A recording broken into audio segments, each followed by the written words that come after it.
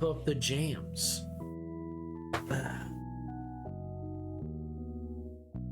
Oh. There we are. Got my phone and everything. I don't care if it's slow charging. I don't give a rat's ass if it's slow charging. Damn it. I got a bit of paint on my my stuff. Oh man. Yeah. Alright. So where are we going?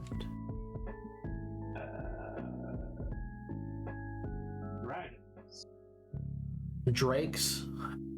Drake nest. Those as well. Alright, if we're ready, we're ready. Ready is a strong word. Sure. It is very much a strong word. Let's just hope we don't get fucked on the way then. Oh my, Hale, you're used to. Okay, yeah.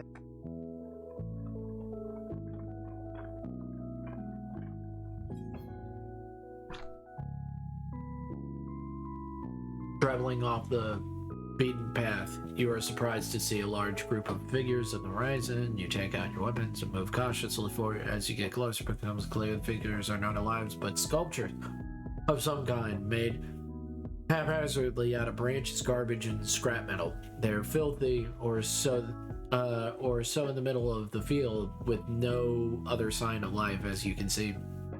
You see a necklace that may be valuable, one of them, and go to grab it. Don't touch it. You wheel around to see an old man in rags emerge from the hole in the ground and charge at you with a broken broom handle. These women are all mine.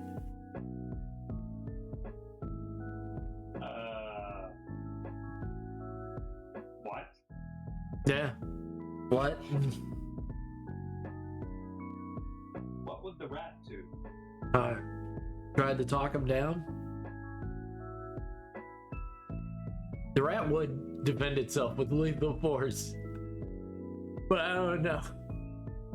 Yeah, this is one of those like, I don't know. I don't trust leaving a crazy homeless man to attack random passersby. Defend with lethal force? Yeah. I had to go. Hey, he might have given us quest. I don't know. There's always a possibility.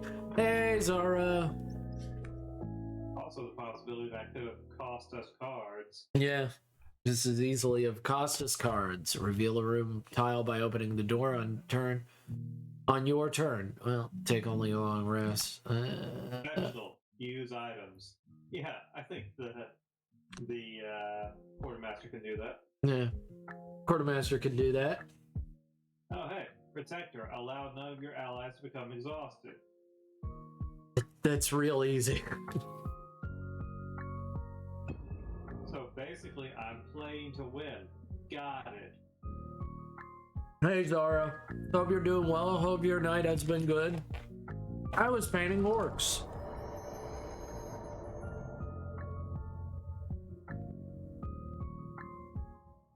My orc weird boy was looking all right. Pretty okay. Pretty hot. The shit out of these. Please do. Please ruin them. If you want, I can muddle one of them. Not muddle, but stun one. Let's see. How do I stun them? See if I can stun him. Doing good. That's good. I was painting orcs, hanging out with the big battle barracks. He's doing good today.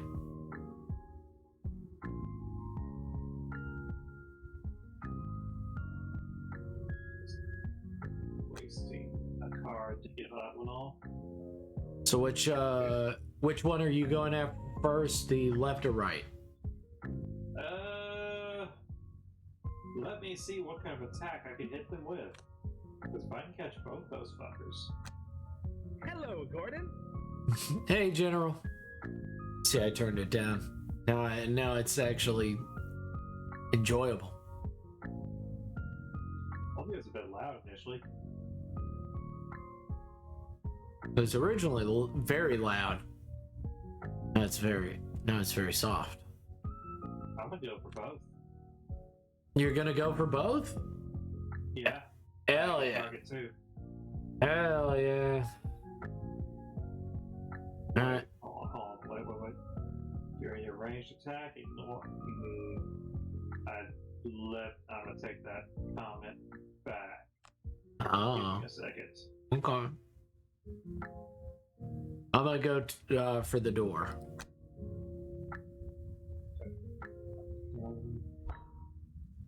I'm gonna save that.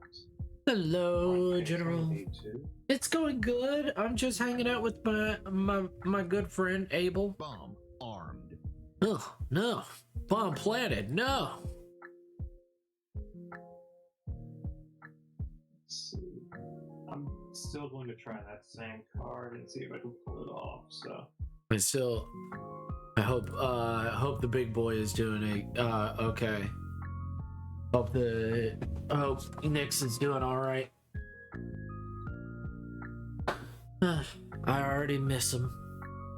I miss him so much. Question: can you help me move forward? Yeah. Oh, okay. Yeah, sure. Yes, sir, I can. How fast are you going? The Tinkerer is going on a 34. Okay. So I need to speed you up. So I need to be faster. Yeah.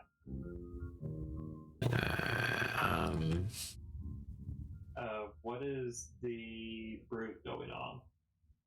18. Okay, he won't benefit from. What is the slowest your Brute will be going on his attack pattern right now? I can change that. So that because I'm just wasting a card right now. Oh. Because I'm having the Quartermaster strengthen the two people beside him. 34? The Quartermaster is going on a 23. Okay. So if you go at anything 24 or anything higher, you'll be fine.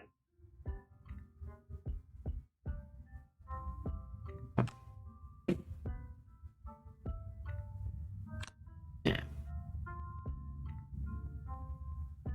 Yeah, just worry about the boy. I hope he's doing okay today.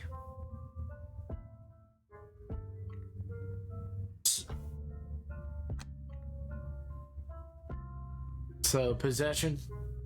Which ally?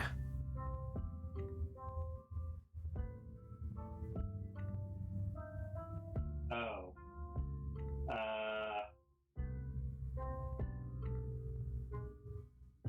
Well. Because you'd be moving him a lot sooner than he would get the boost. We probably should have thought that out better, but oh well. Do you still want to move up? No,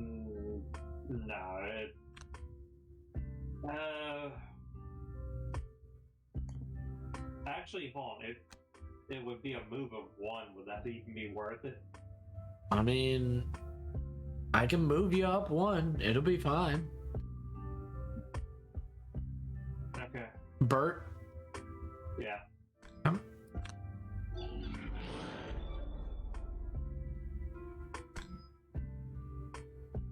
I mean, it's something. I just gotta hope they get in. Okay, good. They should be getting. Damn! Stop disappearing. I'm trying to read what you're doing. No, Trying to see what they you actually won't get in range. They have range right now, but They won't get in range. Oh well.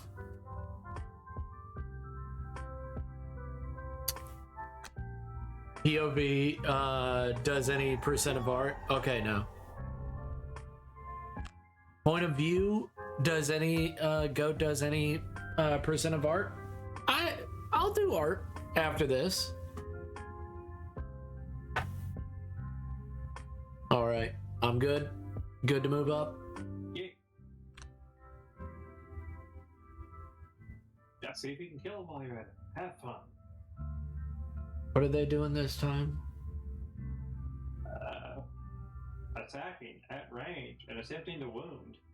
Okay, so all adjacent enemies. So I just don't need to Shit, they be. gotta retaliate 3 at range 2. Yeah, they're bullshit. Yeah.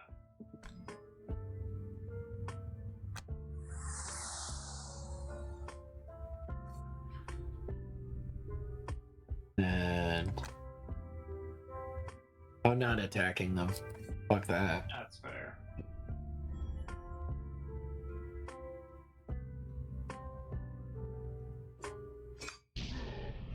Okay. Ah. Ow. Accurate. You know what's any percent X thing? Oh, I don't know any of that.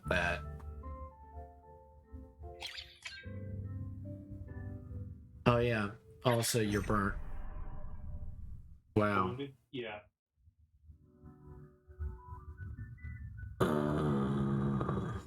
Oh, it's a speedrunner. Oh, okay. It's making fun of speedrunners. That's cool. That's fine. We need to make. They need it.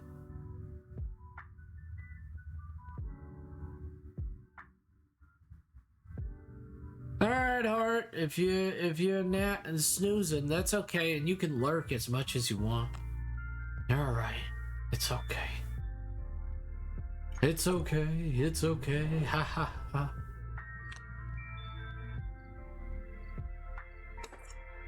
Ha ha ha. Funny noises.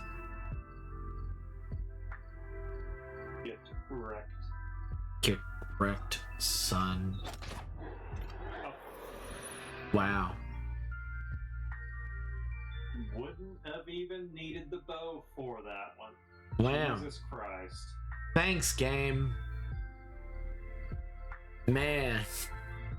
Looks like you're Now you're making fun, but that the title commonly used as speedrunners. Did you see my recent art? Yeah, I saw your recent art. It looks really good. You had to put it in the NSFW. Cause they were like, that's too sexy. For your shirt. Too sexy for my shirt. Too sexy for the shirt.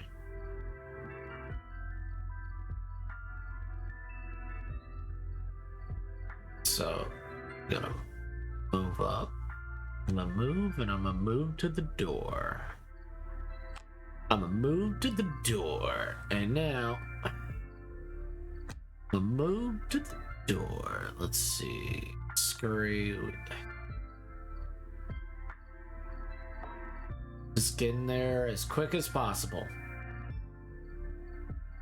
Ah, yes. The Shadow Realm, indeed. Lamau. Always a compliment if Discord thinks it's real. Oh, yeah. They're like, no. That's dirty, you can't. Oh, but I'm done. That's dirty, you can't. No. Naughty stuff.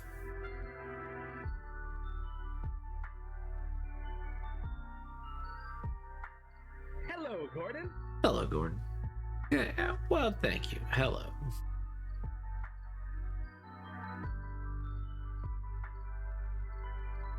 Trying to see what to use for it. I'm contemplating whether I should burn one on him or not.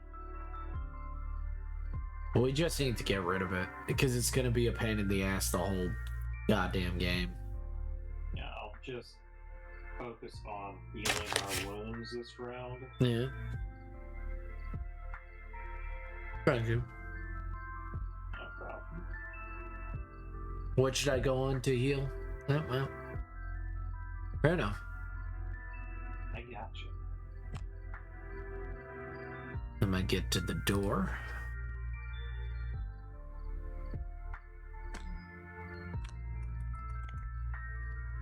And then confirm action.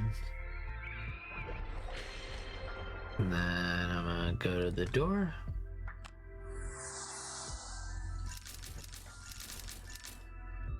And I don't want to do that room.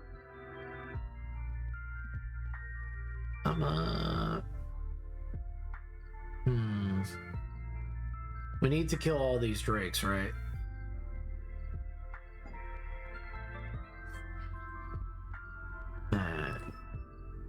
Yeah, that's what it was. It's alt. Shift. Oh, it's shift.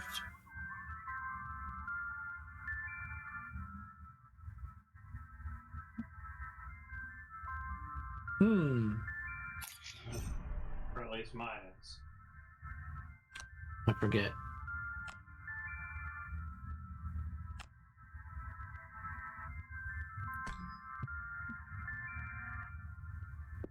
Okay.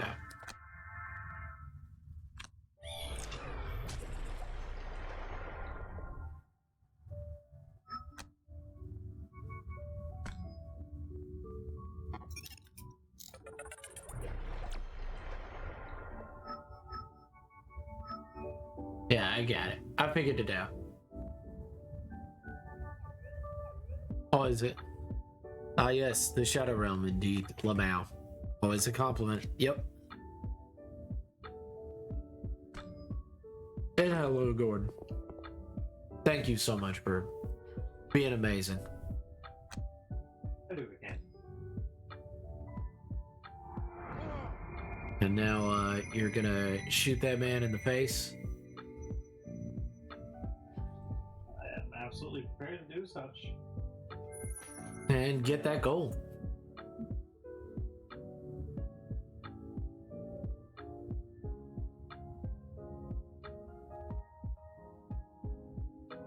Okay.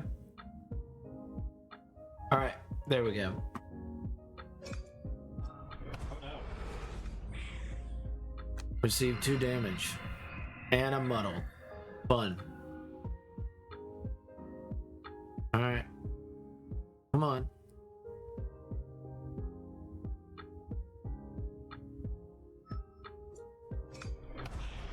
Ow.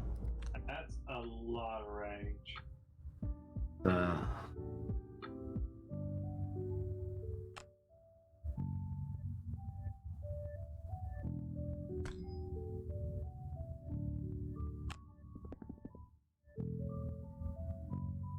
Capability.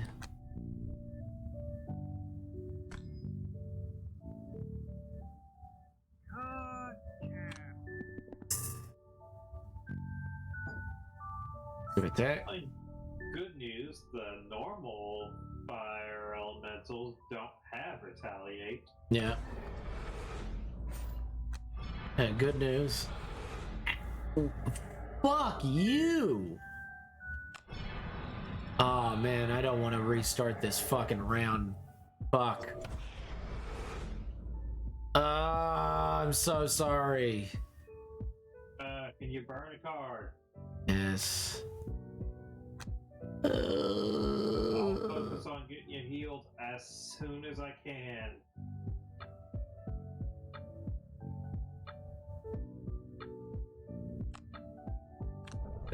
I don't think it's gonna mean anything, much of anything.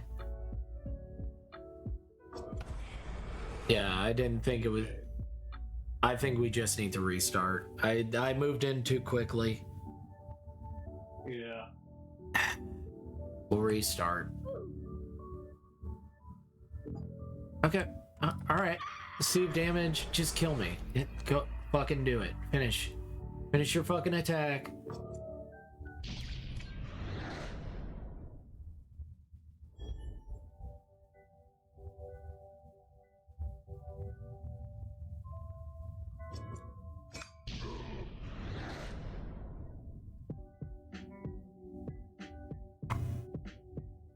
Okay. Alright. Fine. Fine. Whatever. Fucking just get this fucking over with. And then end quest.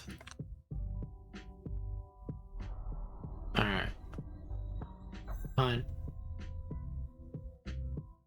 We'll just restart. It's okay. It just started out. We just know what we need to do. Don't run in there. Take the man's head. Yeah. Don't run in there. Don't, No, I don't want to do a city encounter. Though, we didn't do anything. I don't want to do a city encounter. I mean, that's only the chance for positive or negative. Okay.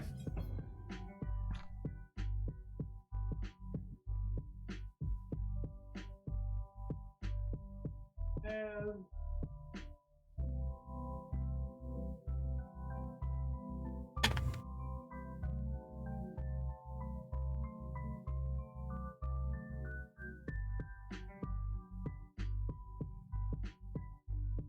I don't know. What do you think?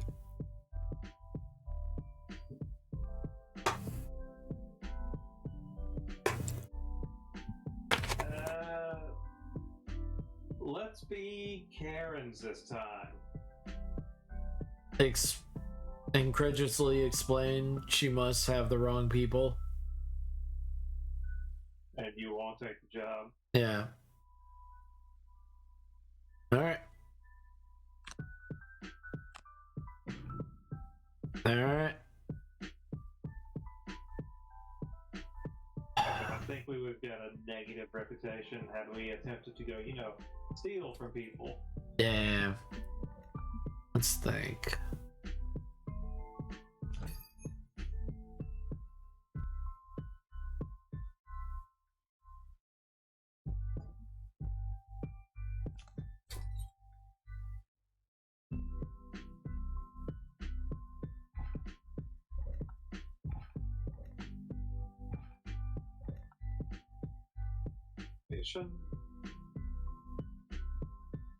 What's up?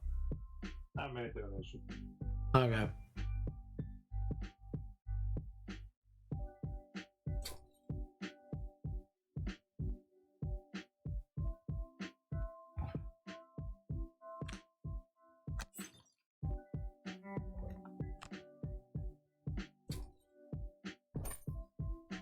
So I can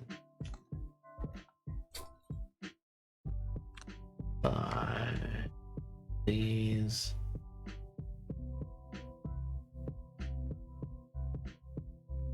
Do you think I should buy a piercing bow? No. Okay. We're fine. Okay. Okay.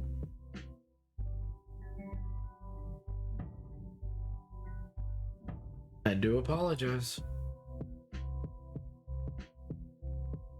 No apologies. Oh my, hey, you're used to her. Okay, yeah.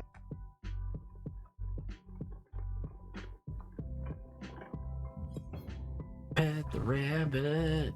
Along the edge of the forest, you begin to hear strange, unfamiliar sounds coming from beyond the trees. You stop and listen.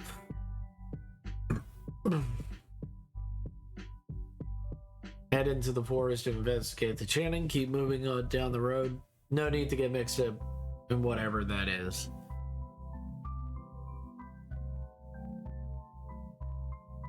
Curiosity has me. I know it's probably gonna bite us in the ass, but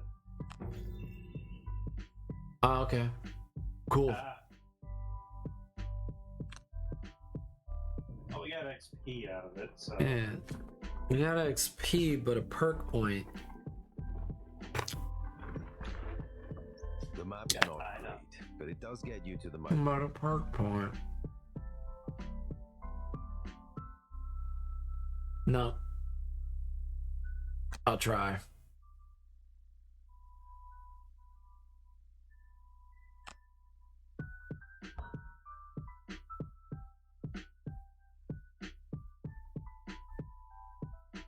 But thank you for hanging out with me tonight, guys, and thank you for hanging out with me and Abel. alright. I have to loot a chest. And loot 5 or more gold piles.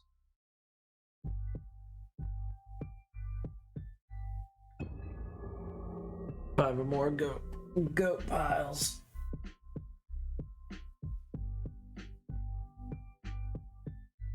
That's great. That'll be 2 more donations I can make to the city.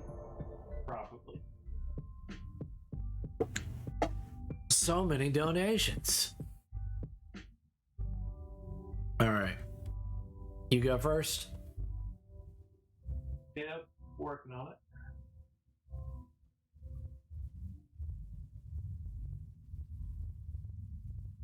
I'm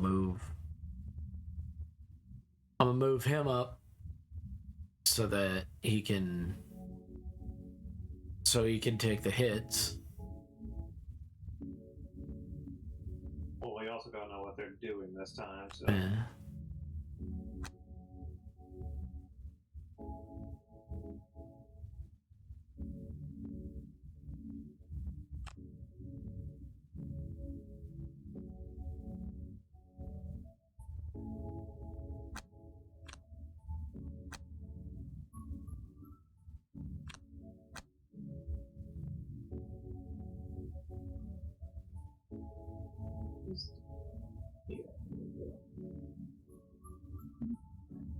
Then do we attempt to move him again, but this time your speed for the rat is between 24 and 34. I got so between 24 and 34. And what about the brute? He can go whenever he likes. Okay. So he'll get a power bonus if he goes after 23. Okay.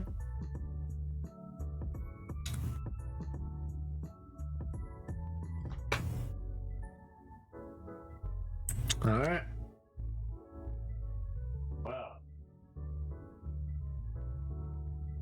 Well, go on.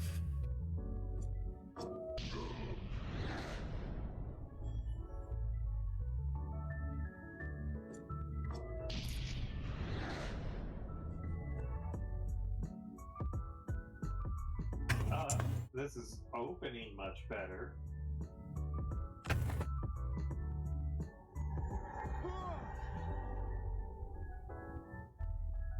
What about you, Rabbit?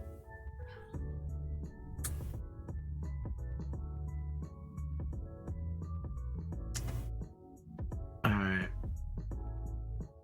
I'm gonna move you. Bert, right? Yep. Alright. Firm target. Go. Do what you need to. Oh, I would.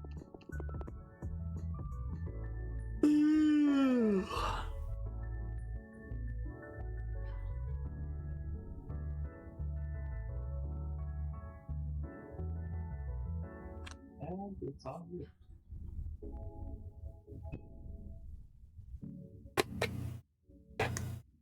Now this one's all you, buddy.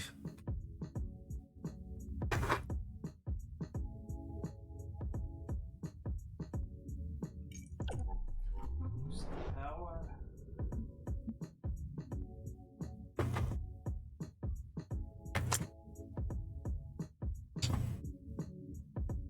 Unleash the power of the sun.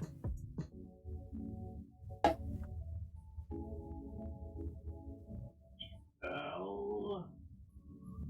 Attack.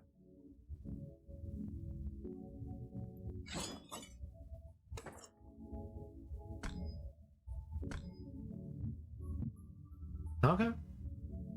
Oh, yes. Fuck both of them. Welcome. I'm fine. I'll take that damage.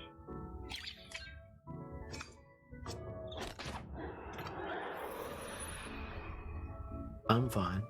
You took all that damage.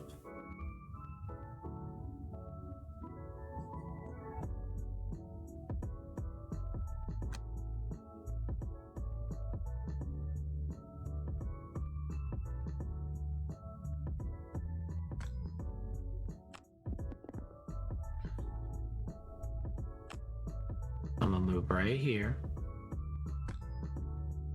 I'm not opening the door yet till we finish this guy off. Just don't attack him because he retaliates. I know.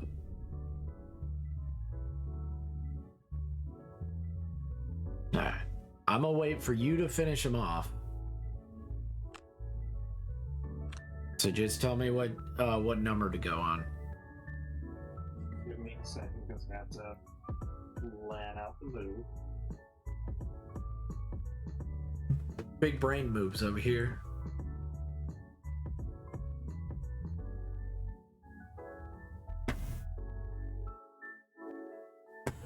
But yeah, other than that, the night's been so good. Yeah.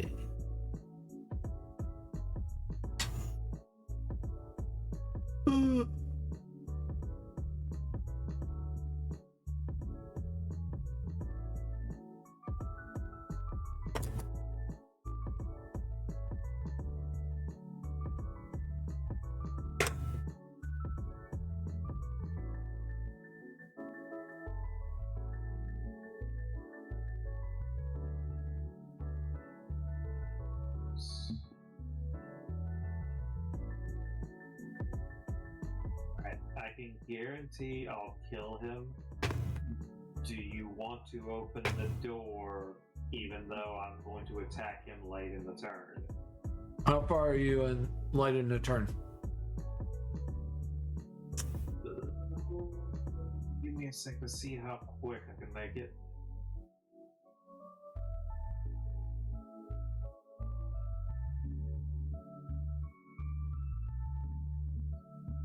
It appears to be 72. Okay. Fine enough. Fair enough.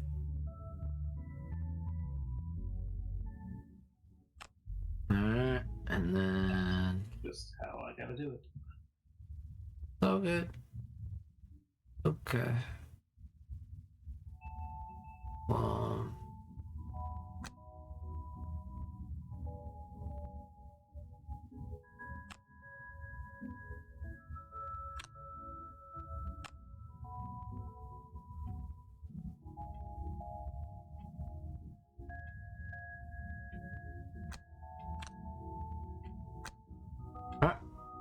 Because I'd rather this thing be dealt with so we can go in that room hard.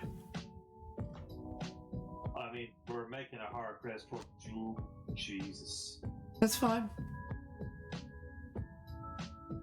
Oh. He does not have fire to... Oh, he does have fire.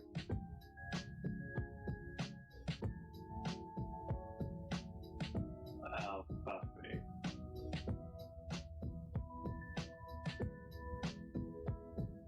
Alright. Life's pain. Life is pain. That is true.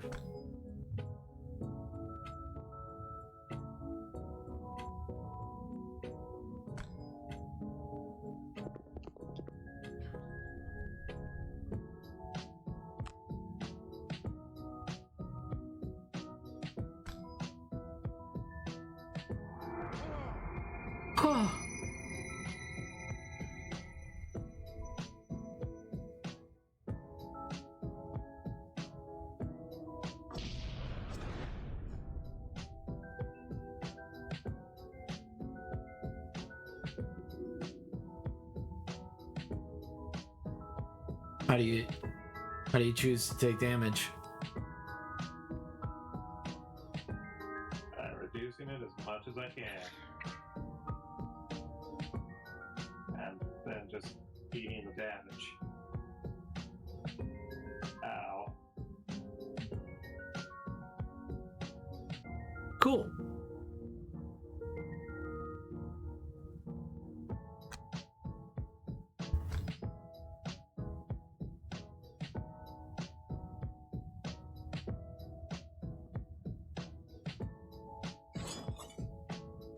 Nice.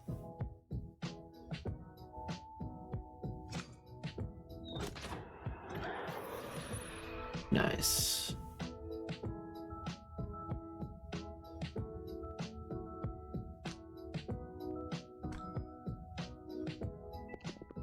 You're like my gold. Well, My he fucking- has to get the gold, so My fucking gold. but he literally has to collect the 4 piles now. And now... I don't want to open this door. I understand that. So, attack, fine. And now I will move in.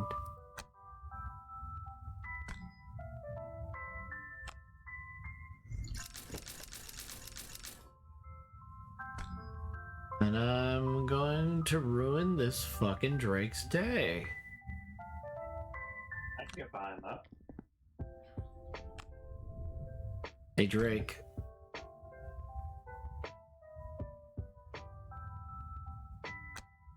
Man, I'm glad we went so late in the thing. Yeah. It just wasted all of their fucking turns. I'm like, Oh, oh well. not. Eh.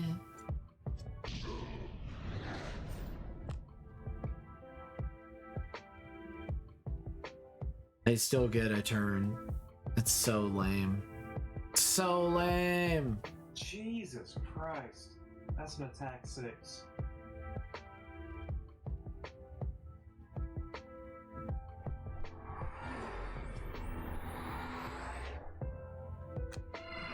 Come on.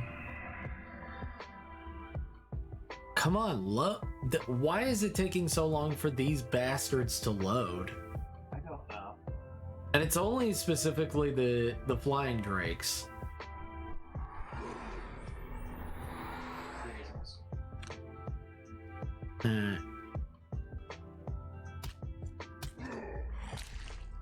Okay. Huh? Wow. Okay. All right.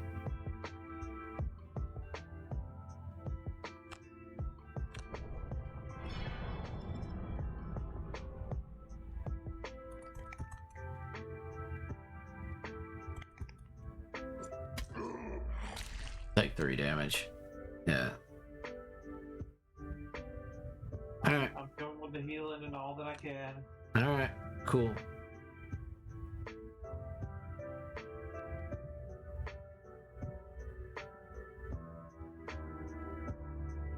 Let's see.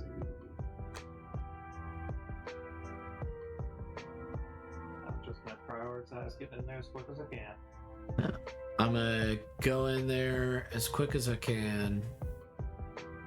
That's why I didn't want to go in there, because I was like, that it's gonna kill the shit out of me.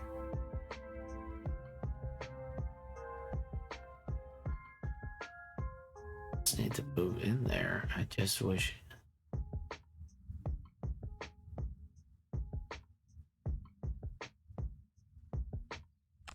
Let's see. Prioritize keeping you alive.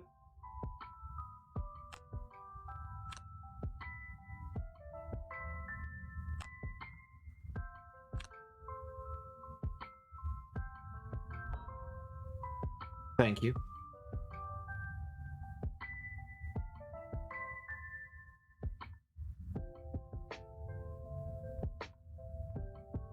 This is just a dangerous way to do it by sending the hurt healer in.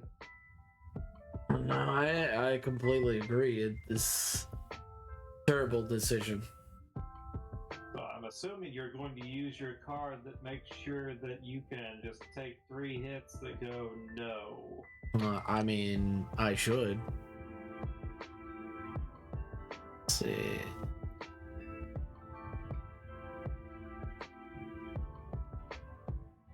Yeah, I gotta. What's the rat doing? Going in and attacking all that she can see. Do you muddle them?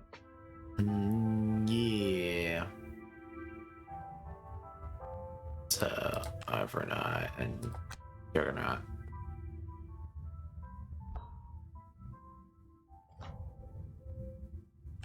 Oh, thank you. Fucking. Alright, so what is he doing? Being a dick, most likely. Yeah, that's gonna hurt. Yeah, it's gonna hurt. It's free real estate. Maybe Yeah. he'll miss. Yeah. Oh, he missed.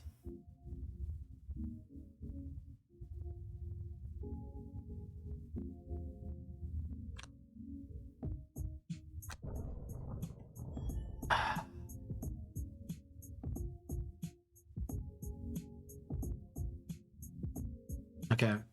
All right. Come on, load. Hey, Kiwi Haggis. Hey, love you guys. Ah. Oh. Thank you. All right. So, I'm gonna go in there. Oh.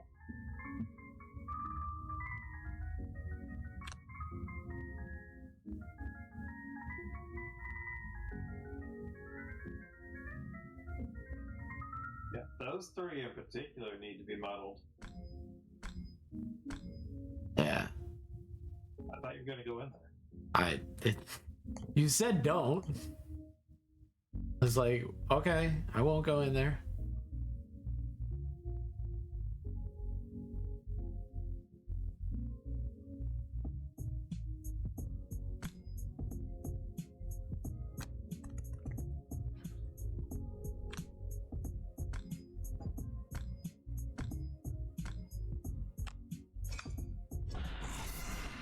Mm-hmm.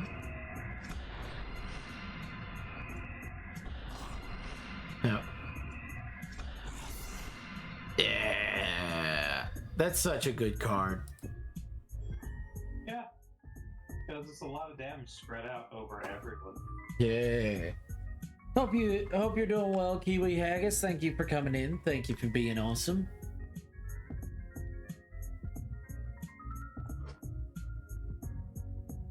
What is it, blue shoes?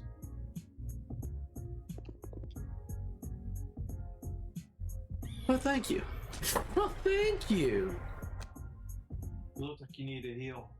No, I do need a I heal. really need to get my eyes checked. Thank you for the heal, friend. It's what I do. Alright.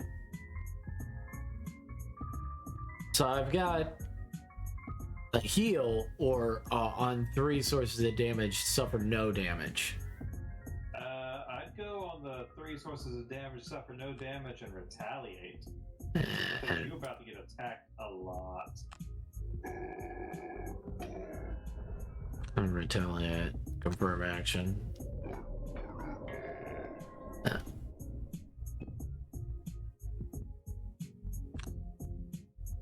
Alright, it's your turn. And time to get in there. Duh.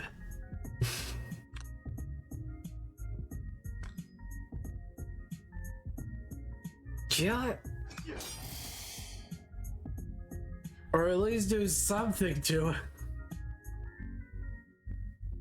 Make it pay for what it's about to do.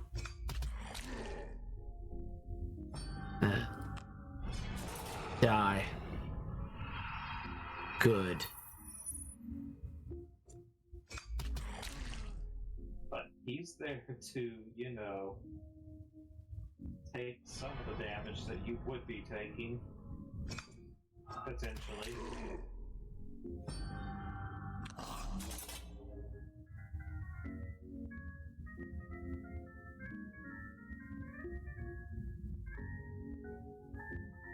I don't like these guys. Yeah, I can't imagine why. I hate these guys. They're the worst. Well, you took out the hardest one.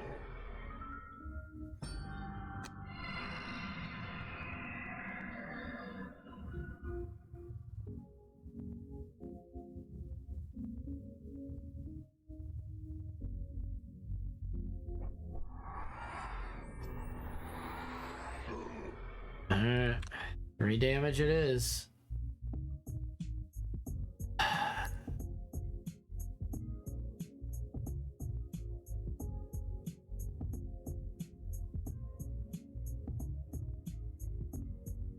Oh gosh.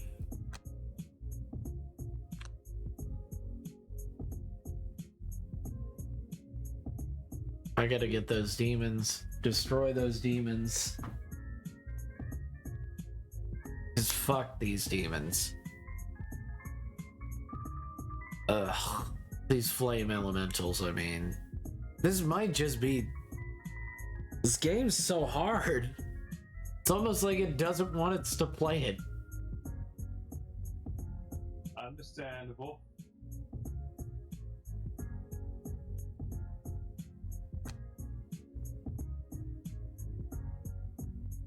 Ahab, you want to retreat on this one? You wanna say we're done with this one? No, I mean pull back your brute. Oh, okay. I will try. But I don't think it'll do much because these guys are shooty boys. Yeah, they're shooty boys. They still have to move in, and that'll put them at somewhat of a disadvantage. Okay.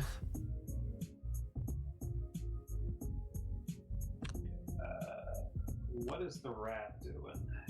Well, Rat's going in at an 8 to set up her mind's weakness, which adds a +2 to all of her attacks. But which one is she attacking with that?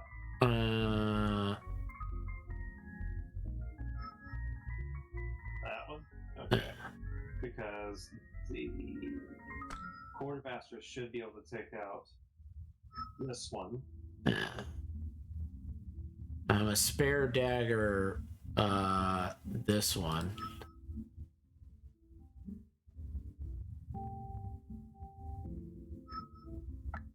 So, and then move my brute away.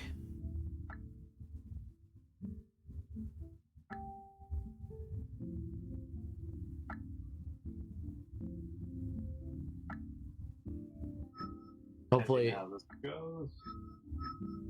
I got a couple angles I may play with the tank bird. let's. Wow, how are you that fast? Okay.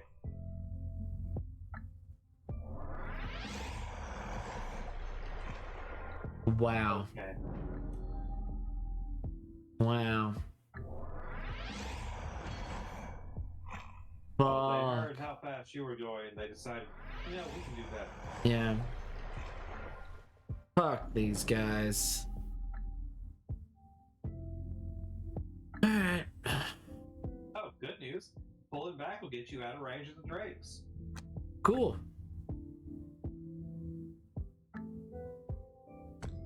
Flame demons are still a bitch, but you know. Something.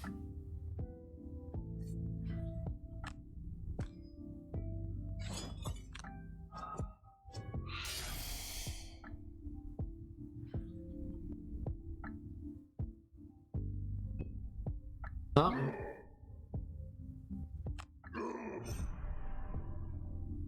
Alright. I'm gonna move out of the way.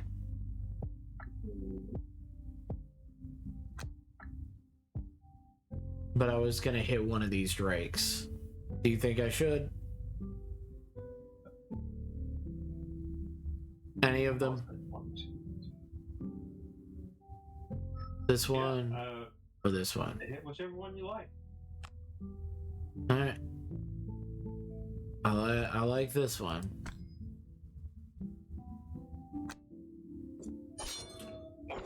Okay. Fair enough. Oh, you were muddled, so.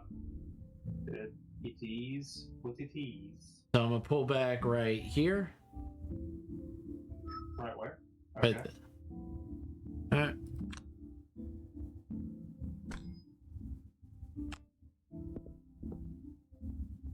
Alright.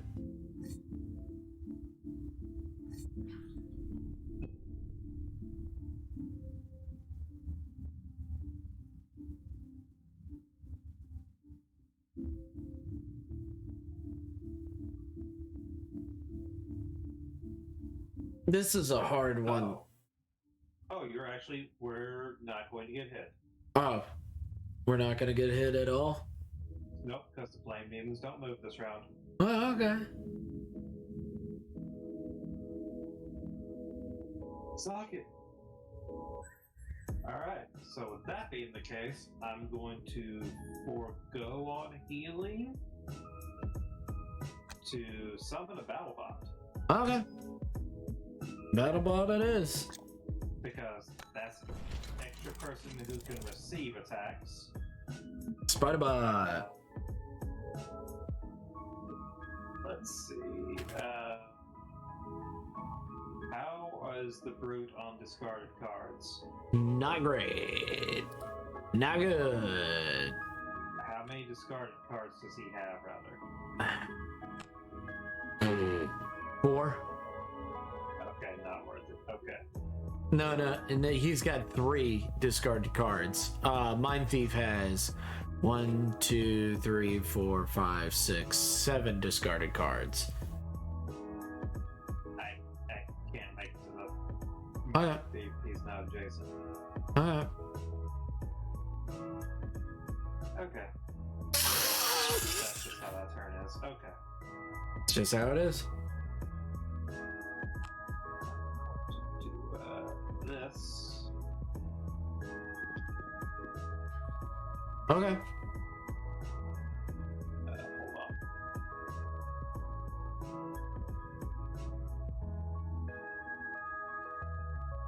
I'm going to bring back this.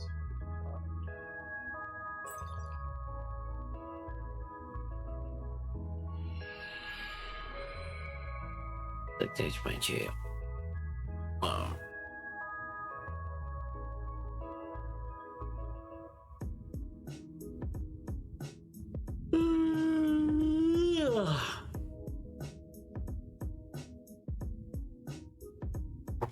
Coming in with a powerful heal on the next turn. Alright. Cool. Too good.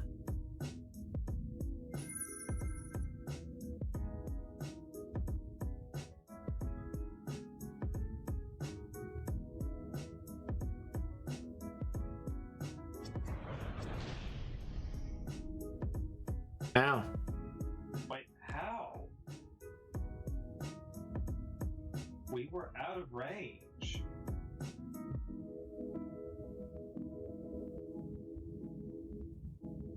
Legitimately, we were out of range. How the fuck did he hit? 1, 2, 3. Yeah, I don't know how they. 1, 2, 3. No. No, we should be out of range. What the fuck?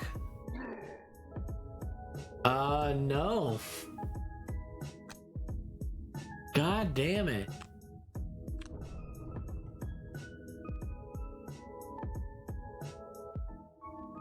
Yeah, this one is so fucking hard. That. Oh, what the actual fuck? We were out of range. I'm not out of the range. No, everyone was out. Him, yeah.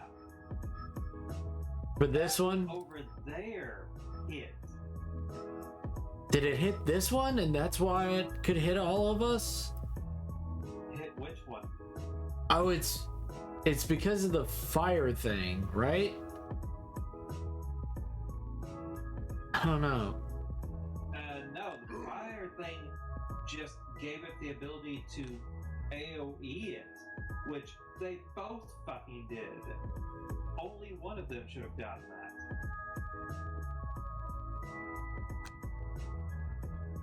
Yeah, I don't know, man.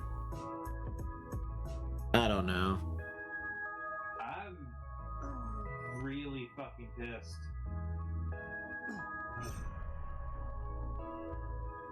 I don't know. I'm not feeling it now. Oh. I'm real not feeling it. Oh, no.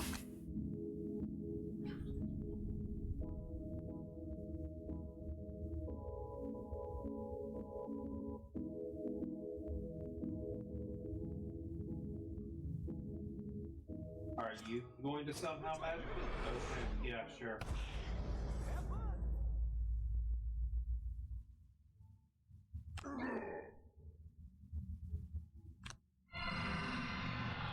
It does feel like the Shadow Realm, that is for sure.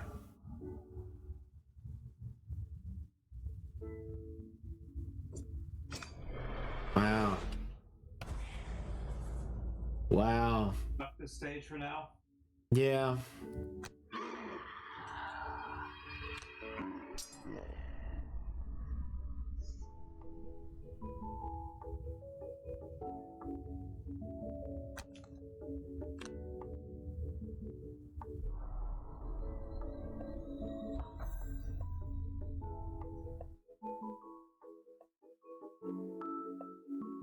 I don't even know if there's a plan of attack for that. Like,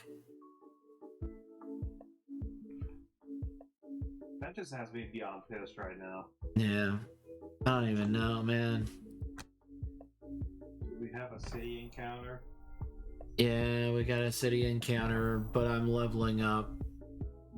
Oh, nice. Yeah, I really. Level up too.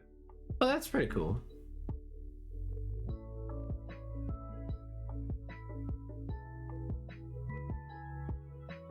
Kill one adjacent enemy with stun. Okay.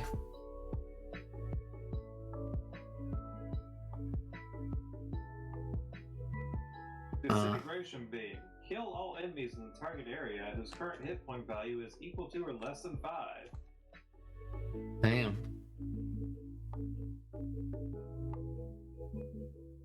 So just kill one normal enemy? Oh, okay. I like that. Move 3, add +1 to all your attacks of your attacks this round. Nice. That's not bad. That is not bad. I wish that I could have more cards though. I'm gonna get that disintegration beam.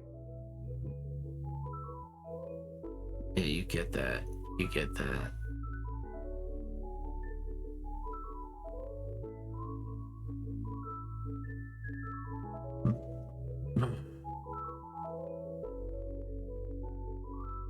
Because it didn't say anything about shields, it just said health.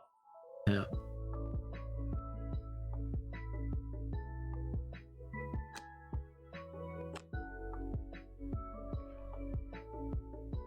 Ah. Available perks. Okay. Oh yeah, he's got perks. Add 2+1 cards. Add a +3 card. Oh, wait.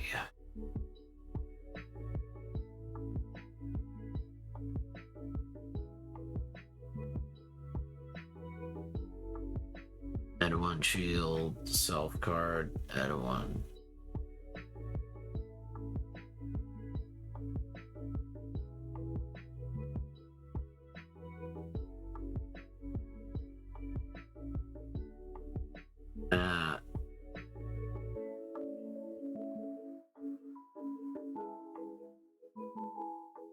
Add +1 heal 2 card. That's not bad. There's a push card, which is real funny. That I could add a push card. 3 push cards to it. Or I could add 2 1 cards.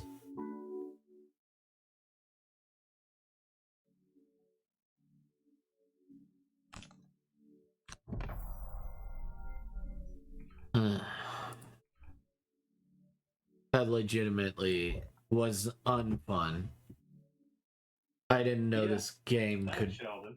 Thanks, Sheldon. You made that encounter the most unfun. As the daylight fades, you find yourself wandering through the half-crowded market street, browsing wares.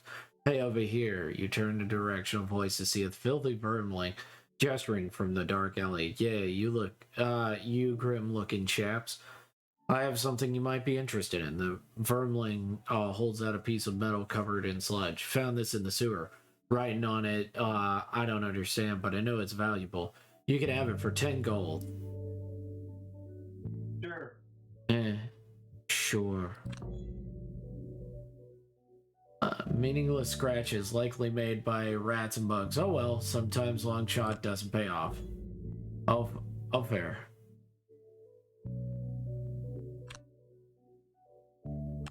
Okay, so I guess I'll pay 4 and 5.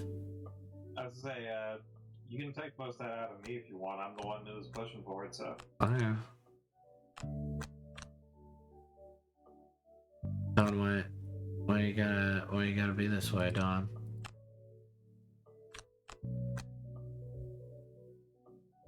Why did you have to be this way? Art is also an option. Oh yeah. True. So it's way more even.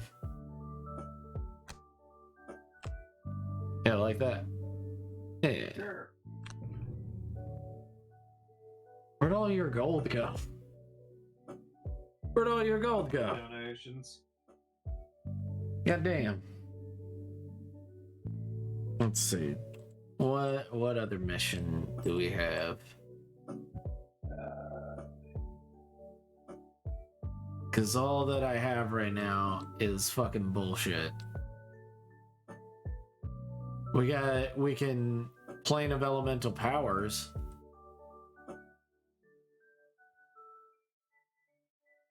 Explore what may or may not lie beyond. Ruinous Rift. Oh wait, what was the one where we broke down the walls? That was down here. That was Hive. yeah.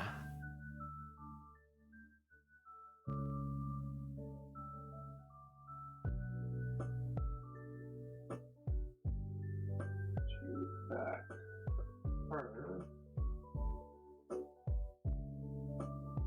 You got Sunkeep, the Sunkeeper. Yeah. Yeah.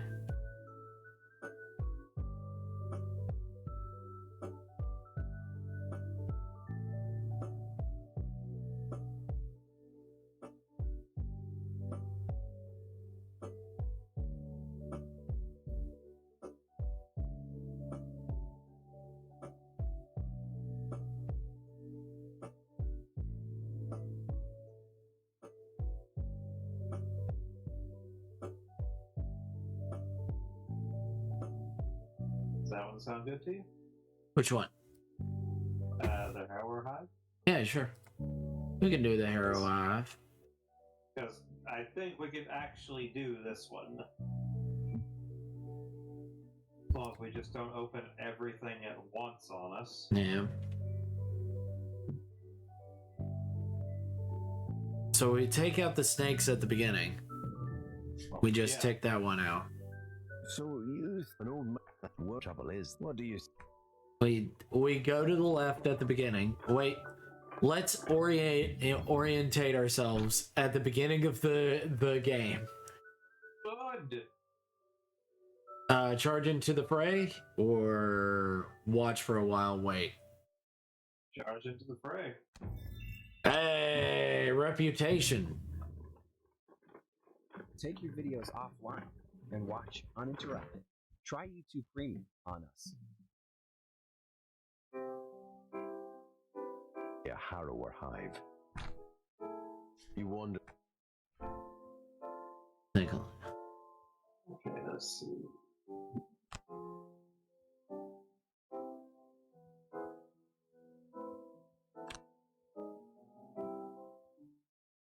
Reveal a room tile by opening a door on your turn. That's impossible. You can't. There's no doors in this. And her other option is kill 3 or fewer monsters during the scenario.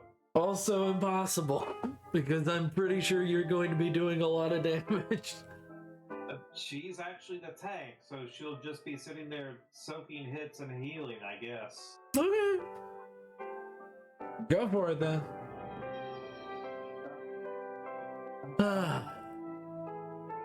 This one seems more likely. Have 3 or fewer total cards in your hand and discard at the end of the scenario. The other option, your health at the end of the scenario is equal to your maximum health. Okay. I know which of those is more likely. We'll see.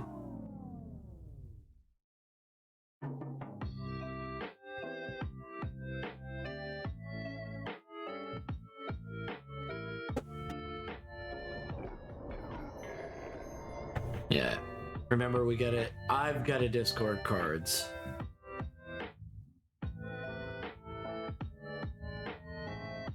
Let's see which one. You know what? I'll take away 3. I can get rid of this. Kill one adjacent enemy. Yeah.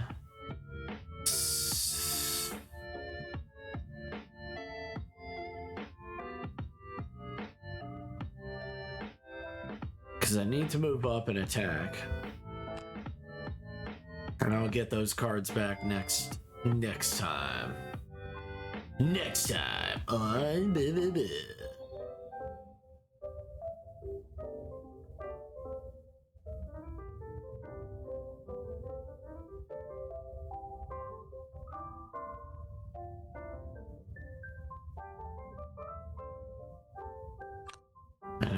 discard these 3 cards. And now it's your turn to discard cards. Yay. Hooray! It's my favorite. It's our favorite time. But my models are looking pretty good.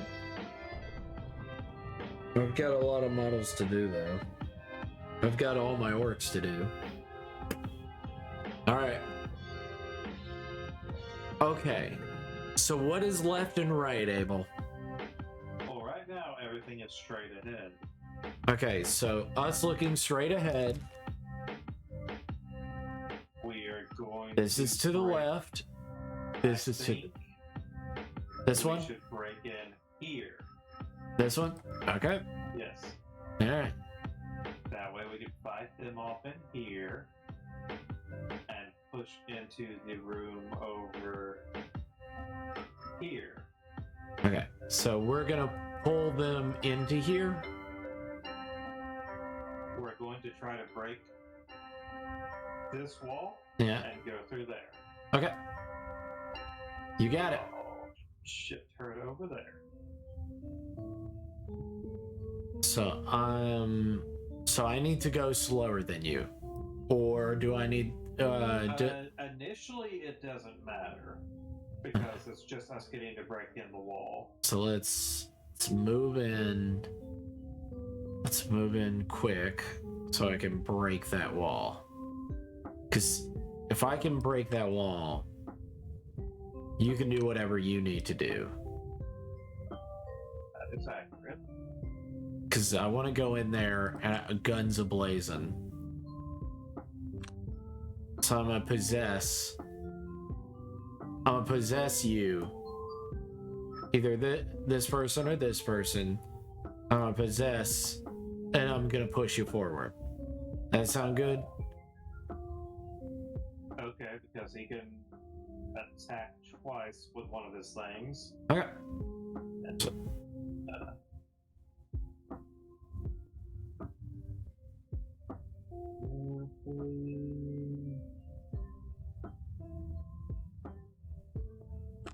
Yeah, if you're just gonna push him up to the wall, I'll go for a full attack action for him.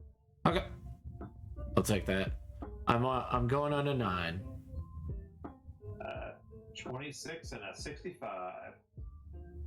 Okay. The one that's actually attacking is going on a 26.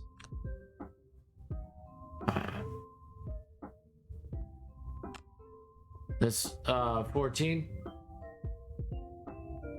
I'm sorry. Yeah, your spearman.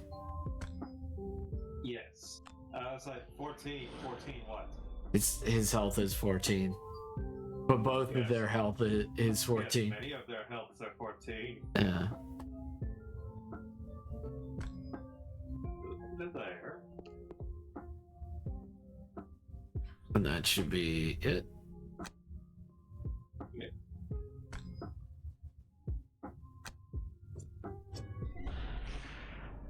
All right.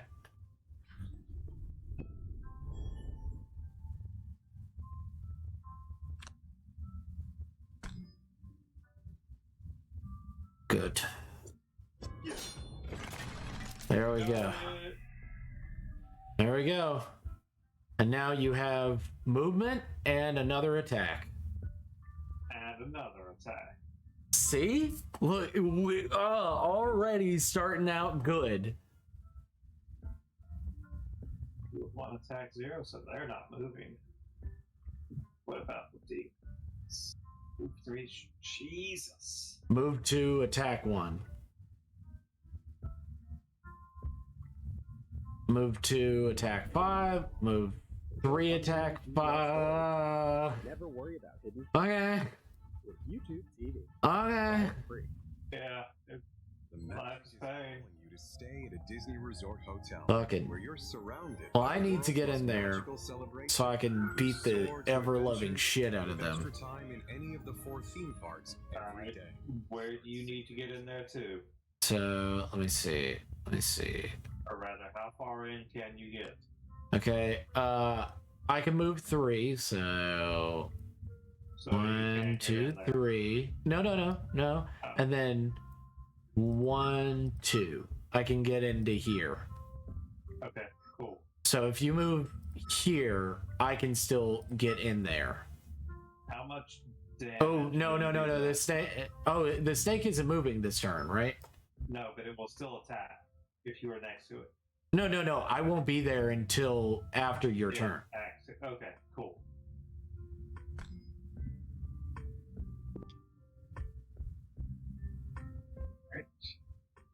And also, this baby is stunned. It can attack this this turn. Beautiful. Fuck you, game. Beautiful.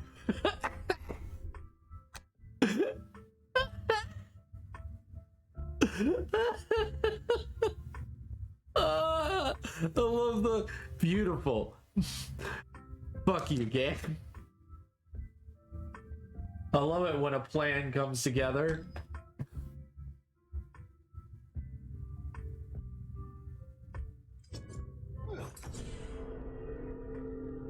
You're not going nowhere, Snake.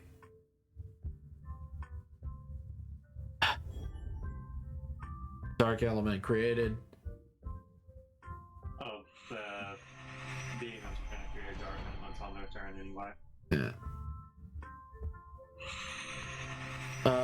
Can we use those elements? I can. I love the way you said I can. Hmm.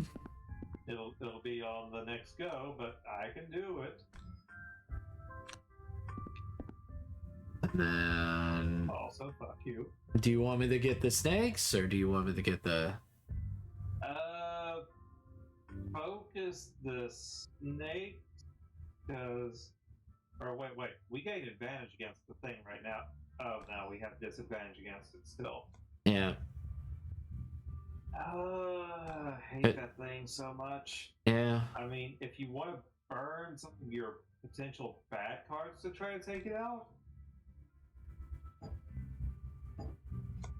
I mean, I don't mind. otherwise you're hitting against shield. Yeah. Something.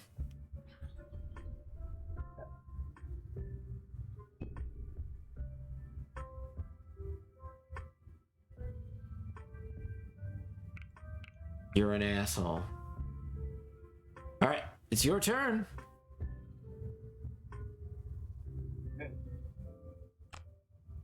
This. That's a burn card, but you already knew that.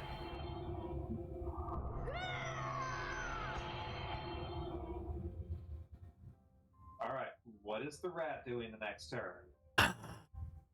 Most likely, I'm gonna get here or here, either one, and then I'm gonna do my my mass hysteria, which should be able to hit that one, this one, that one, and that one. Should be able to. So that's 4 attacks, right? Yep. Okay, so what I'm going to do is this.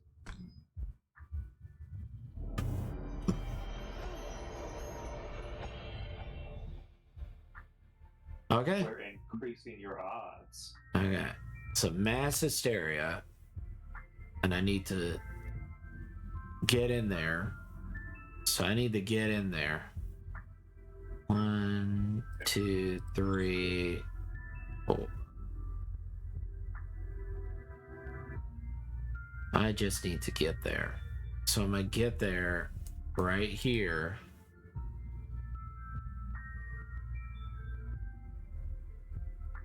So I can hit all of these. How much is mass hysteria? 4? So if I get there, 1, 2, 3, 4. I think I should be able to hit these. If I can't hit all of them, oh well. That's life. His life. And I will skewer.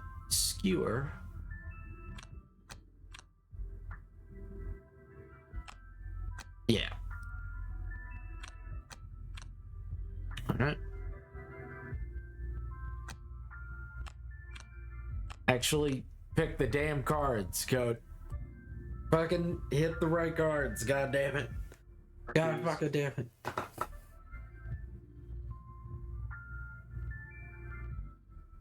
Bah. Bah.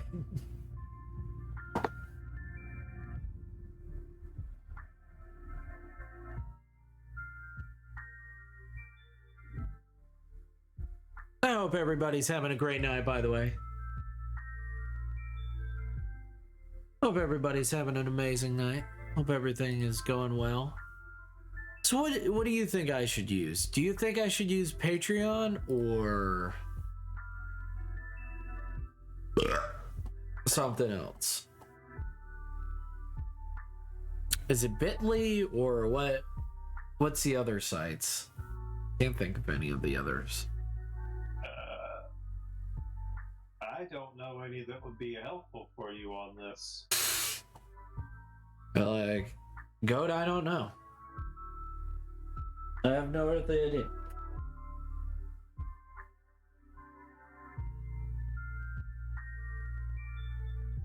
Alright, I'm going to play defensive to a degree. How quick is the brute going? 29. 29? Okay. So, here is my question. Mm-hmm. Do you want defense or offense? A good offense is the best defense. Okay, there are a lot of things that are going to fuck us up right here. Oh yeah.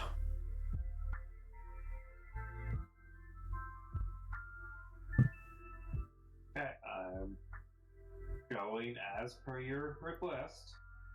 Hey, I always make the best decision I can at the time. And I'm going to not that one. This one is. So I have speed as an option. Hey, Fuck speed. buck speed.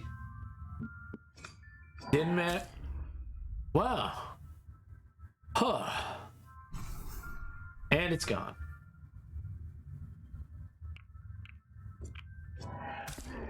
Ow.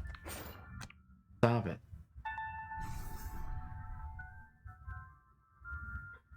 Okay.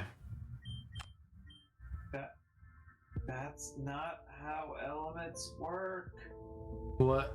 Oh, that, it only uses half? Yeah, I know.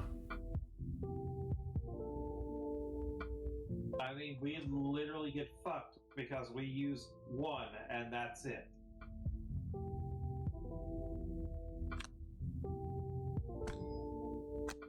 Yeah. Why does the enemy get to use more than one? That's kind of BS. Yeah. And I can't hit them. You can take a pot shot at the wall.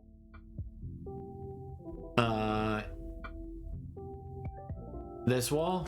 Okay.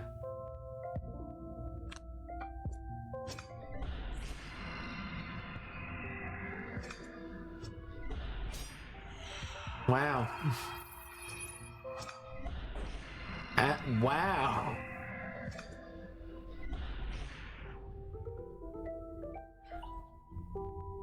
Okay. Thank you for blessing me. It is what it is.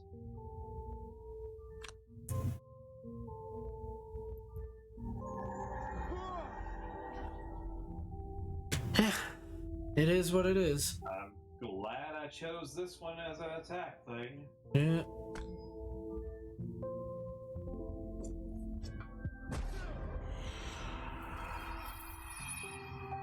Fuck these things.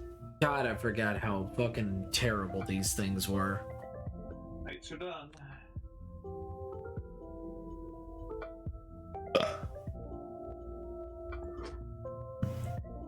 But I hope everybody else's night is going great. That gets me in there.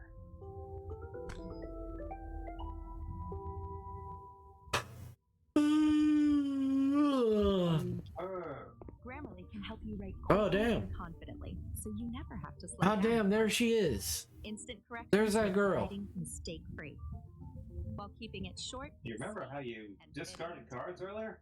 Join Yeah. more than 20 million people. Get that shit back. Grammarly to write Ah. Go to 2 of my cards. Grammarly.com to Yeah. This has been the game plan all year. And it got us to the playoffs. Why change now? Thank you. No problem. Piece of candy. Piece of candy. Ooh. Alright. Well.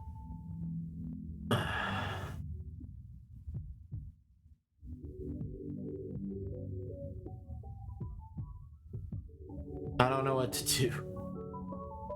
Yeah, that's understandable. So that's a stun trap. I could go right here. Oh, what are they doing? What are they doing? Move 2, attack 1, target 2, disarm. You may be better holding position and attacking at range. Okay.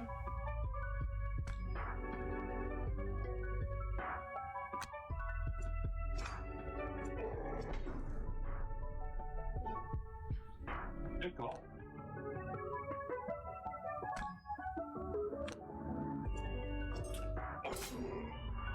Change. Change is nothing.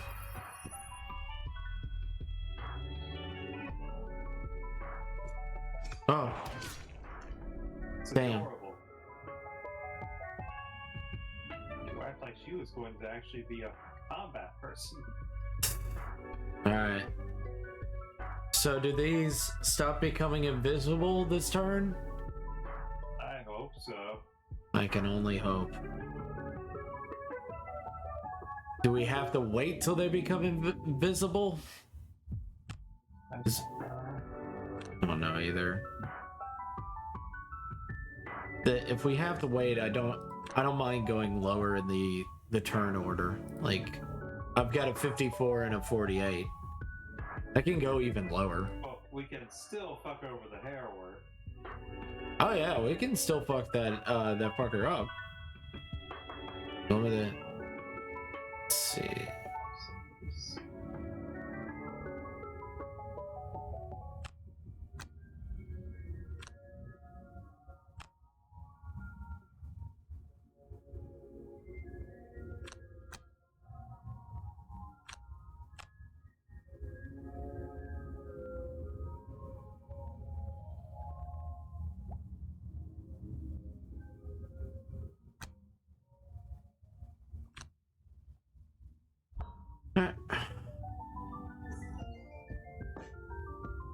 I'm not gonna open that door till we finish this room.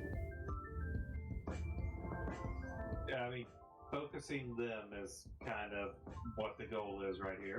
Yeah. So I'll finish. But we're doing a little bit better than last time.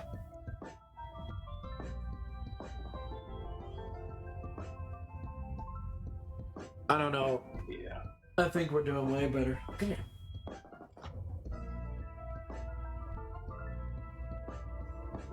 shielding and retaliating for the hair work, so we're not fucking them. Actually, we are. Is it a normal enemy? It's got 8 health.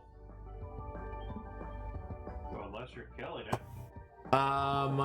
There's kill one adjacent enemy with stun. Quietus.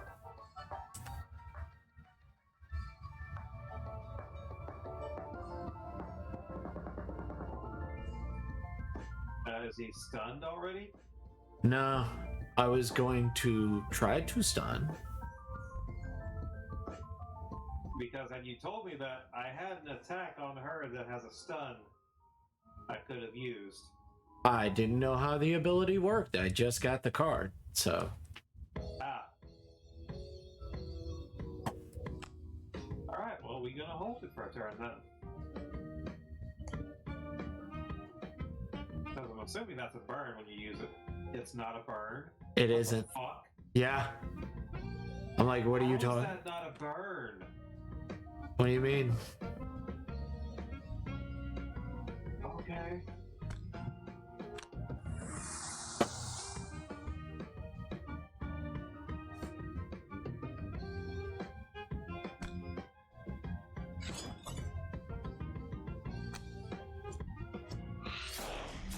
Give it.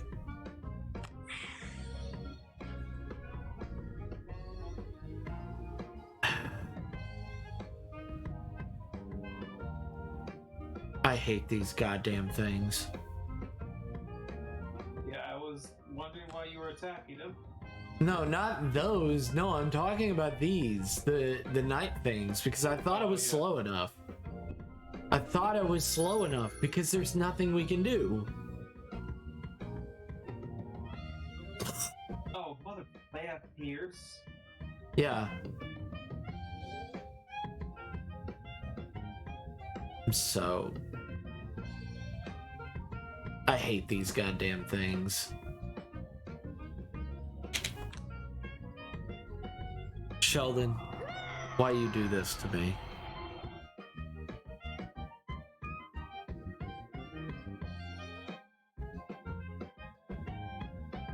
Oh, thank you.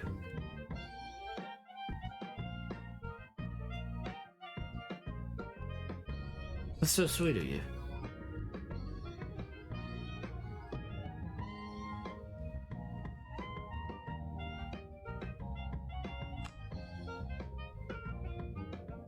You wouldn't have ate the element I would have had sun up. I'm sorry. Oh, good.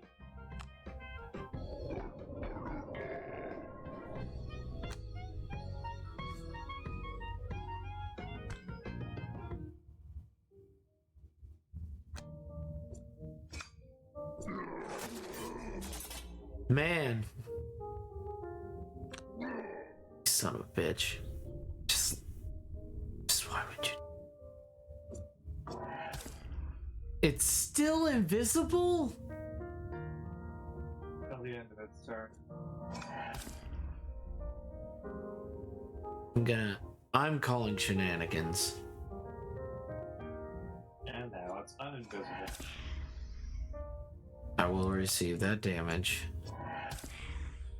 I will receive that damage. Because you're an asshole.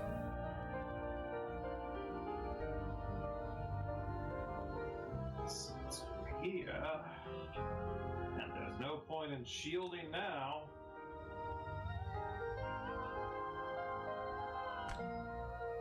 There's no point in shielding now.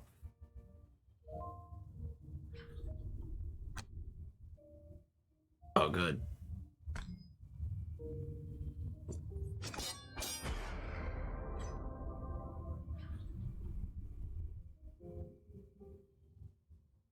Okay. Good. I got rid of his miss. But now he has the long rest. No. Now I must professionally use your equipped items a number of times. That's fine. And Scrambler, take only short rest. Fine. That's fine.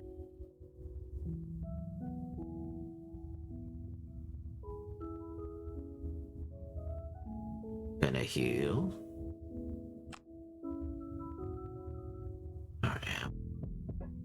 Alright.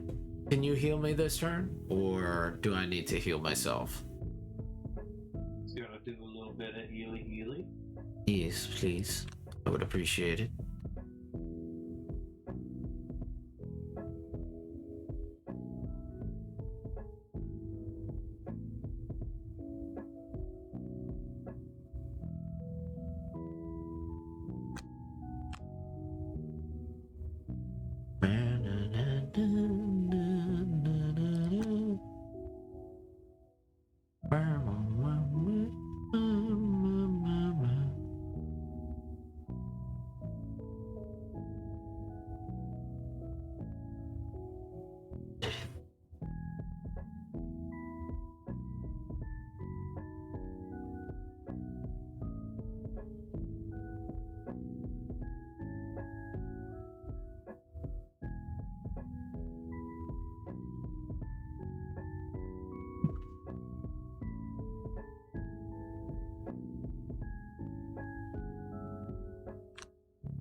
Alright. Fuck you.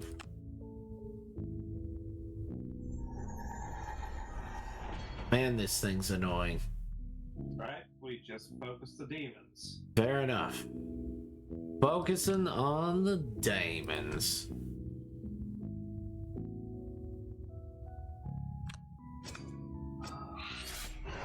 Okay. I've got some cold for you. I'm going to stun you. And I'm gonna heal myself, right? You're going to get healed, yes. Or do I've got a healing potion. Oh no, yes, take the healing potion. Because I can't guarantee he won't randomly attack you. Yeah. Because target 3. Ice element created. That's fine.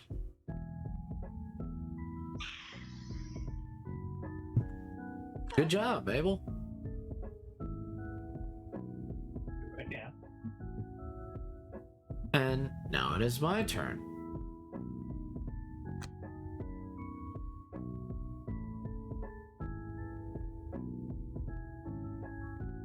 I'm going to... Which one? Doesn't matter. This one. Que sera, que sera. Skip pull. And...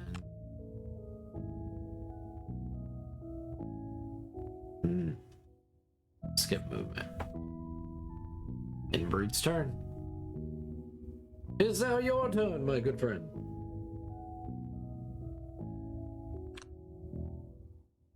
Oh, thank you.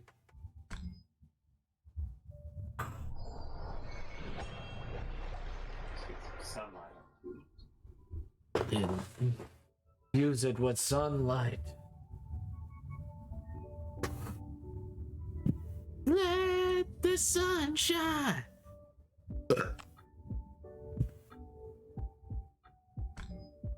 Let the sun shine. Yawn. Give me. Might as well do something. Might as well get something back. I think once we defeat these things, we'll go from the side. Yep. So it's for the best.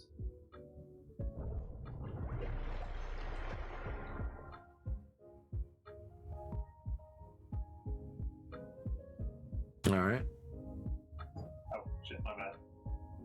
I was like, okay. This is very weird,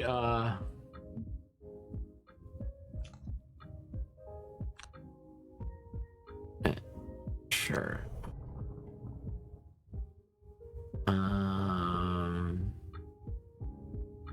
Spare dagger and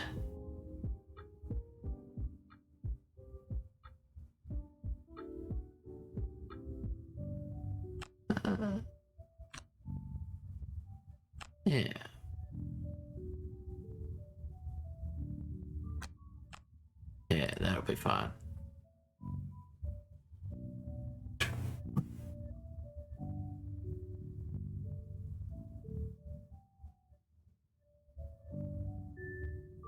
We're just gonna... You end the rat's turn by the quartermaster. Huh? You want me right by the quartermaster? I'm If going you on can, 11, by the way. Oh, that's fine. Okay. Just letting you know. You got it. I can end it by the quartermaster. Not a problem with me.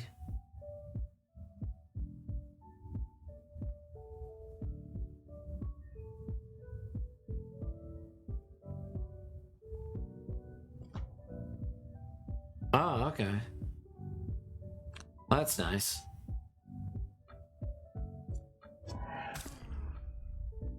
What an asshole.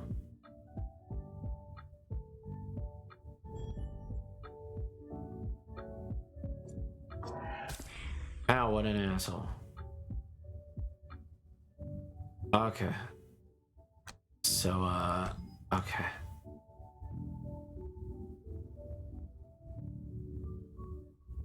Do you want me to consume the ice, or you need the ice? I don't think I need the ice. Okay. So. Alright.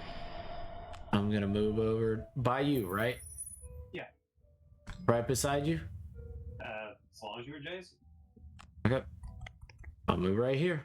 And I will confirm action. And I will heal myself. Neat. Neat. You're like, oh, cool. Sweet.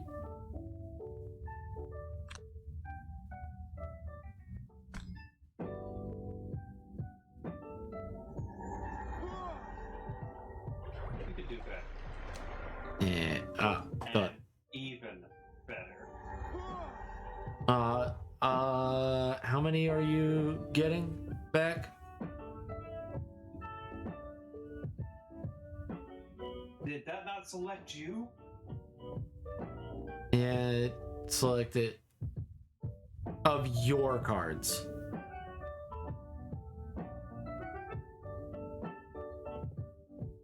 What the? You gotta read it. Recover up to 2 of your cards. Of the hurt? No, that's the top one.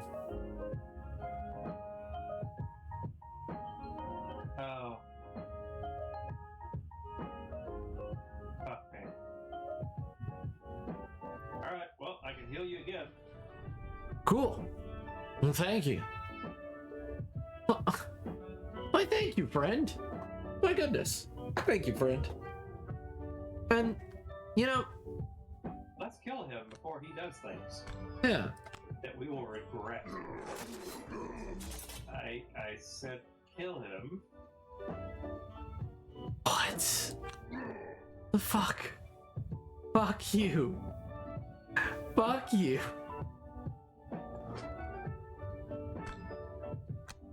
Stop trying to kill him and kill him. I know.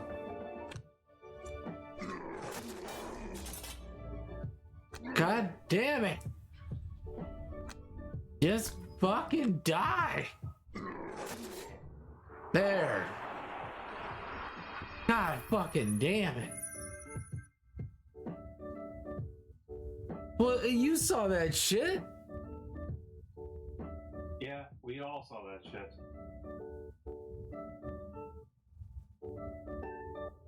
Are you, I'm gonna start working on the wall. You're like, we got this on this side. I'll work on the wall.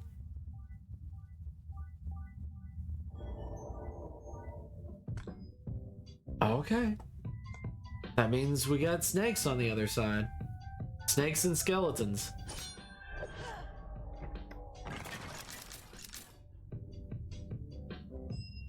I worked on the wall. I knew you did. I know you did, my friend. I know.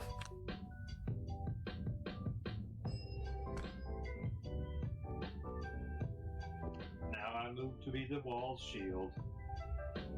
Thank you.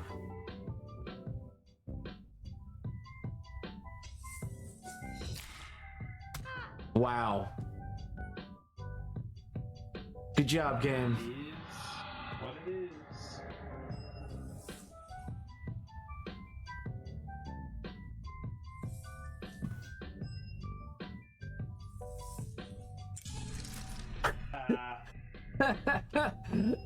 Fucking stupid ass snake. So dumb. Alright. Short rest, yes sir. Fuck it.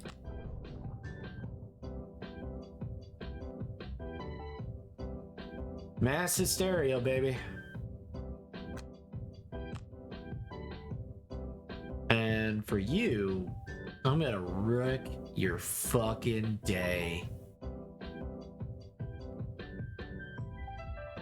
Long rest time for her. Is it stunned? No. I have an ability to stun it.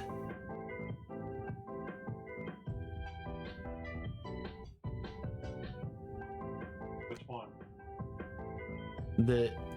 No, it's not a normal enemy anyway. I'm like, wait a second.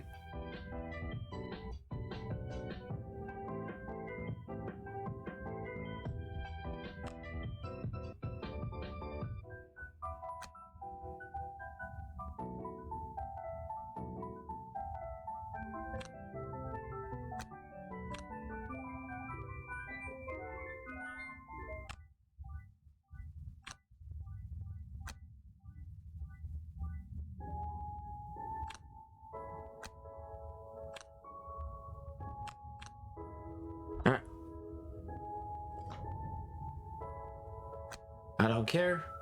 It's not.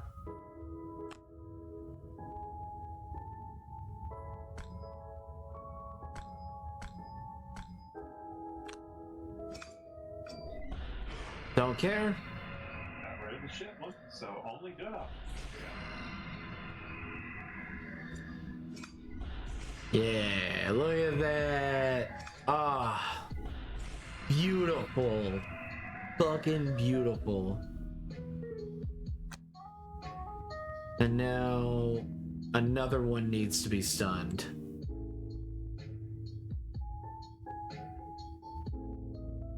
Because they're going to poison this attack. Unless this one. But she's already poisoned. So Oh, okay. So just do you want me to stun this boy? elite. So Yeah. he doesn't get the 4 attack off? Yes. Yeah.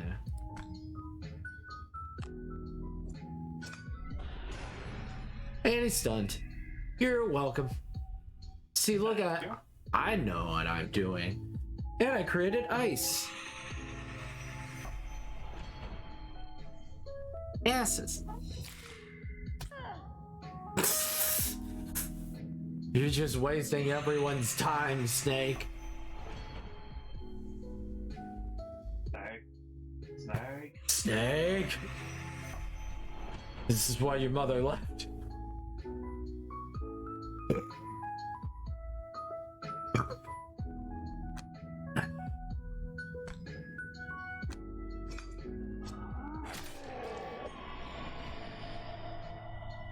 Well, I'm gonna heal myself.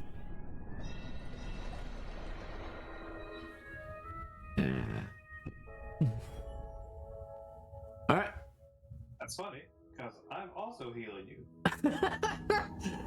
Like, that's a cool story, bro. I'm also going to heal you.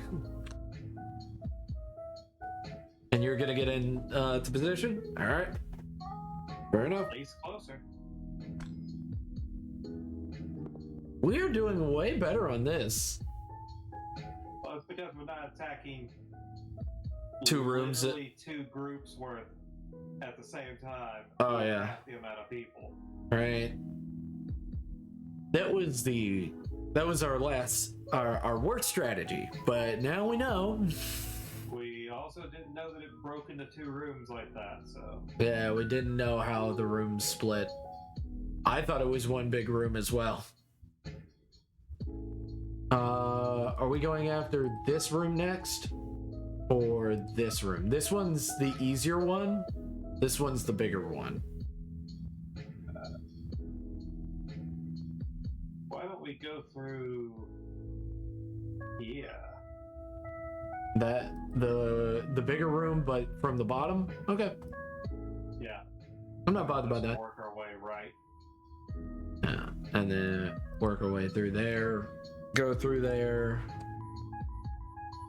It's so good that we know what the ping is now. And then go this way. We know there's a chest down here though. So, I mean, that's really up. We probably do need to get it. Fight that we'll have there to get through, so we'll have time to get that. Yeah. Trying to decide what to burn. Sorry. Fair enough. This is a big one. Burning is not just a simple thing. I completely understand it. How is everybody doing? Hope everybody's enjoying themselves. Thank you, lurkers, for being incredible. I'm not calling you out. I'm telling you thank you for being awesome. Burn that one.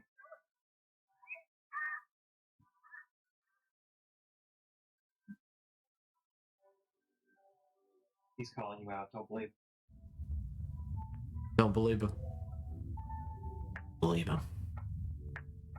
Can't believe Goat called everyone out like that.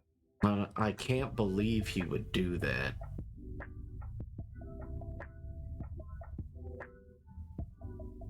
Alright. Quietus, which is still a good one, moving in. Move in. Can you actually get in with the way you are right now? Yep. I can, I'm gonna scurry into there. So, 1, 2, 3. Yeah, I can get in there. I can get here with the rat. And then I can do a hostile takeover as well. Which is not half bad. No, I can't actually do if I'm doing scurry. Let's see. I can possess you to move further in. You want to do that? I can't till these snakes are out of the way. Yeah, you can. But yeah. I'm like, yes, that is correct. That is what I said. I cannot. No, I know, no, I know.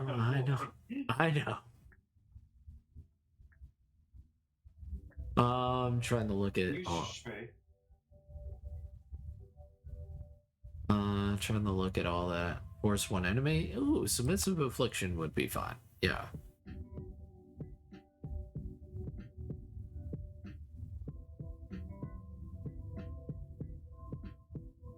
Yeah, that should be good. I'm gonna try to open a breach way for your brute. Oh, he's fine.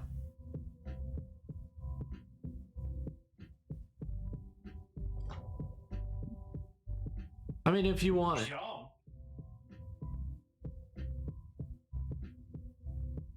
What? But the enemy is jumping. Where? Who's jumping? What? The snakes. Oh yeah, they have jump, so they can get behind you and attack all of the allies. All attacks targeting Giant Viper this round gain disadvantage. Well, which one's the giant viper? All the snakes. Oh. Okay, well, I guess we can go after the skeletons if we want.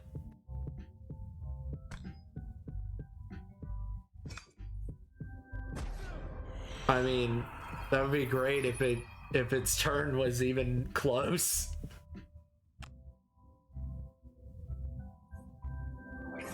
Nice. Nice. Nice. Now you have more options if you didn't want to scurry it.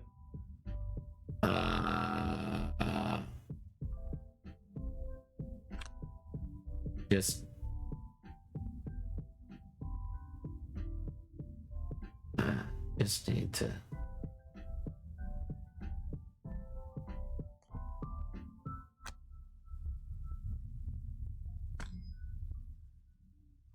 I want you to attack someone. Those skeletons do be going. Can you... Why would you do this? Can't believe you've done this. I hate you so much. I'm gonna kill this goddamn snake.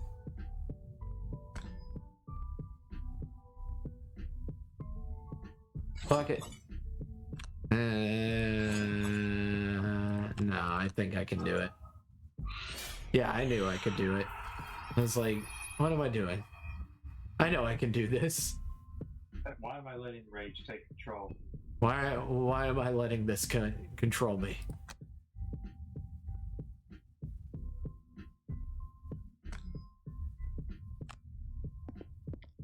What's the skeleton doing? Okay. Moving and hitting. Decently hard. A lot of people. Well, that's gonna be hard for it to do that. You know what I mean? It's gonna be real hard to do that. There's 2 of them, remember? What? And demonic warfare. There's a second skeleton. There's a second skeleton, and it's only gonna hit one person. But it's still gonna hit for 3, so. That's fine. It should be fine. How are you? Also, can you be a real pal next turn? And reforge me? Can you? Can you reforge my skelly axe? Theoretically. Cause so I can skelly axe it. No, not this. I mean next turn. Yeah, I was gonna say, like, I was about to say, if you wanted me to do that this turn, you absolutely need to give me more heads up. No. Next turn. Not this turn. I was like, that would be literally impossible, but... Demands cookies. Why must you demand cookies? I've got them right here. I've got the striped kind.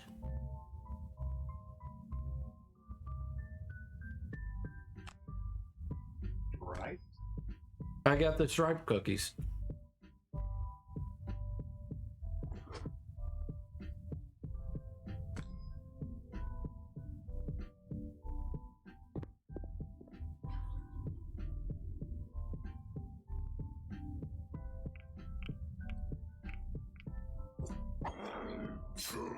Thank you. Thank you, sir.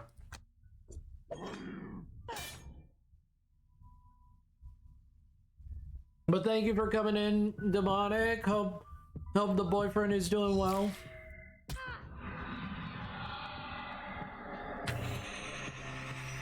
Hope he's having the fun. Hope he's enjoying his game. Hope you guys are doing okay.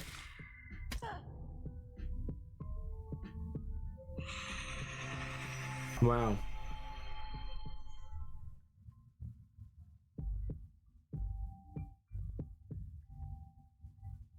And I do not have Reforge active yet.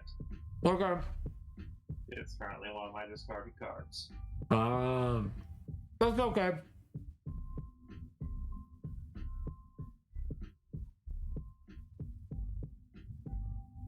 I also need professional.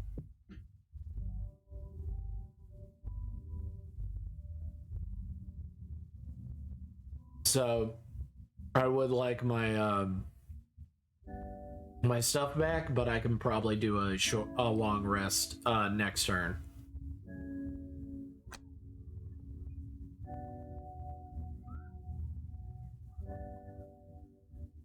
Do you need to move up, or are you good?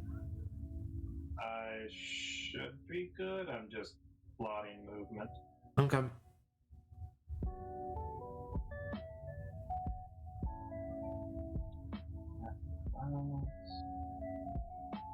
No bones about it. Got no bones to hold me down. Don't those hold you up? Shh.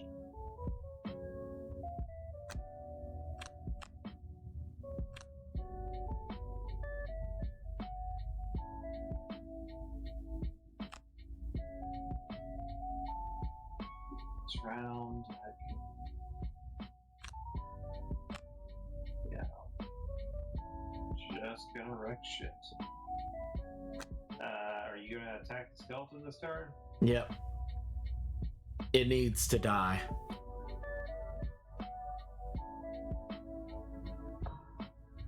Okay. So let it be written. Oh, okay. We're going way before. They are not getting an option.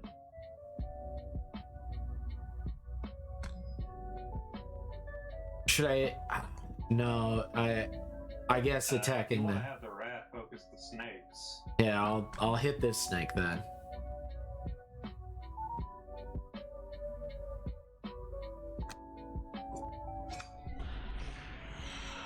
You know, I hit him. God damn, did I hit him?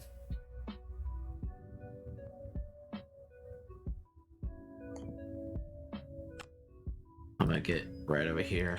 I'm gonna get me some gold. Oh, no. Give me that gold. Alright. Sunkeeper's turn. Sunkeeper? I'm a hit. I'm a hit. Oh no. Oh no.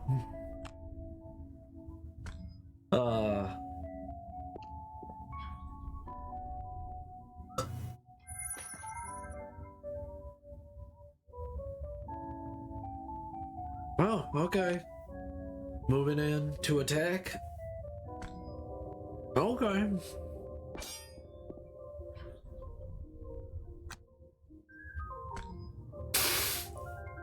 They're like, we can take the skeleton.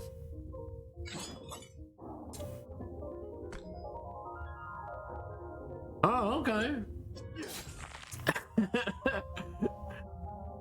Don't need to move.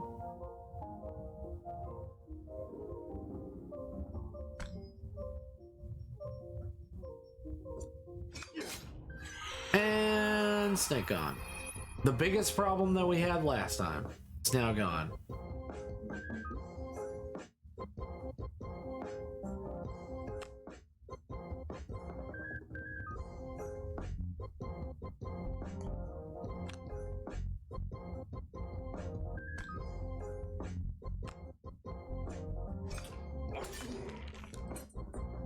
Nice.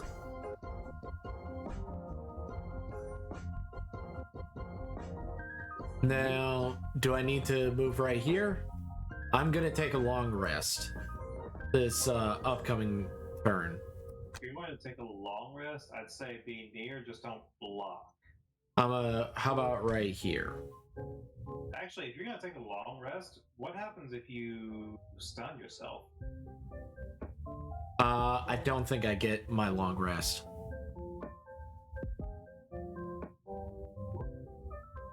I think it just passes my turn. Would that exhaust you?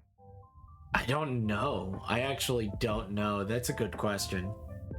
You want me to look it up? Yeah, this is one of those. I would honestly look this one up. Gloomhaven. So what's the question? If you are stunned when taking a long rest, Taking. what happens?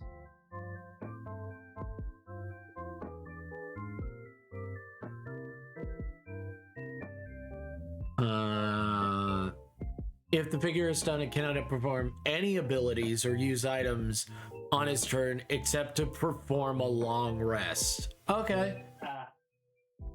Want to just get rid of the trap? I mean, I can.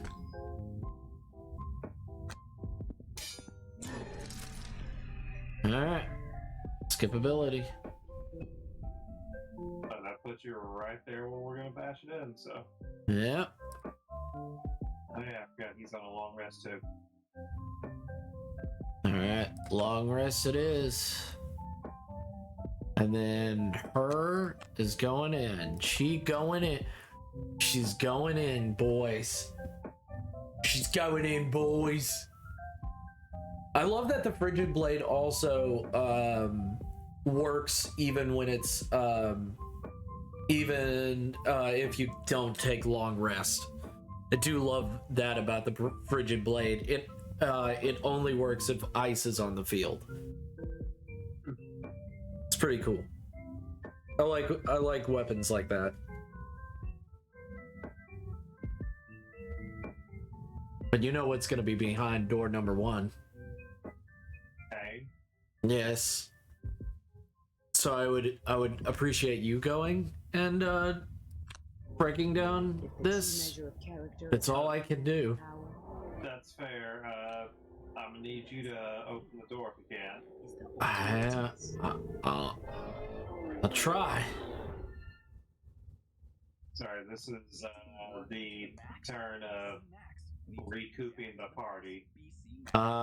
You want me to just move you forward?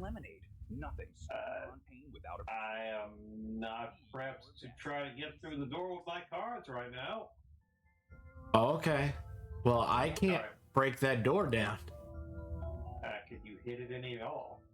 I can, but it's a burn card. No. Yeah.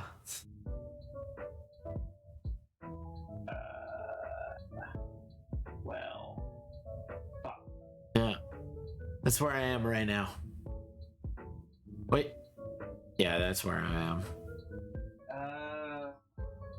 Hold on, let me do math.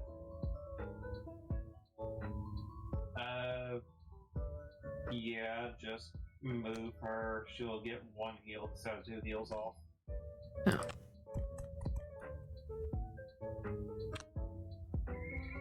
So I don't think she'll be able to break the door down, but Yeah, I'll just attack one of these assholes. Not a problem.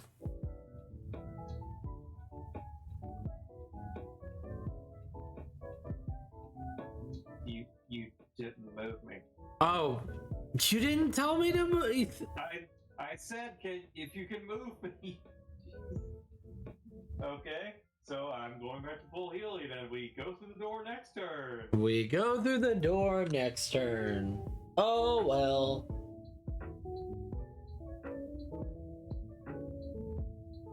Yeah.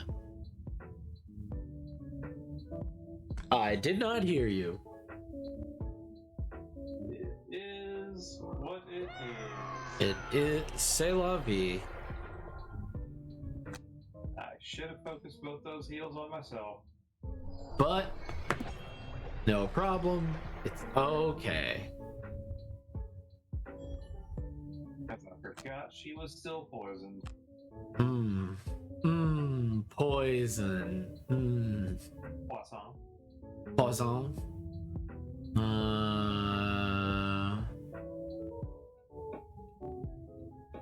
I guess Quitus? Maybe? I'm not sure. Oh, we can hold on Quietus for one of the normal ass harrowers. Sweeping blow?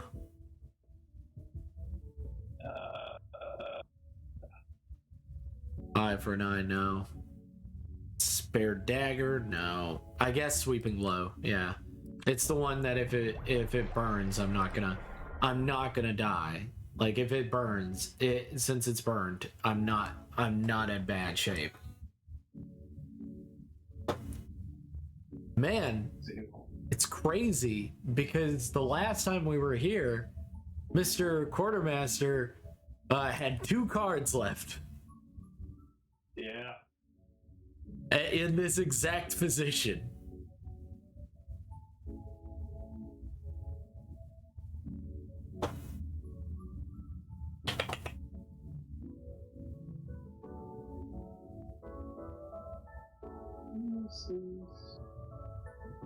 I'm a pet a bunny. That's right. I get to pet a bunny. You guys don't. I know. It's crazy. I know. The well of jealousy that is here is pretty crazy. By that, Goat saying he's a yandere for his bunny. Right.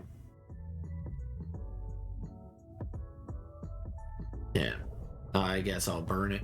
There's nothing I can do.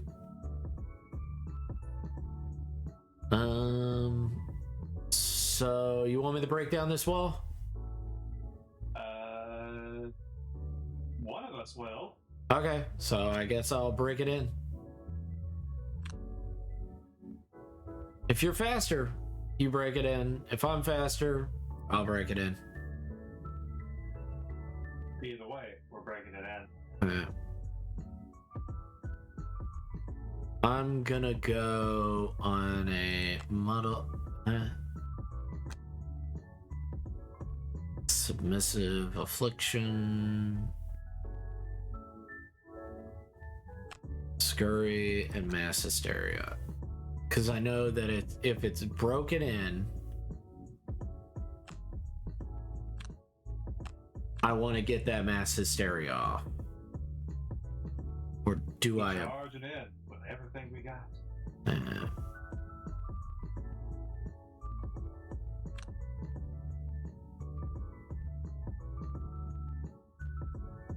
Okay. I'll get that mass hysteria next turn. I don't want to use it immediately because I got to actually get into the room to use it properly.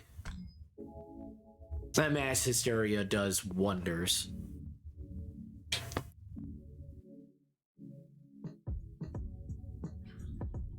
All right. Destroy, build, destroy. All right.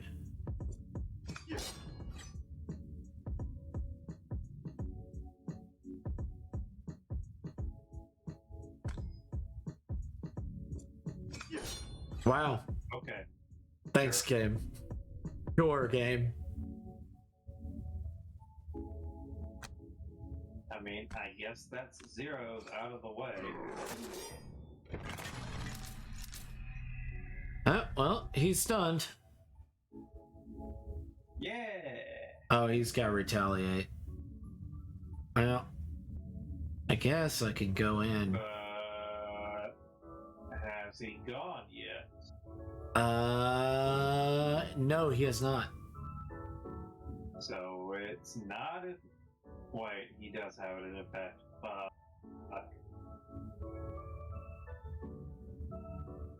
Yeah, he does. He does have retaliate. I'm moving into the room, or should I? Should I even move into the room? 1, 2, 3.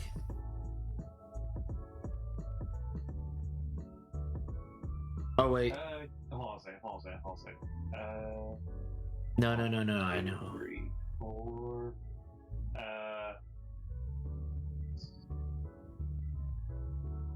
Move into the doorway, then 1, 2, 3, 4, and attack the night demon.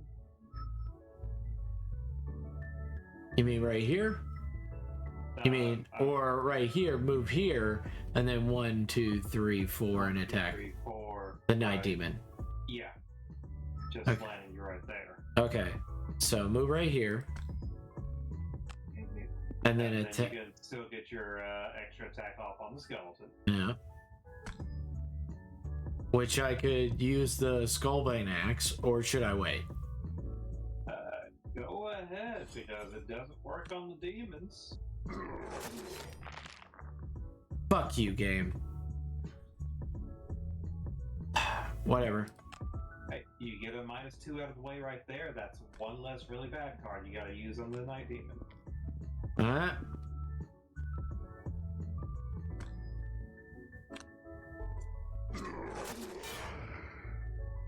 Damn.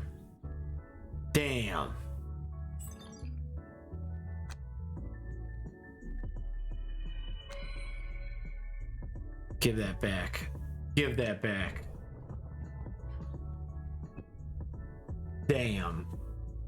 Alright, skeleton. Go ahead. Come on, skeleton. Come on. He's stunned, so he can't.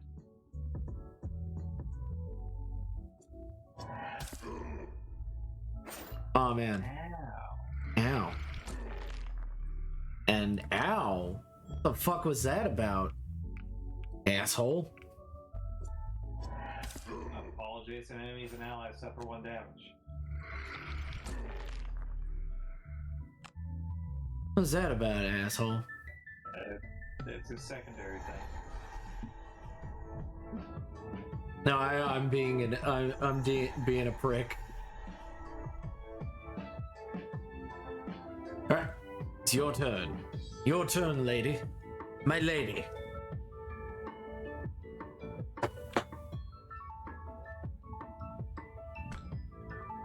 Go. Okay. So I will go right into the room. Because I know you want to get in there, and getting more mass hysterias off on everything sounds right up your alley. I would love to. I can't wait. Now it is your turn. To be king. I can't wait to be king. Just can't wait till my dad's dead. Alright, force one enemy within range 5 to perform an attack.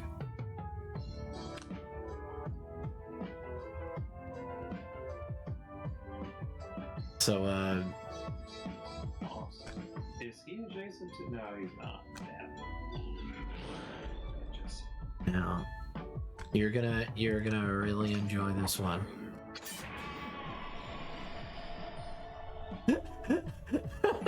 it's the gift that keeps on giving. Should I go after the skeleton, or should I stay over here and get this skeleton? Do you mean should you go for the high health skeleton? Or the low health? I would say go after the high health one.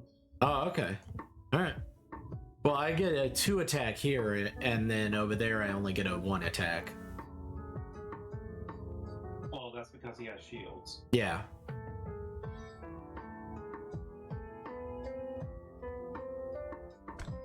I would say go for the confirmed kill, but that's just...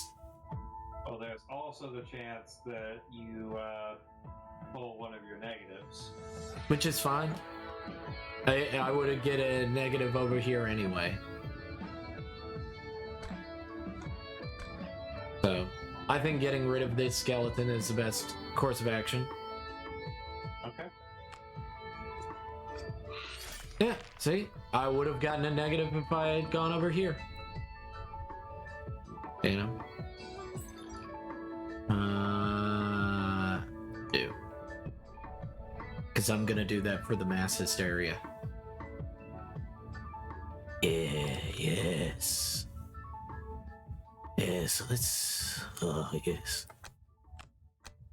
I'm gonna get in that mass hysteria. Gonna get real bad. Let's all get funky. Let's not. Ever again.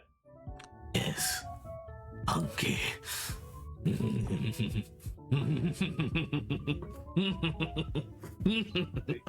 is why we can't have nice things. Yes. We're going to get funky. He has no style. He has no class.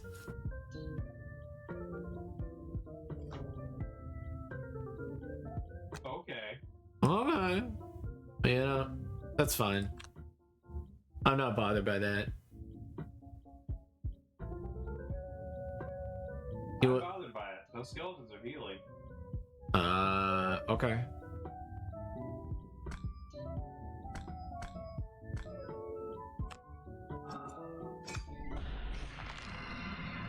Model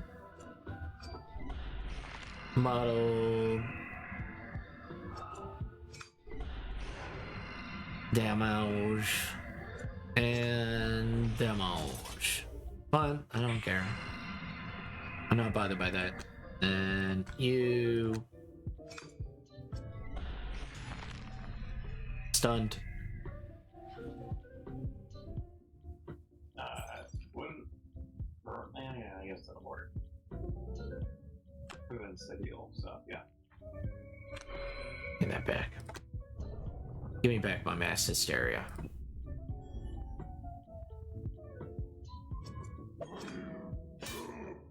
Okay.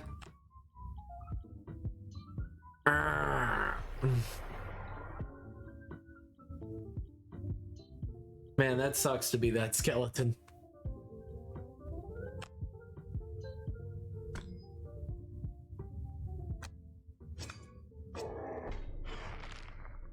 Damn.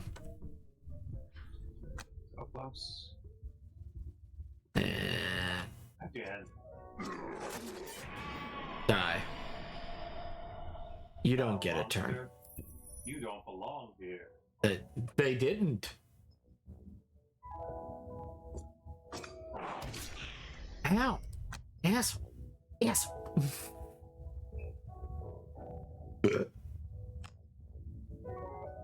I must say, this has been nothing but great so far. This is way better than the Drakes. Suck it out of your retaliate range, bitch. I'm out of your retaliate. I'm gonna get 2 of my discarded cards back. Fuck you. That's actually real amazing. That's an amazing fucking card that it can do that.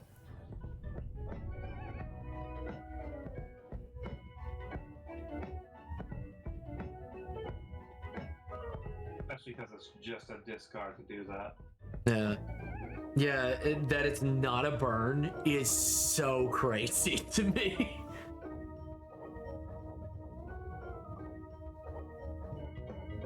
I'm gonna touch that ear. Give me that ear.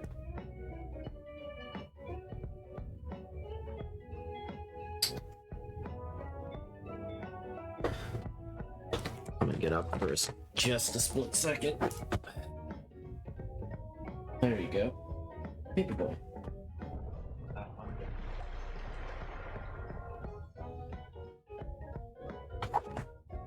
Alright.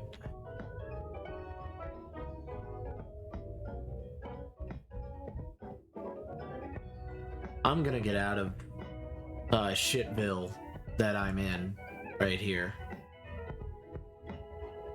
That was a lot of words. You think I shouldn't be? You think I should stay in shitville? Oh, no. Do what you want. It's more just like, alright, that's a lot of random words dancing around. I'm getting out of here. Well, random words and that.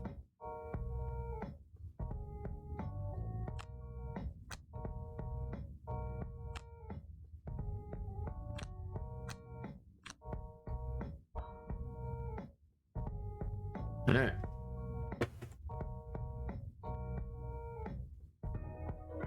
Now that I've been listening to a lo-fi Pokemon mix for a while, for this whole entire time. Yeah, It's pretty good. isn't it? Oh. Oh, okay. Yeah. I was like, oh, I get to go first? Yeah. Oh, yeah, you got it.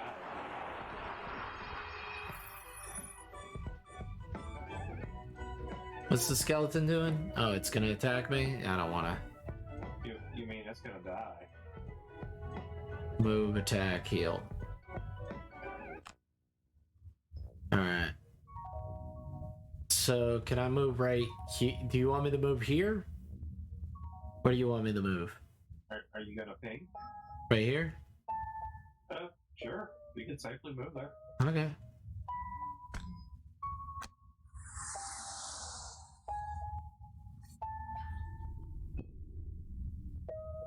And now it is your turn.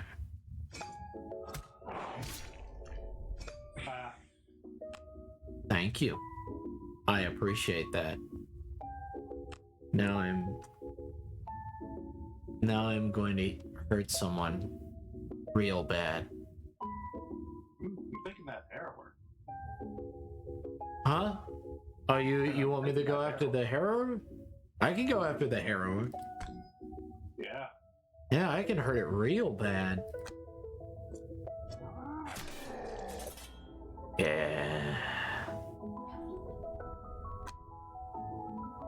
gonna heal myself. Fair.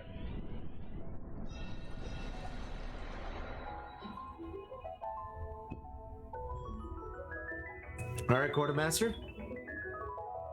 You good? Oh, I'm good. Yeah.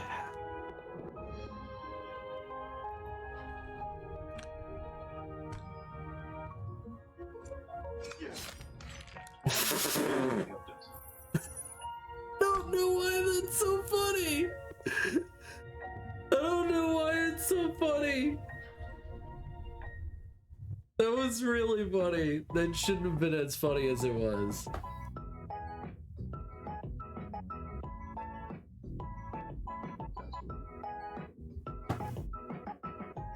Can you get into range?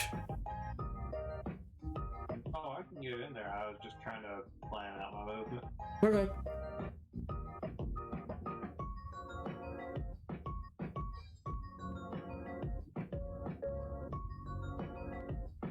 I like it when a plan comes together. Oh. Oh, hi, Bob. Oh, hello. Hello.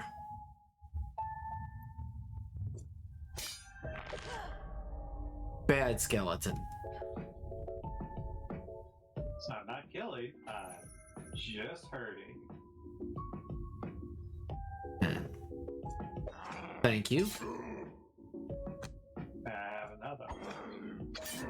Thank you. And one more for the road. Thank you. Thank you so much. I appreciate that one. Now, this is gonna be a fun one.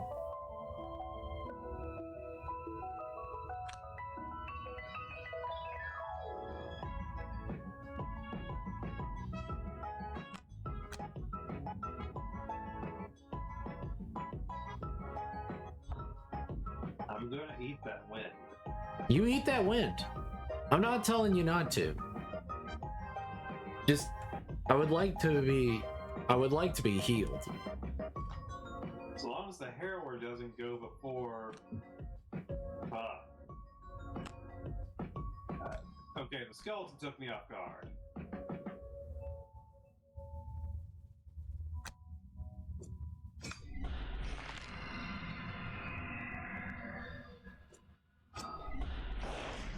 Wow, game. Do we need to talk after class? Or do you think like you get it too easy? So, I'm gonna move him out of the way.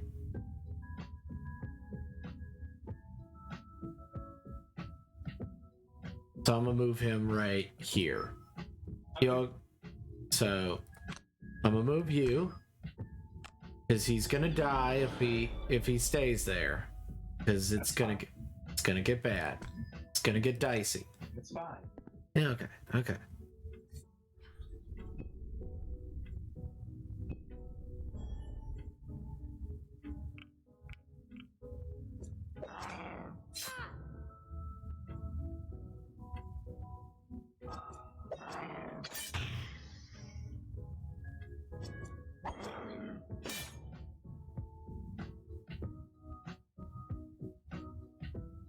So why did these skeletons have 4 arms?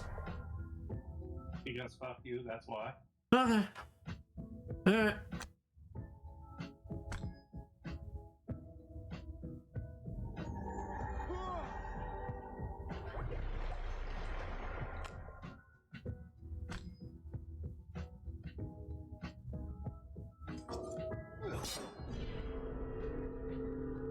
Oh, okay.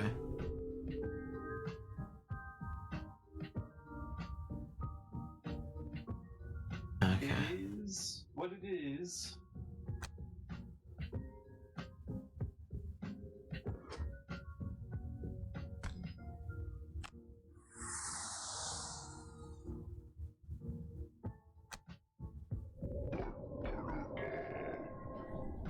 see we're playing the hoping game.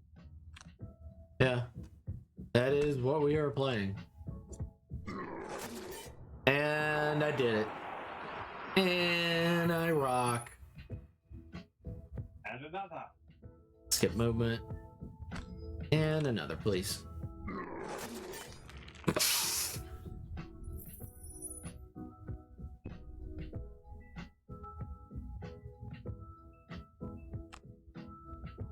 Damn.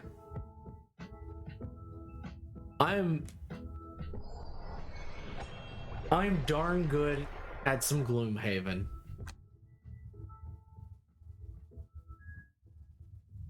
Thank you. I would appreciate it.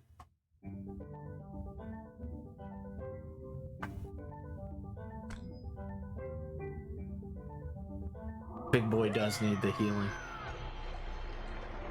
I went full heal. Well, thank you. Short rest it is. Long rest it is. Long rest it is. And now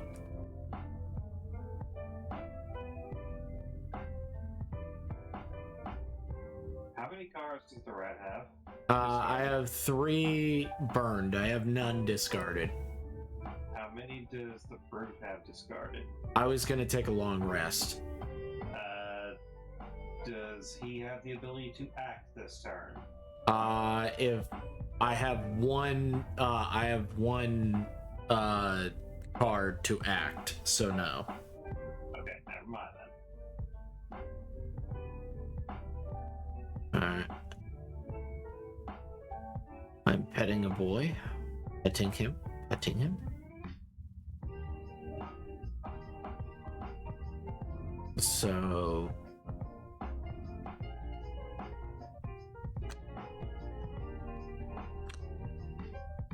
1, 2. So I think we're gonna hit this wall. Okay, neat. That's actually not the one I can attack. Okay, well, which one were you going to attack? I was going to make him attack, this one. Okay, fine.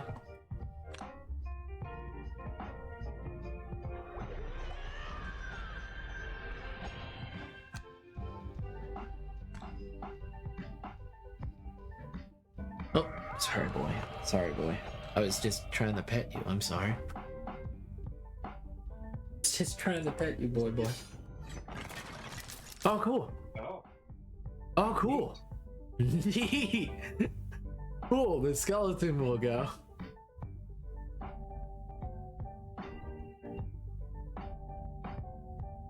Sweet. See, look. You get your banky back.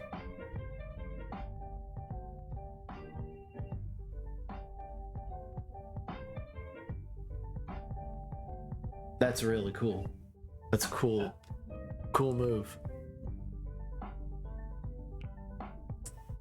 Yeah. Wait, what are the snakes going to do? Oh, okay.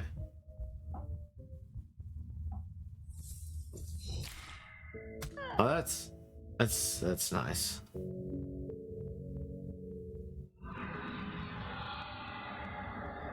but yes, I'm poisoned again. Shock. My God. Okay.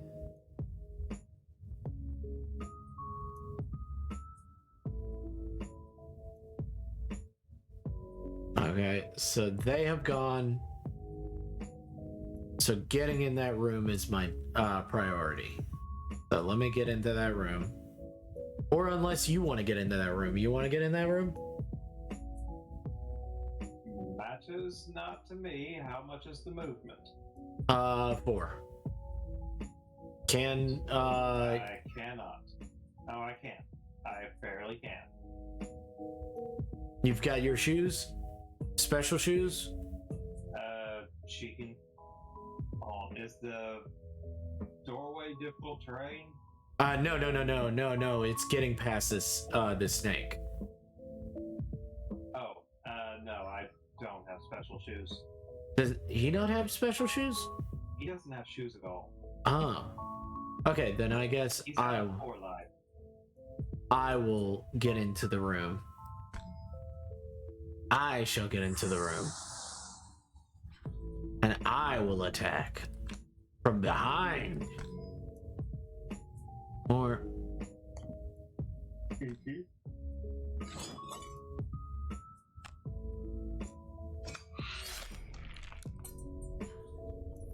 there you go. Neat. Alright, Quietus or Yeah, probably Quietus. Quietus, alright. Because the next room is the Elite Barrows. Yeah. Yeah, there's no point in keeping Quietus, but it still has served its purpose. It's pretty nice.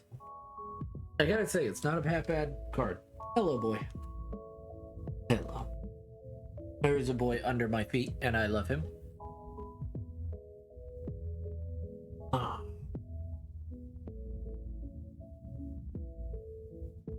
So hopefully I can call my bank tomorrow or Wednesday, see what their pre-approval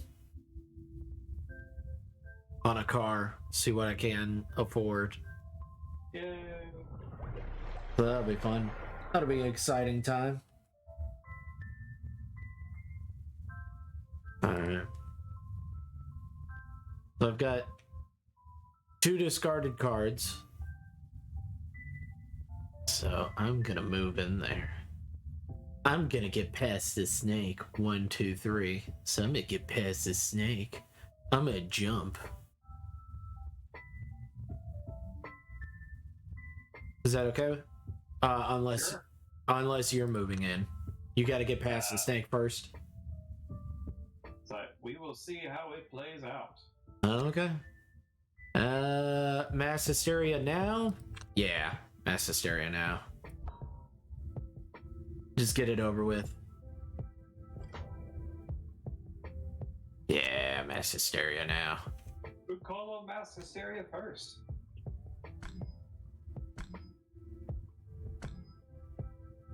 Is that all of them? Yep. Unfortunately, the walls highlight a lot, so. I just wanted to make sure. Snake. Skeleton. Yep.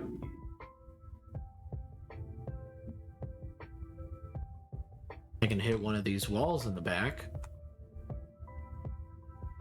So that we can. Yeah, why not? Hell yeah, muddled. Muddled. Still good. Does not hurt. Fuck yeah. Fuck you, skeleton. Fuck you, wall. Fuck, wall. Why must you do this? Who needs to be stunned? What's, hold up. Let's see what to do with. What the dog do? Shield attack 1, shield attack 1, and move attack 2. Skeleton. Skeleton. Alright, skeleton. Sad to say. But you must be stunned.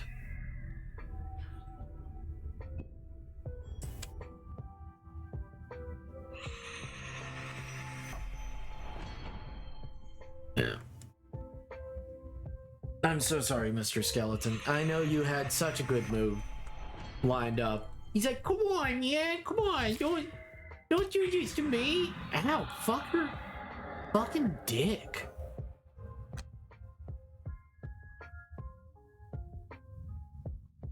Why can I not move there?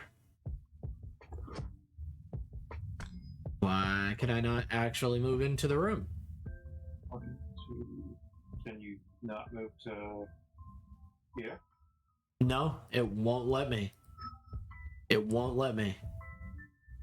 Oh. Oh, no. Oh, wow. That's so fucking weird. Why? I should be able to move in there. say, if you want, move closer and get rid of the poison on the rat. I can't. Oh. Fuck. No, well, c'est la vie. These things happen. That's why life happens. I thought I could move here.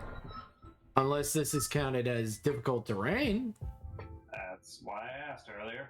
But I have jump. Do I only get jump if I'm infused with an air elemental? No? No. Because it infuses the element. No.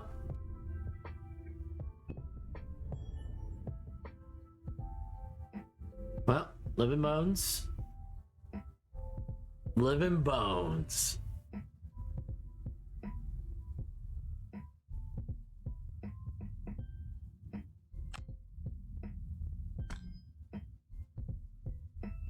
They're like, all right. Get out of my way. You're in the way, Snake.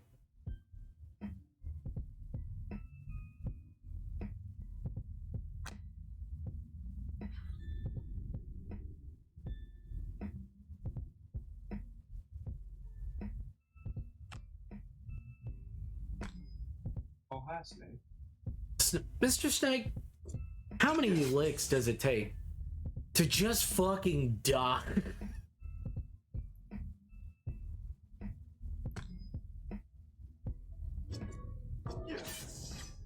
Wow. Fuck you, Snake.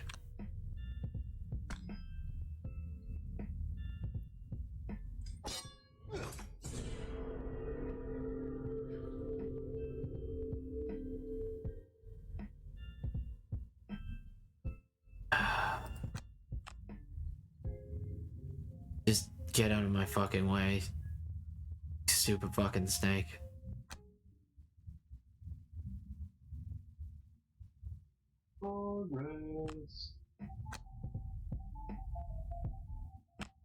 Alright. There we go. You gotta take a long rest for sundowner. Yep.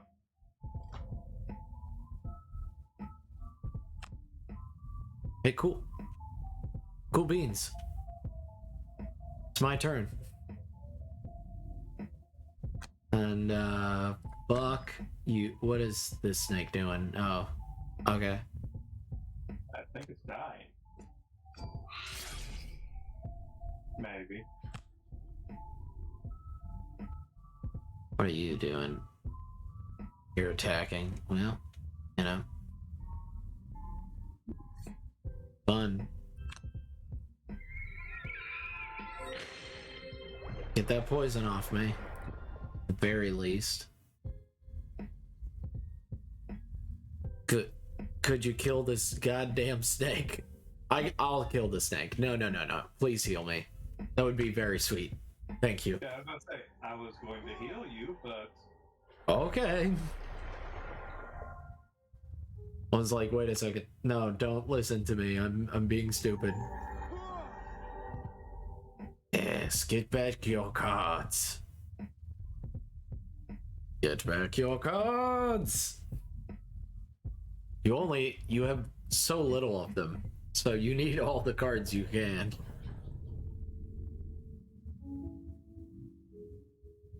I'm about to have to start burning the shit out of them.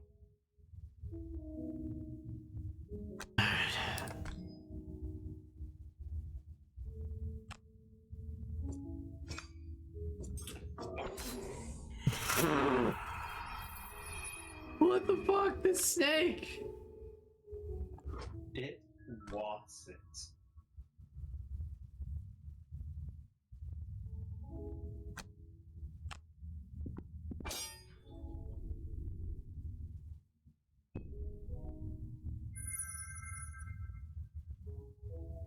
It's fucking snake. That ain't going nowhere. I planned this shit. Alright. Ow. Alright, cool.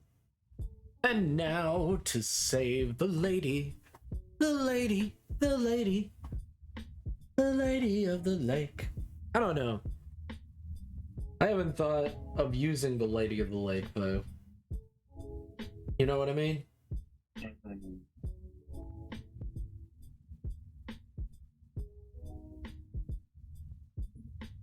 I used to actually take it. Burn it.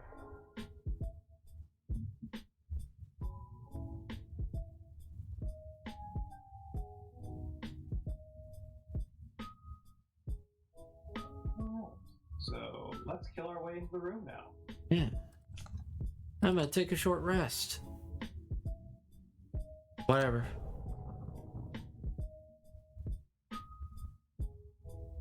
So I'm gonna try to kill the shit out of this goddamn bastard right here. Try my best to kill this bastard. And then you. How fast are you going? 29. So I will.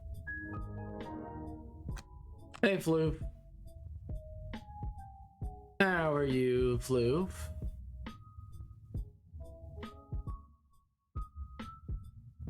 What the hell? What? I heard a Windows powering down sound. Yeah, on my stream, yes. Oh, Yes, on my stream. that was a moment of panic. I was like, oh no. You were like, did Goat's fucking stream just fucking die? Oh no. Hope you're doing well, Fluff. That's good. That's good that you're good. What's been going on in Fluffland? Being cute and sweet. We've been having trouble with Gloomhaven. Oh, thank you, Snake. What are you doing this turn, Snake? Okay. Dying. Oh, Please. that's what she said. What are you doing, Skeleton? It's going at the end. It should be dying.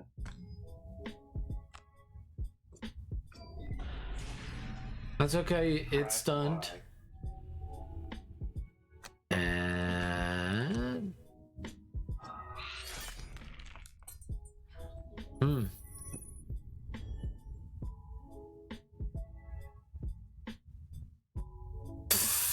Well, guess I'm doing nothing.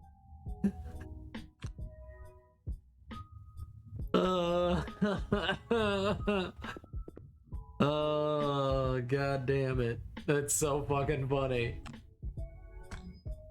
That's so dumb and funny. Being tired. No! Tired, Floof. Wow, Snake. Why would you do this to us, Snake? This is why no one... on this.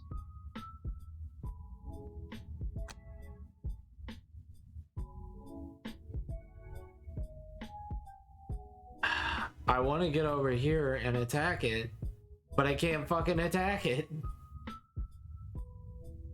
I'm sorry. I literally thought I had that shit. Okay.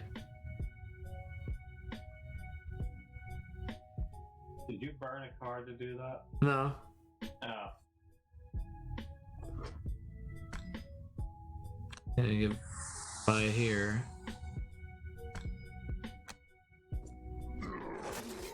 Finally. Last 2 days of work has been tired. Now you may do what you must.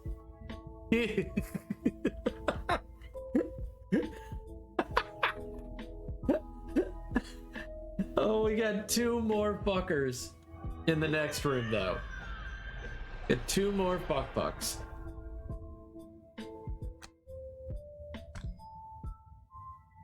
I'm eating your eyes. Okay. Fair enough. Not Give you my the eyes. best heal I can. Not my eyes. No. Hi, Haven. Hello, Haven. Lurk. That's who it is. I'm a pew pew. Alright, you go pew pew. I'm gonna long rest.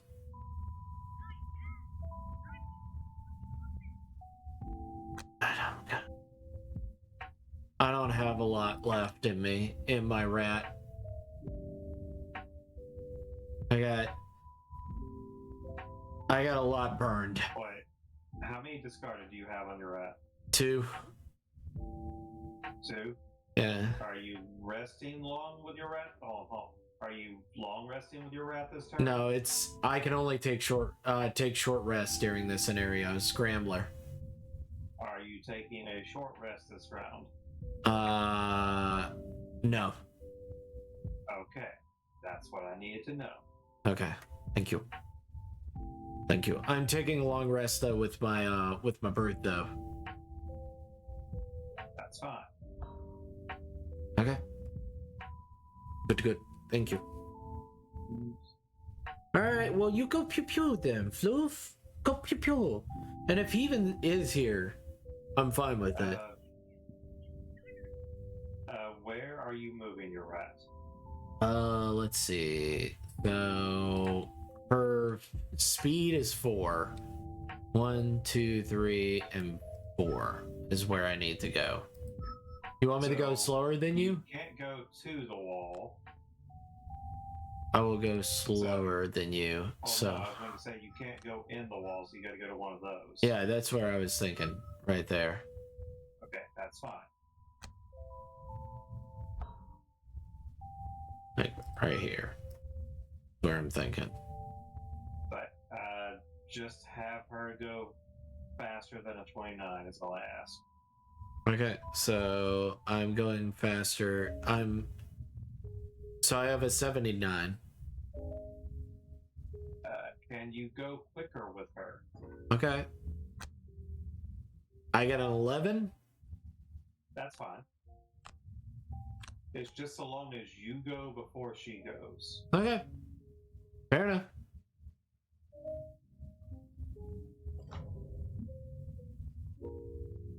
I'm gonna move over here. I'm gonna move right here. Alright.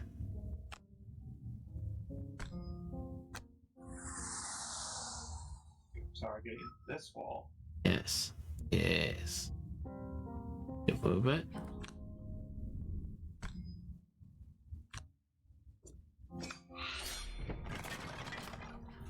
Alright. And Mind Thief's turn, and now it's their turn. Alright. And out. That's fair enough.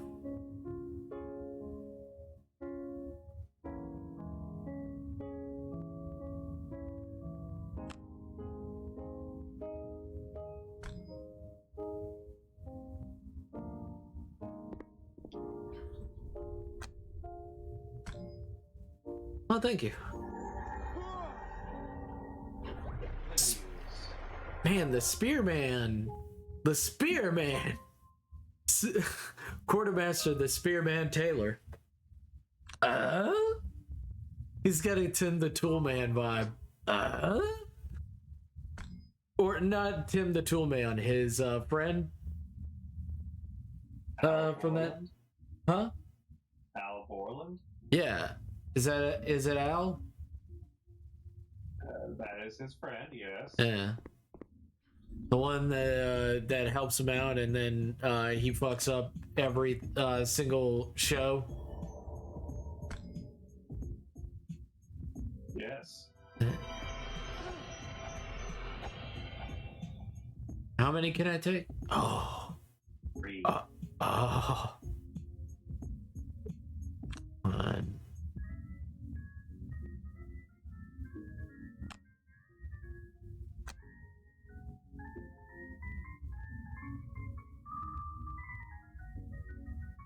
Their retaliate isn't on range, though. I'm gonna mass hysteria these babies. These babies are not gonna enjoy what I'm about to do to them next turn. It's gonna be real bad.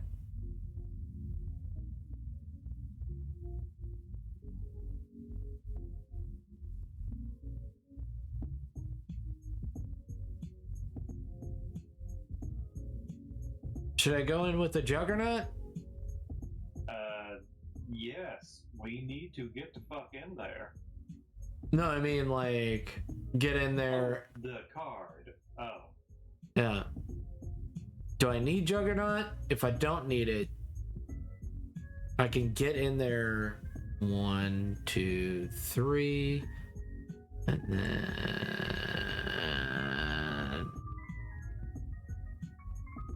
They hit pretty hard, so. So I can Juggernaut this upcoming turn then. Yeah. Yeah. Okay. So I will Juggernaut this upcoming turn. Alright. Preserves Edge. Mass Hysteria. Because Mass Hysteria is funny. Funny, haha.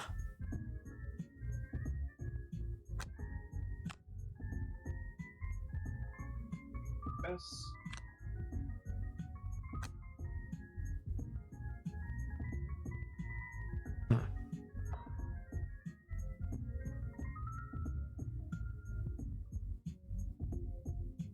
Also, there is a box on the other wall. I am very aware. I'm contemplating how to get to it right now. Okay.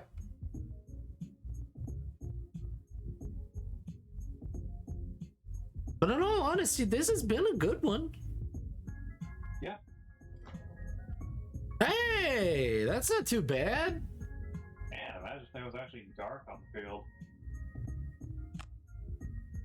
Oh. They're about to be, one of them's about to be stunned.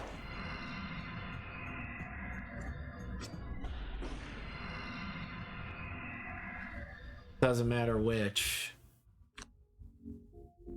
So I'm gonna. I can't stun them?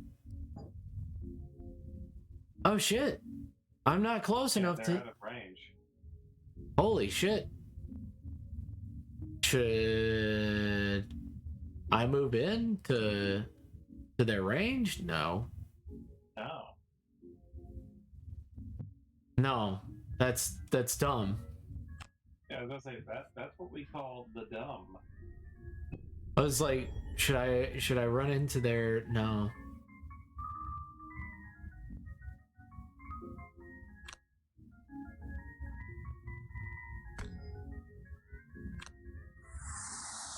Alright. And then And now's a good time for you to throw that Juggernaut on. I fucked up. Oh well.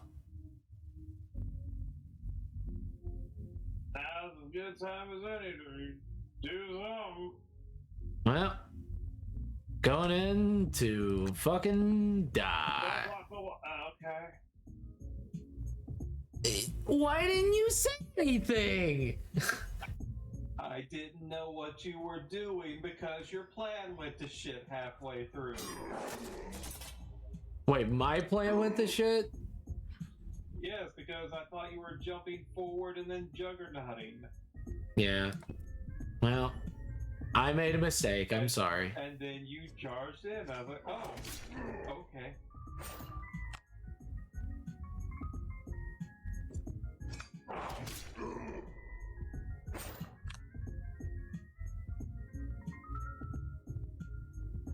Well, my plan did go to shit. You're right. I'm sorry. Good. Improvise, adapt, overcome.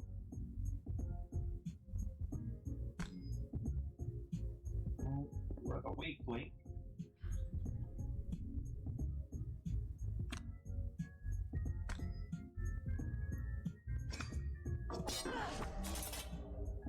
Yeah, I'll take that just fine.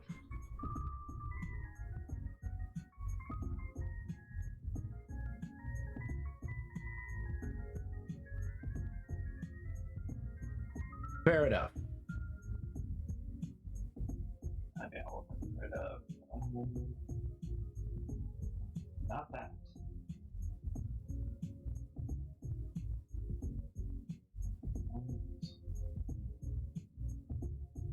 This is my fault.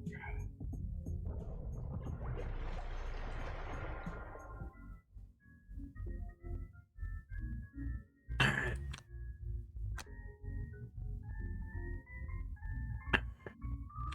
Two and two. Hey, yeah. Actually, instead of doing that, well,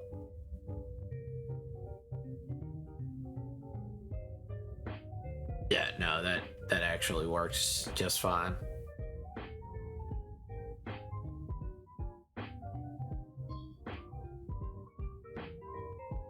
As she is at her limit, she can only kill one more monster.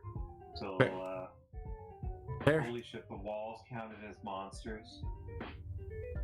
Did the walls count as monsters? The walls counted as monsters. Really? Because she hadn't killed a single enemy thus far. Oh my god. Wow. Long rest.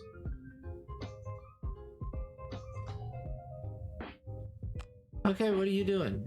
You fucking... Okay. Dark element. I'll eat next turn. Okay.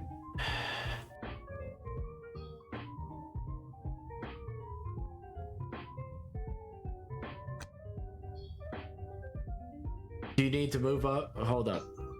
Do you need to be here? I want to focus one of them down. Okay. So, what about this Seems guy? to be the easier one to focus down right now. Can yes. you hit him if I moved here? If you move there, what I can do instead is full focus on the wall to break through it. Okay, fair enough. I'll move right here Okay. with the rat. Oh, I thought you were talking about with the brute. Okay. I can move with the brute right here. I can move the brute right here. If that's the case, then I'll move the rat right Get our here. Hot and hearty turkey bacon ranch sub, piled Okay. high with tender smoked Okay. turkey breast, I will crispy move bacon, melted sharp cheddar cheese, and drizzled right with here. creamy peppercorn ranch. Only at Firehouse Subs. Click the banner to order pickup or delivery. And then skip movement. And When I find something I like, I stay with it. Clear Eyes. Your eyes deserve the best. something. Nice. And heal myself.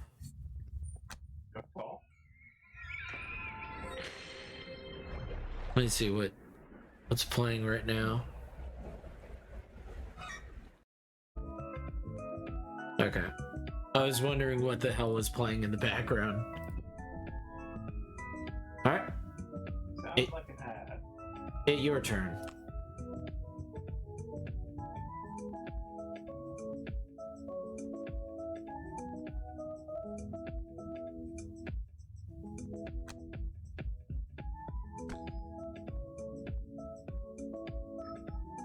Right there.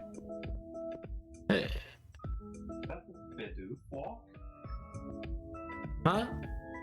Is that the Bidoof walk? No, it's Akumala town. Oh.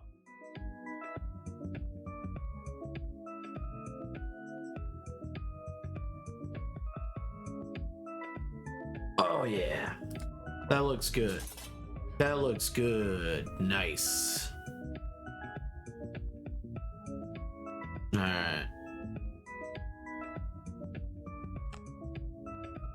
Let's focus that left one. The left one? Not this one, this one. The one that looks closer to dead. Yeah, that's what I thought.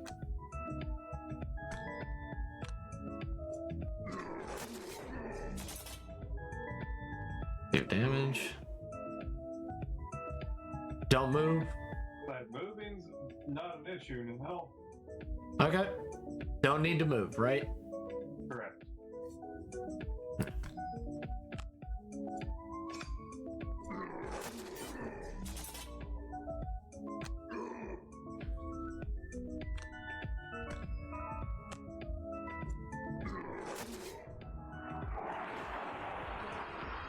Oh, thank God. And the deed is done.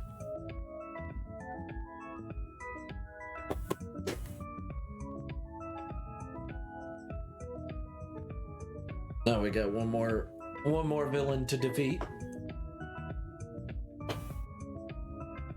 Oh, that's what I thought. You like the towel.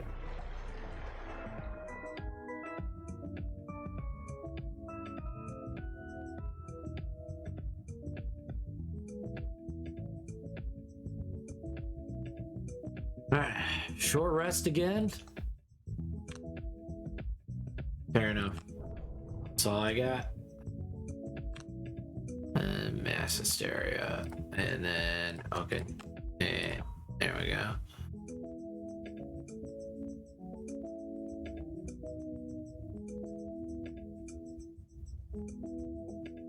We got this, Sable. Painfully, ever so painfully, but yes. I mean, we did way better than we did last time. Yeah, we fucking worked for this one. Alright. Do you want to open the wall for me? I'll try my best. Because, Jesus Christ, you don't want to be next to that thing.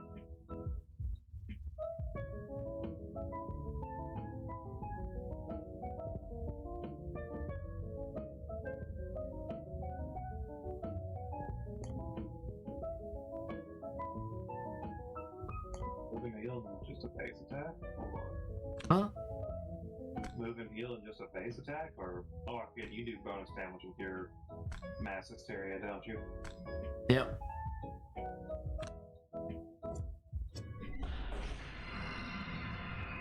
And it muddles. Oh, okay. Thanks, Gab. Okay. Thanks, game. Whatever. Don't get in way. Don't get in your way. Preferably not. Okay. Alright. Skip movement. Confirm action. Alright. There we go. End Mine Thief's turn.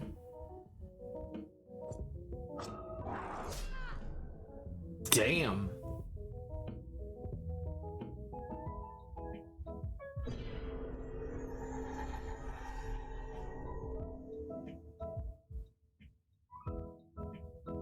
Okay.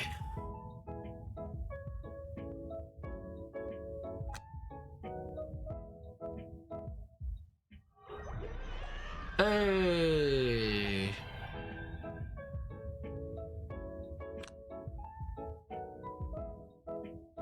And no. Use up their dark. Wow. Darkness light. Rude. Okay, so what do you want me to do? Open the wall, please. This wall? Any of them. Like, whatever.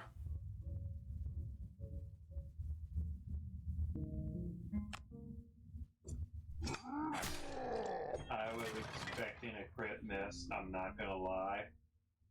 Just with how this game has been going, yeah. And don't move on the chest. Oh, don't move on the chest? The quartermaster has to get the chest. Okay. Or wait, was it? Easiest way to just get information. Do you have to get the... No. Actually, you can get the chest. Shit. Okay. I get the chest. Haplocane is remote and distributed. It's been super efficient for us to communicate across time zones. Hey, 20 gold. Hell yeah. Oh, 20 gold. 20 gold is 20 gold, my friend. Now it is your turn.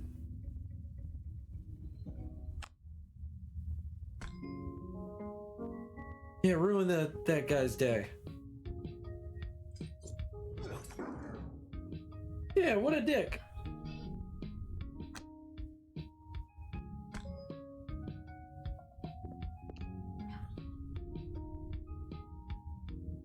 I need him to hit me now. I need him to hit me. Do it. Come on. Do it.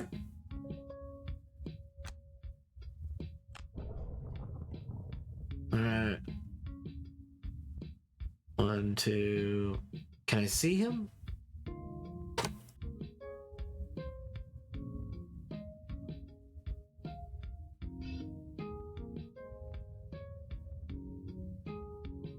Do I need to move up to hit him? Can you let him live one more turn?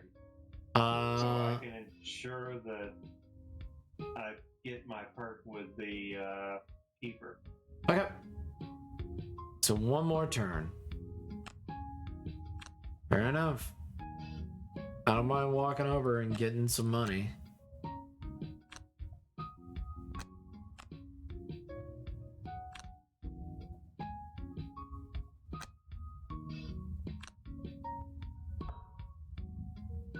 But it better be next turn.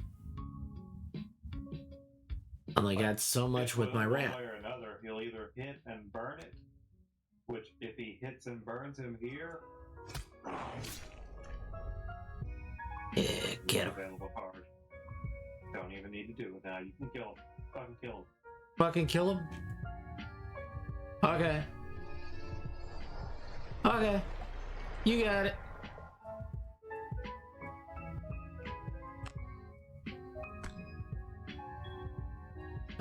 Undo waypoint. Undo. Undo. Just walk over. I'm just gonna walk over.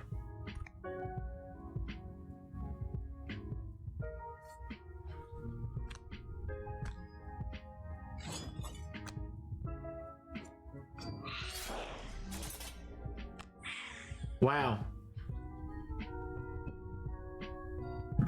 All right, your turn.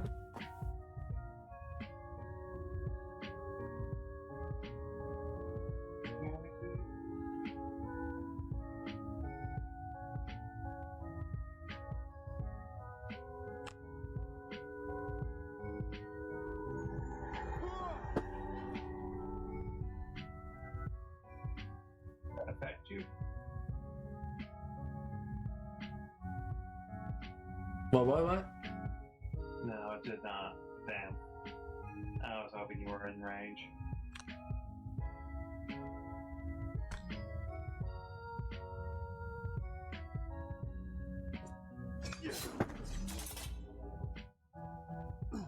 What a dick. This guy's such a dick. This guy's such a douche.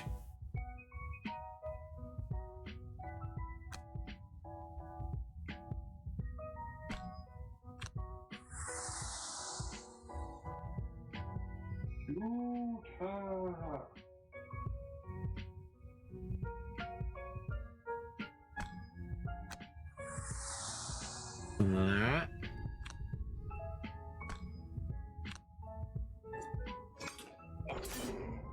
There we go. And go. Yum yum yum. Still No, it's- in range of the three. 3 or fewer. She finally broke her pacifism. Jesus Christ, she broke her pacifism. Pacifism. Fuck this shit, I'm out. And money. And money. And a little bit for me in my pocket. Night demons and animated dead. This was certainly a foul congregation of harrowers, up to no good. Fuck yeah, it was. Yeah, got the perk point. Oh, Damn. God damn, Abel. I gotta say, we earned that one. That was a great earning. Yeah. After the bullshit Drakes, that was good. That was a good one. Now, spread the plague. I don't know what that's for. When you return to Gloomhaven to meet up with the old man at the agreed upon location, though, he is nowhere to be found.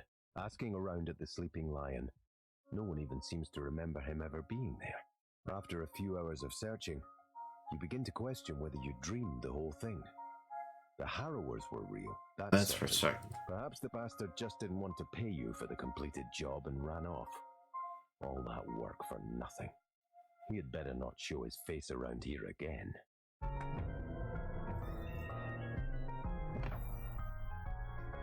Ah, nice. Elemental samples. Ooh, nice. You got that one? Yep. Nice. Oh, and rat level up. Yeah, rat level up.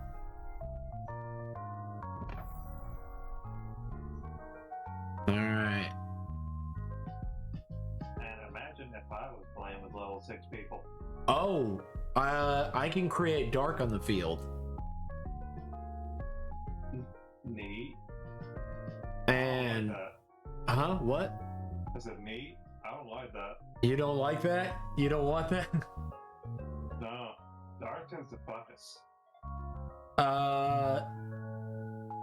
Or it's Dark Frenzy, which attack 2, and if I drain ice, I get a +2. If I drain dark, I get a +2. Or the bottom card is a move 3, attack 3, range 3, and it gives me a pip. Oh, the chest the brute got just gave him the 20 gold, and not any of us. Yeah, I noticed that. Wow, game. You gonna do that to us on my birthday? I think the brute needs to donate to charity. Yeah, he might need to donate to charity a little bit.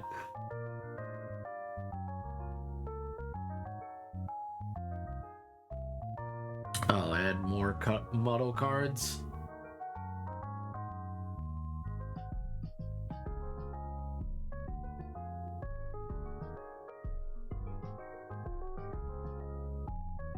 Yeah. Fortunately, you cannot add more cuddle cards. Muddle. You know muddle. Yes, but you were looking for the cuddle cards. I was looking for, but I was looking for the cuddle cards the entire time. Yeah, Mass Hysteria is way past cool.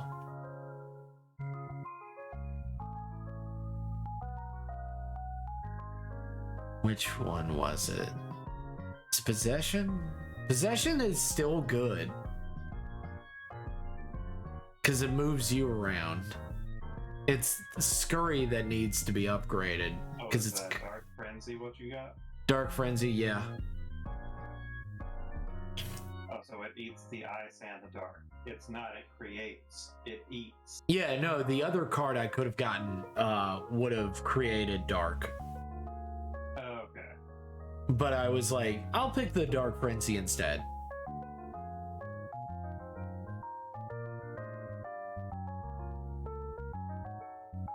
Feedback loop, submissive affliction. No, you know what? Dark Frenzy is way but submissive affliction still is doing work. You know what I mean? What is it doing? So, okay, so it's kind of shit. Its top one is attack 2. Add +1 attack to each of your negative conditions on attack, which is not great because I don't have any negative I don't have any negatives until this level. Like I didn't get anything until now. or force one enemy within 5 range to perform an attack too. That's honestly it's neat, but Dark Frenzy's better. Yeah, Dark Frenzy is way better. Let's see if there's a shittier card. I mean, Scurry, that jump is really good. The bottom part sucks though. The bottom part is useless to me. I've never thought about using Scurry for that reason. The loot 2 just is not good. Let's see. Yeah, but that's a move and an attack. Yeah. With a jump. So. Yeah. So it's not bad. And the thing is that also Submissive Affliction, Reverse Edge is better than it. Submissive top that it offers. Which one? Reverse Edge. Reverse Edge. Where's that? Reverse Edge. Reverse Edge. Under Scurry. Oh, okay. Then I still have it. Yeah. Yeah. It's just the...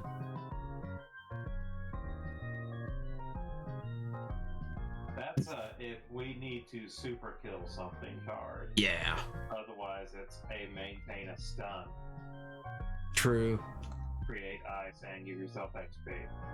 Feedback loop. Where is that? Reverse Edge. I can add a muddle. Or I can go down here and add a muddle.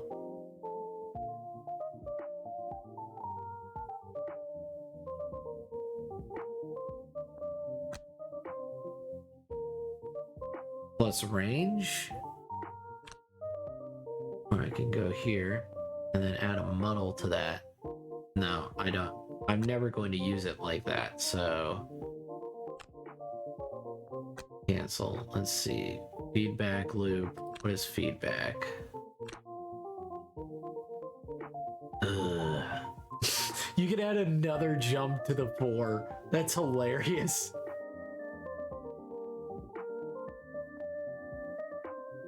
But we heard you like jumps, so we could have jumped when you jump. So you can jump when you jump. But you don't. That's not how it works. Doesn't it though? I can add another.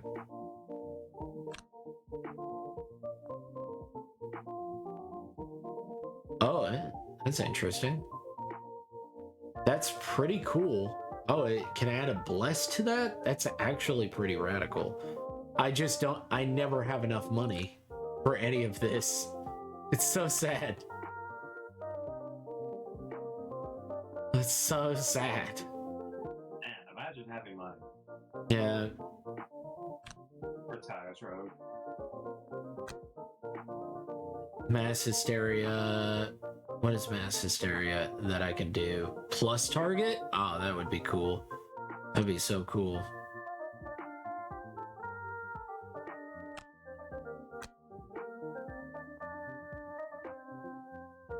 God damn. Dark Frenzy is quite expensive. Maybe it's because it's such a big card.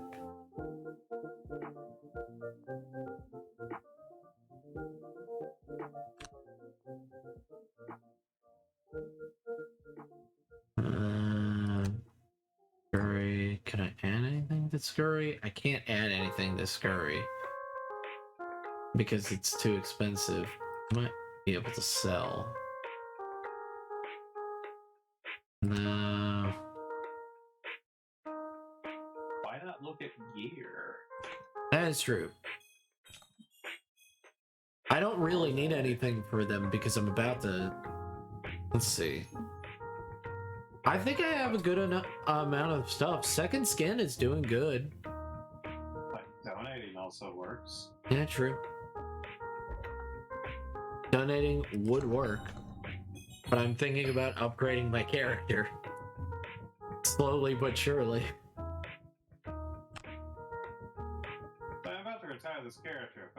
about upgrading this character. I'm never going to retire my rat. I will bring her right back, and you know it. Do they keep all the stuff they upgraded on the cards? No, probably not. If that would be cool if they did, but probably not. Fine. Donate. Fair. You happy now? Yeah. Feel like, yeah, actually, I'm pretty damn happy.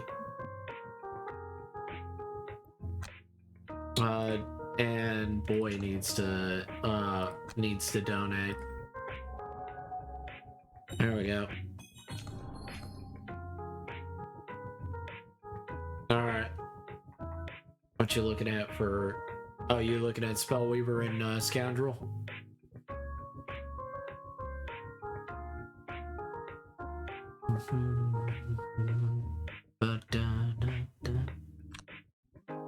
Eye for an eye, retaliate.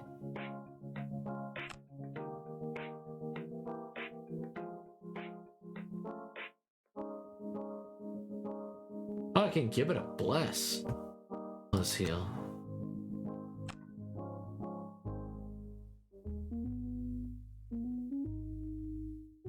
That's cool. The Tanger.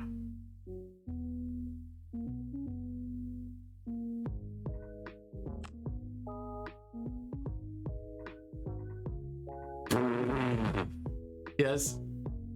Yes, Abel.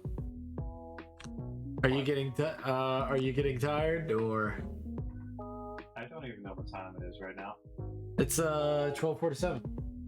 Oh, fuck. I need to get off. Yeah, I was like, City event. City encounter real quick then. huh? Oh, let's do the city encounter, yeah. And then we'll cut it off. Alright, on a trip of New Market, you are curious to see a sea chart prominently displayed in the Valley merchant stall. I see your interest, you, he says, holding it up, taking great care not to damage it. I've been told this map will lead you to a location of untold riches, wondrous beyond anything you've seen before. The Valley gestures granularly with his free hand, and he smiles grows wide. How can you say no to this? Just make me an offer. All right. 1 gold. 1 gold. 1 an ass. Hold up. That was my bad. Uh-oh, Crude's fitting the bill on that one? Yeah. Since he got the chest last time. Yeah. Oh, it was a thing. Okay. Cool. Lurker. Living Spirit. Frost even.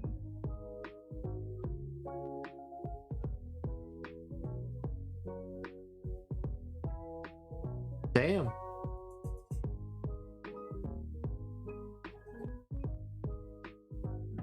What's there? Health 7. Okay. Attack 3. Health 2 and a health 9. Ugh.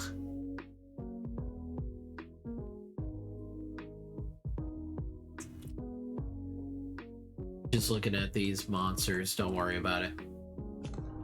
But if you're I'm getting, worried about it. but if you're getting tired, it's totally fine. I totally understand.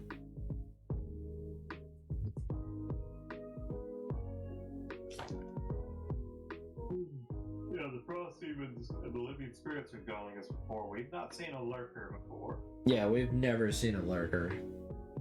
That is for sure. Well, I see lurkers all the time, but different lurker.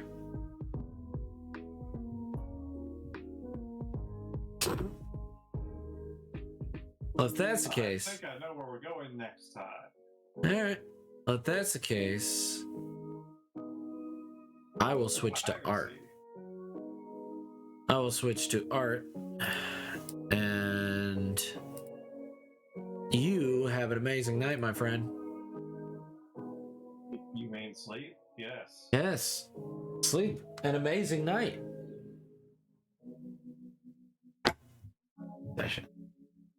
Alright. Let's go. Let's see. Let's see.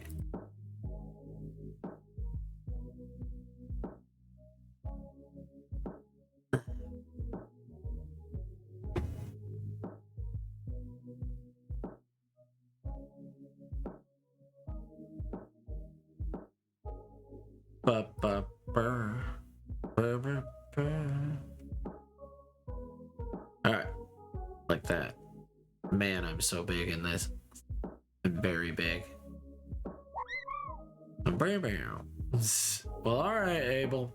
Have a good night. You as well. Or try at the very least.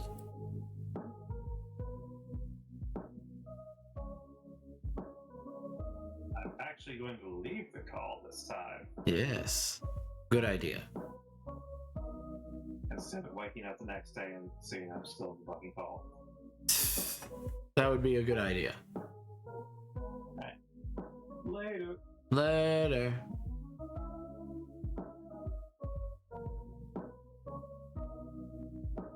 And then change that to work. And then change that to box.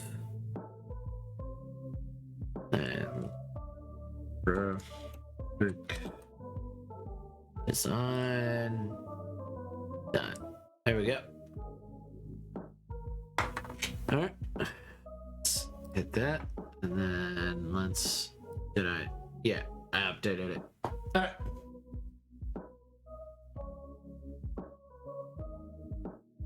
Let me.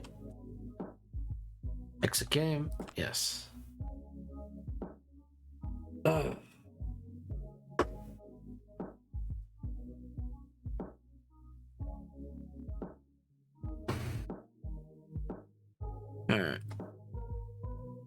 And let's change it to something I would like to hear.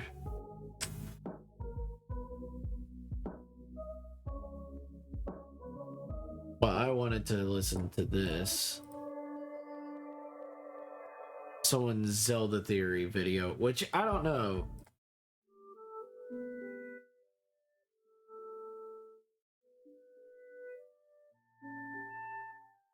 Since 2011, fans have begun a close-knit relationship with the reverse button. Whenever a new Zelda trailer comes out, everyone starts looking for clues. A short refresher. Ballad of the Goddess is a track from Skyward Sword that contains a reversed Zelda's lullaby. In that case, it's really clear and there's no doubt what's going on. Check it out.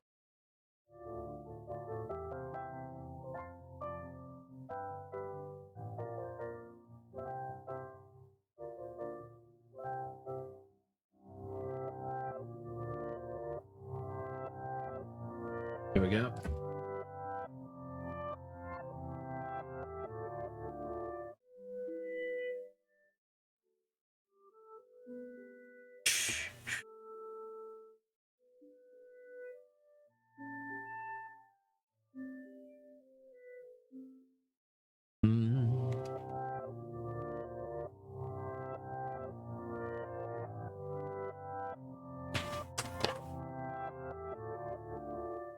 In the case of Breath of the Wild 2, I may be missing something, of course, but at the moment I'm not convinced that there's reverse shenanigans going on.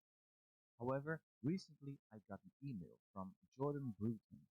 He pointed me to the first convincing concrete link between Breath of the Wild and its sequel's music that I've seen so far. By the way, I don't have any problem with Nintendo's insistence to secretly tell you to comment, like, subscribe, and ring the bell. Although I'd like to add that I'm supported by my patrons. All sheet music I make is free for everyone to download. I want my channel to inspire people to keep playing their instrument, and a paywall wouldn't really be conductive. However, if you are in the position and you would like to support my work, I'd greatly appreciate it. You can even get some extra goodies like ebooks and MIDI files. Check out patreon.com patreon.com/tindemum. Many thanks to all my patrons for your support, and special mention of my top patrons Rio S, Saluna Piano, Patrick, Joshua, Alberto, and Fernando. Thank you all. Jordan's finding is as follows. The ending to the Breath of the Wild main theme is the start of the Breath of the Wild 2 main theme, with a single added jump upward, perhaps to signify the fact that we're going to space! The Breath of the Wild main theme is in C minor. The Breath of the Wild 2 main theme is in D minor, so it's played higher. Let me put both tracks in the same key.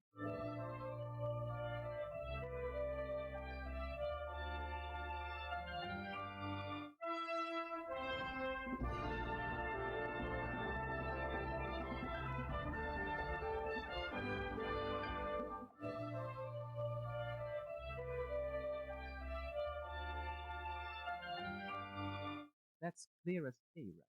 Let me play around with the two phrases on the piano and it'll be even clearer.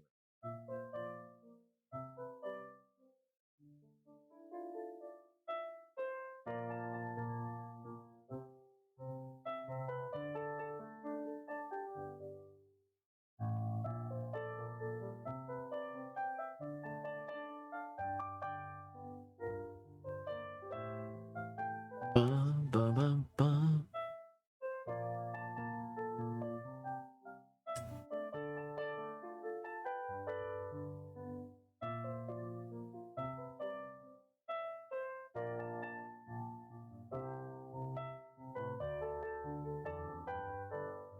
This also explains why the sequel's main theme has that strange little jump.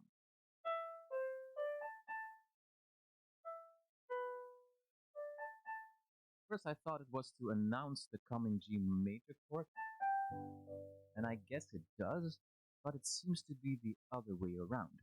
The new main theme is formed by the ending of the old main theme, as if the two are directly connected, and one is a direct continuation of the other.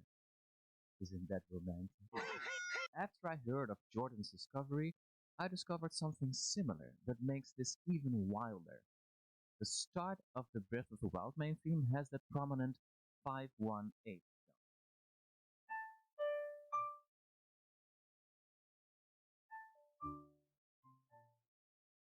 jump. The ending to the new main theme has the same motif.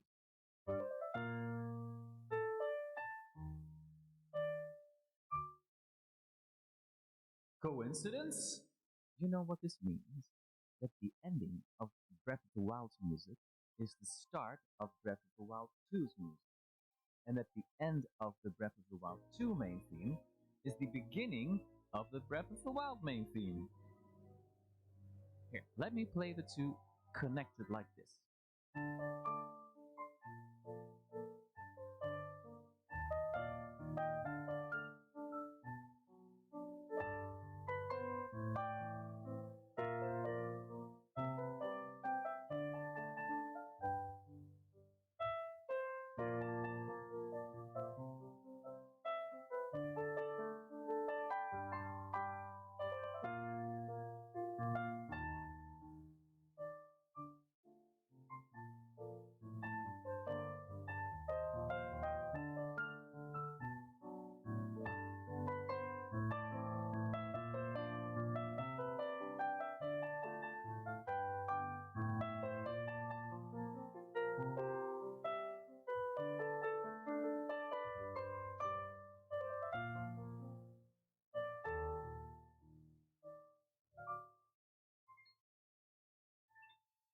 If we put on our tinfoil hats, this means that the music tells us that Breath of the Wild 2 picks up where Breath of the Wild left off, and Breath of the Wild 2 ends where Breath of the Wild begins. So what have we learned? Well, turns out there are some callback shenanigans going on in the music, beyond stylistic similarities. Even though the musical style and energy are quite different, there's more of a link between both Breath of the Wild main themes than I initially thought. It's really cool to see how intelligent. They're not really here spending time with the little lady. Not only It's all does the music good. sound good, but it's very diverse in terms of musical influences and styles, without losing its own identity. I appreciate you. And they've got a good grasp at writing music that conceptually fits the games it's written for, and at the same time says something about previous games in the series. There's few game series with as much respect and tact for their own musical heritage as Zelda. If you want to experience that respect and tact yourself, I very respectfully and tactfully arranged dozens of pieces of Zelda music here on this channel, both in piano and Celtic arrangements. This playlist is a good place to start. Thanks so much for watching, and I'll see you next.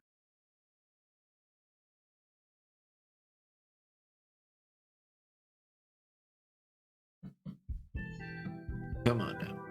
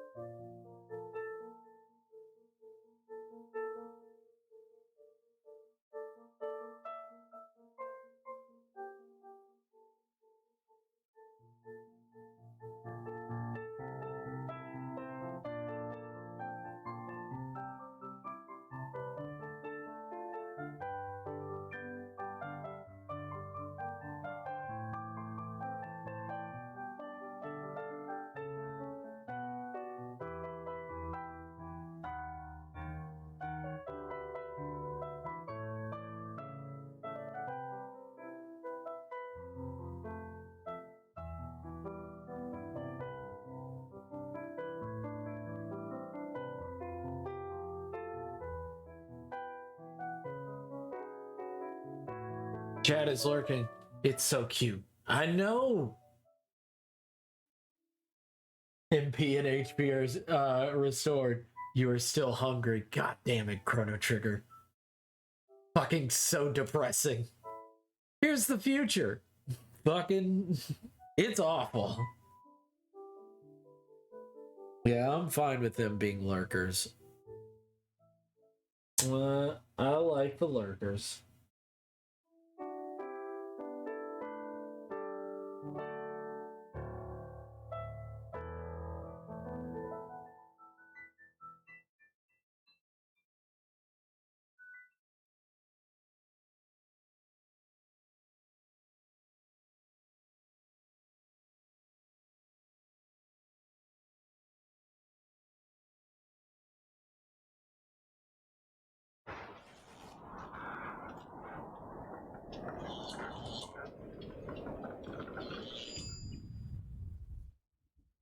If someone in your family suddenly went missing, or if a crime happened around you right now, and then you were questioned by the police, would you be able to give them an exact rundown? Don't you rush the ladder. Chicken nachos tonight. Would you be able to account for your exact whereabouts? Welcome exact to time you Hogwarts. arrived, left various places, making sure to never contradict yourself? Would anything about your day or life in general, anything at all, including what you've been doing recently or 10 years ago, suddenly seem suspicious? You have a strong documented alibi everywhere you've been today, everywhere you've been the past few days. When put on the spot about all of your activities, is there any chance you get any of the details confused? What about if you were asked 6 months from now, a year? Would you be able to remember a day like today that when it started maybe seemed completely ordinary? Christmas Eve 2002 would become that day for Scott Peterson, and the days and weeks leading up to Christmas Eve and the days and weeks following it would be put under a microscope. That Christmas Eve started for Scott and his wife Lacey like any other day. Maybe. Or maybe it started with a murder. Maybe Lacey didn't make it to Christmas Eve and the night of the 23rd ended for her with her murder. Or maybe Scott, like he told police, woke up with his wife Lacey, who was over 8 months pregnant with their firstborn, a son to be named Connor, and they ate some breakfast, watched some Martha Stewart, and then he decided it was too cold to go golfing like he planned, and he went fishing in his new boat instead. And then when he returned home late that afternoon, he noticed that his dog was in the backyard and his wife, despite her car still being in the driveway, was nowhere to be found. Undeterred, he allegedly assumed Lacey had gotten, picked up to do something by one of her family members who didn't live that far away. He put his clothes in the wash, tidied up, and had a snack.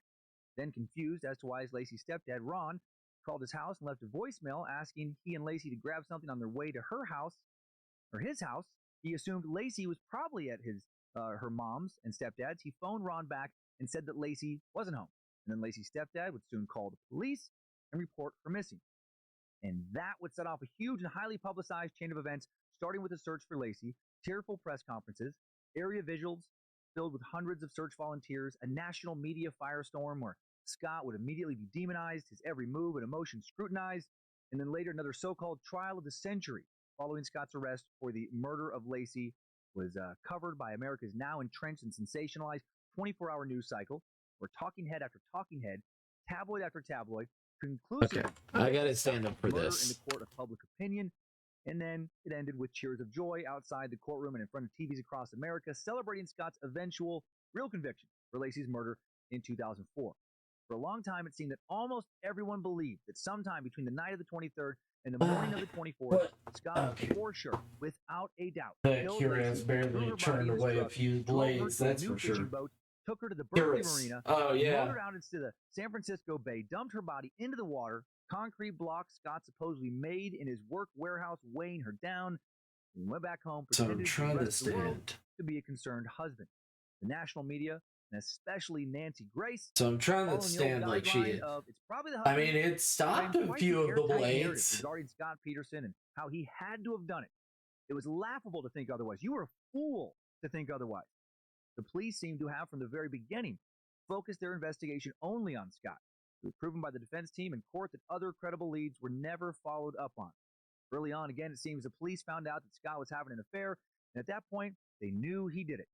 And when the public found out, exactly a month after Lacey went missing, Scott had been sleeping with Amber Fry for weeks before Lacey disappeared, the public seemed to have collectively made up their mind that he had to have done it. A lynch mob mentality took over.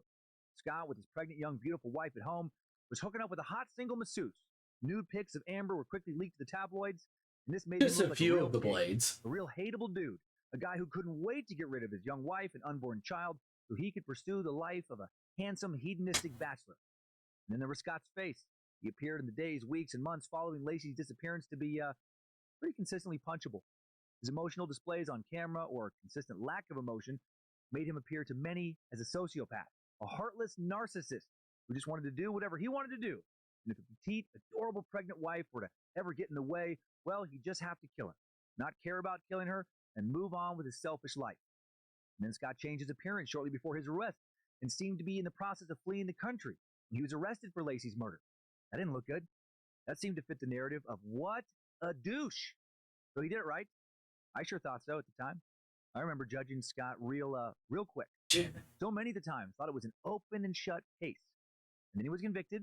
I mean, looks rusty too, and didn't. When I decided to There's a dive fair into this bit of topic, overall wear and tear. It has HP left, but getting hit in the wrong spot definitely implies a lot worse than I occurred. remember that. Whole I didn't know that. integrity Oh, shit. compromised. Did Fucking Scott yeah. Peterson murder Lacey, or was he wrongfully convicted? If you're only casually familiar with this case, I bet you're going to be as surprised as I was. And if he was wrongfully convicted, what role did the media circus play in convincing people across the world, undoubtedly influencing a non-sequestered jury, that Scott Peterson was without a doubt 100% absolutely guilty and that he definitely deserved the death penalty? And why is he still in prison if the case against him was as bad as it might seem? The disappearance and murder of Lacey Peterson, an examination of Scott Peterson's guilt, right here, right now, on another Trial of the Century, True Crime edition of Time Suck. This is Michael McDonald, and you're listening to Time Suck. You're listening to Time Suck.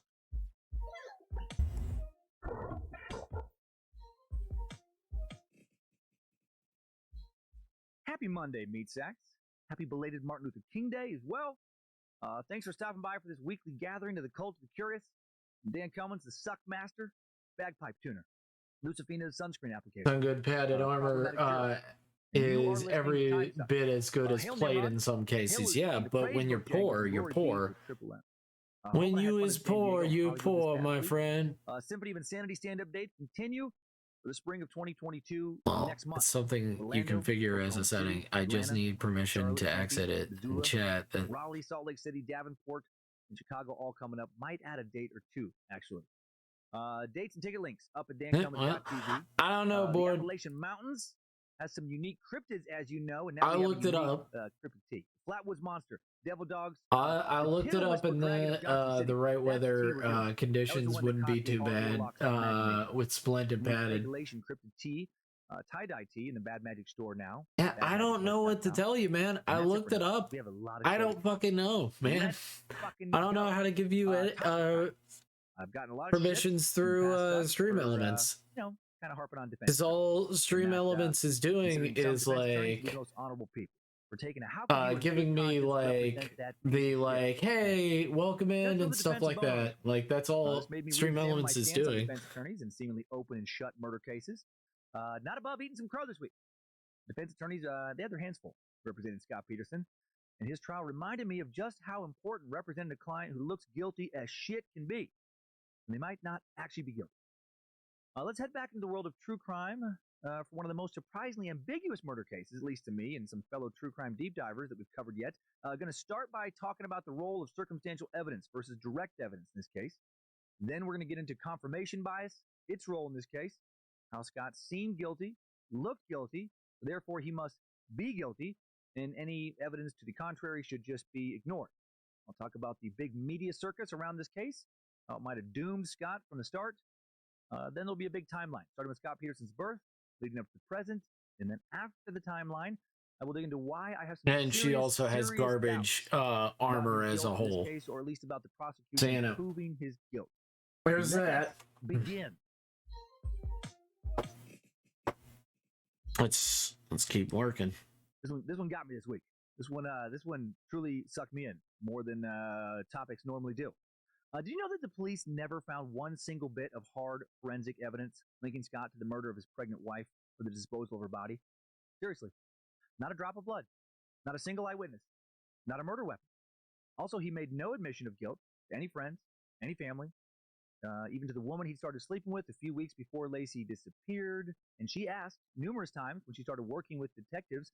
A lot of other neighbors and family members asked when they started secretly working with detectives, trying to get something out of him, but nothing.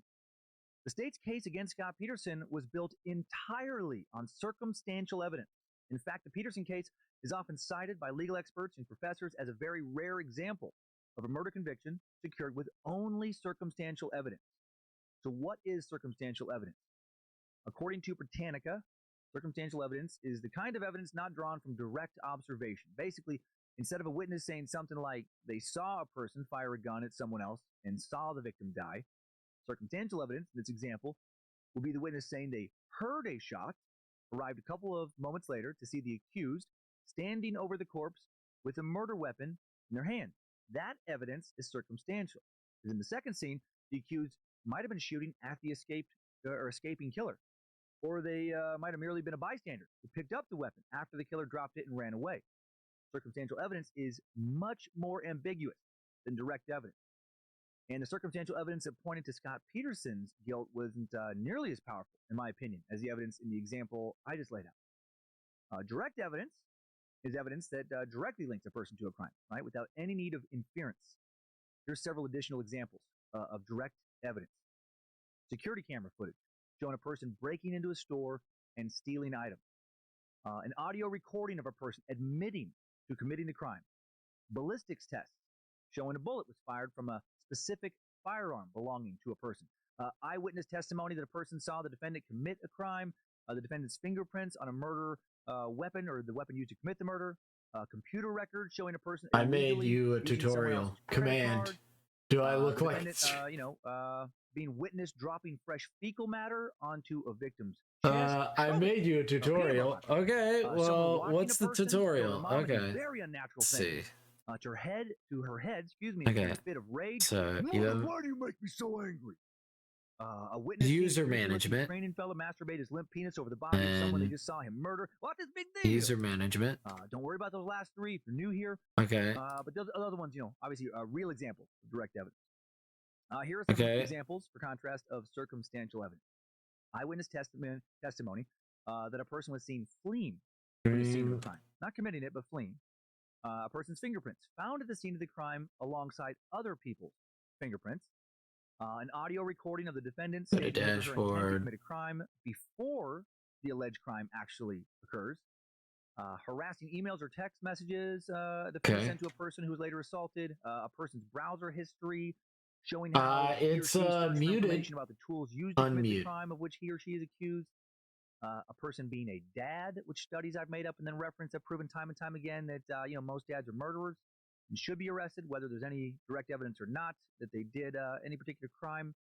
You can ignore that last one. Okay. I unmuted it. Circumstantial evidence examples I just laid out there were Scott Peterson. The circumstantial evidence against him was not as strong as any of the real examples I just laid out. Was that right? It's pretty wild. In Scott Peterson's case, was that correct? Could have been someone saying I don't know. they saw Scott attack Lacey, or investigators finding bloodstains matching Lacey's blood type on any of his clothes or body, or someone seen him either take her body to his boat or dump her body in the San Francisco Bay. Those are the kind of things that could have definitively pointed to Scott being guilty of murdering Lacey. But for Scott, no direct evidence. Instead, prosecutors leaned only on a lot of circumstantial evidence, like the fact that Scott was fishing alone the morning Lacey disappeared, and thus couldn't prove exactly what he did out on the water that morning. And that's where her body would be found. Even though there were witnesses who did see him that day on the water, and their testimony did go against the prosecution's case and did support Scott's story. The prosecution's equivalent of a smoking gun was that Scott was having an affair behind his wife's back at the time she disappeared, and that he had lied to this woman about numerous things, and that he didn't seem sad enough about his wife and unborn child, A, being missing, and then B, being dead.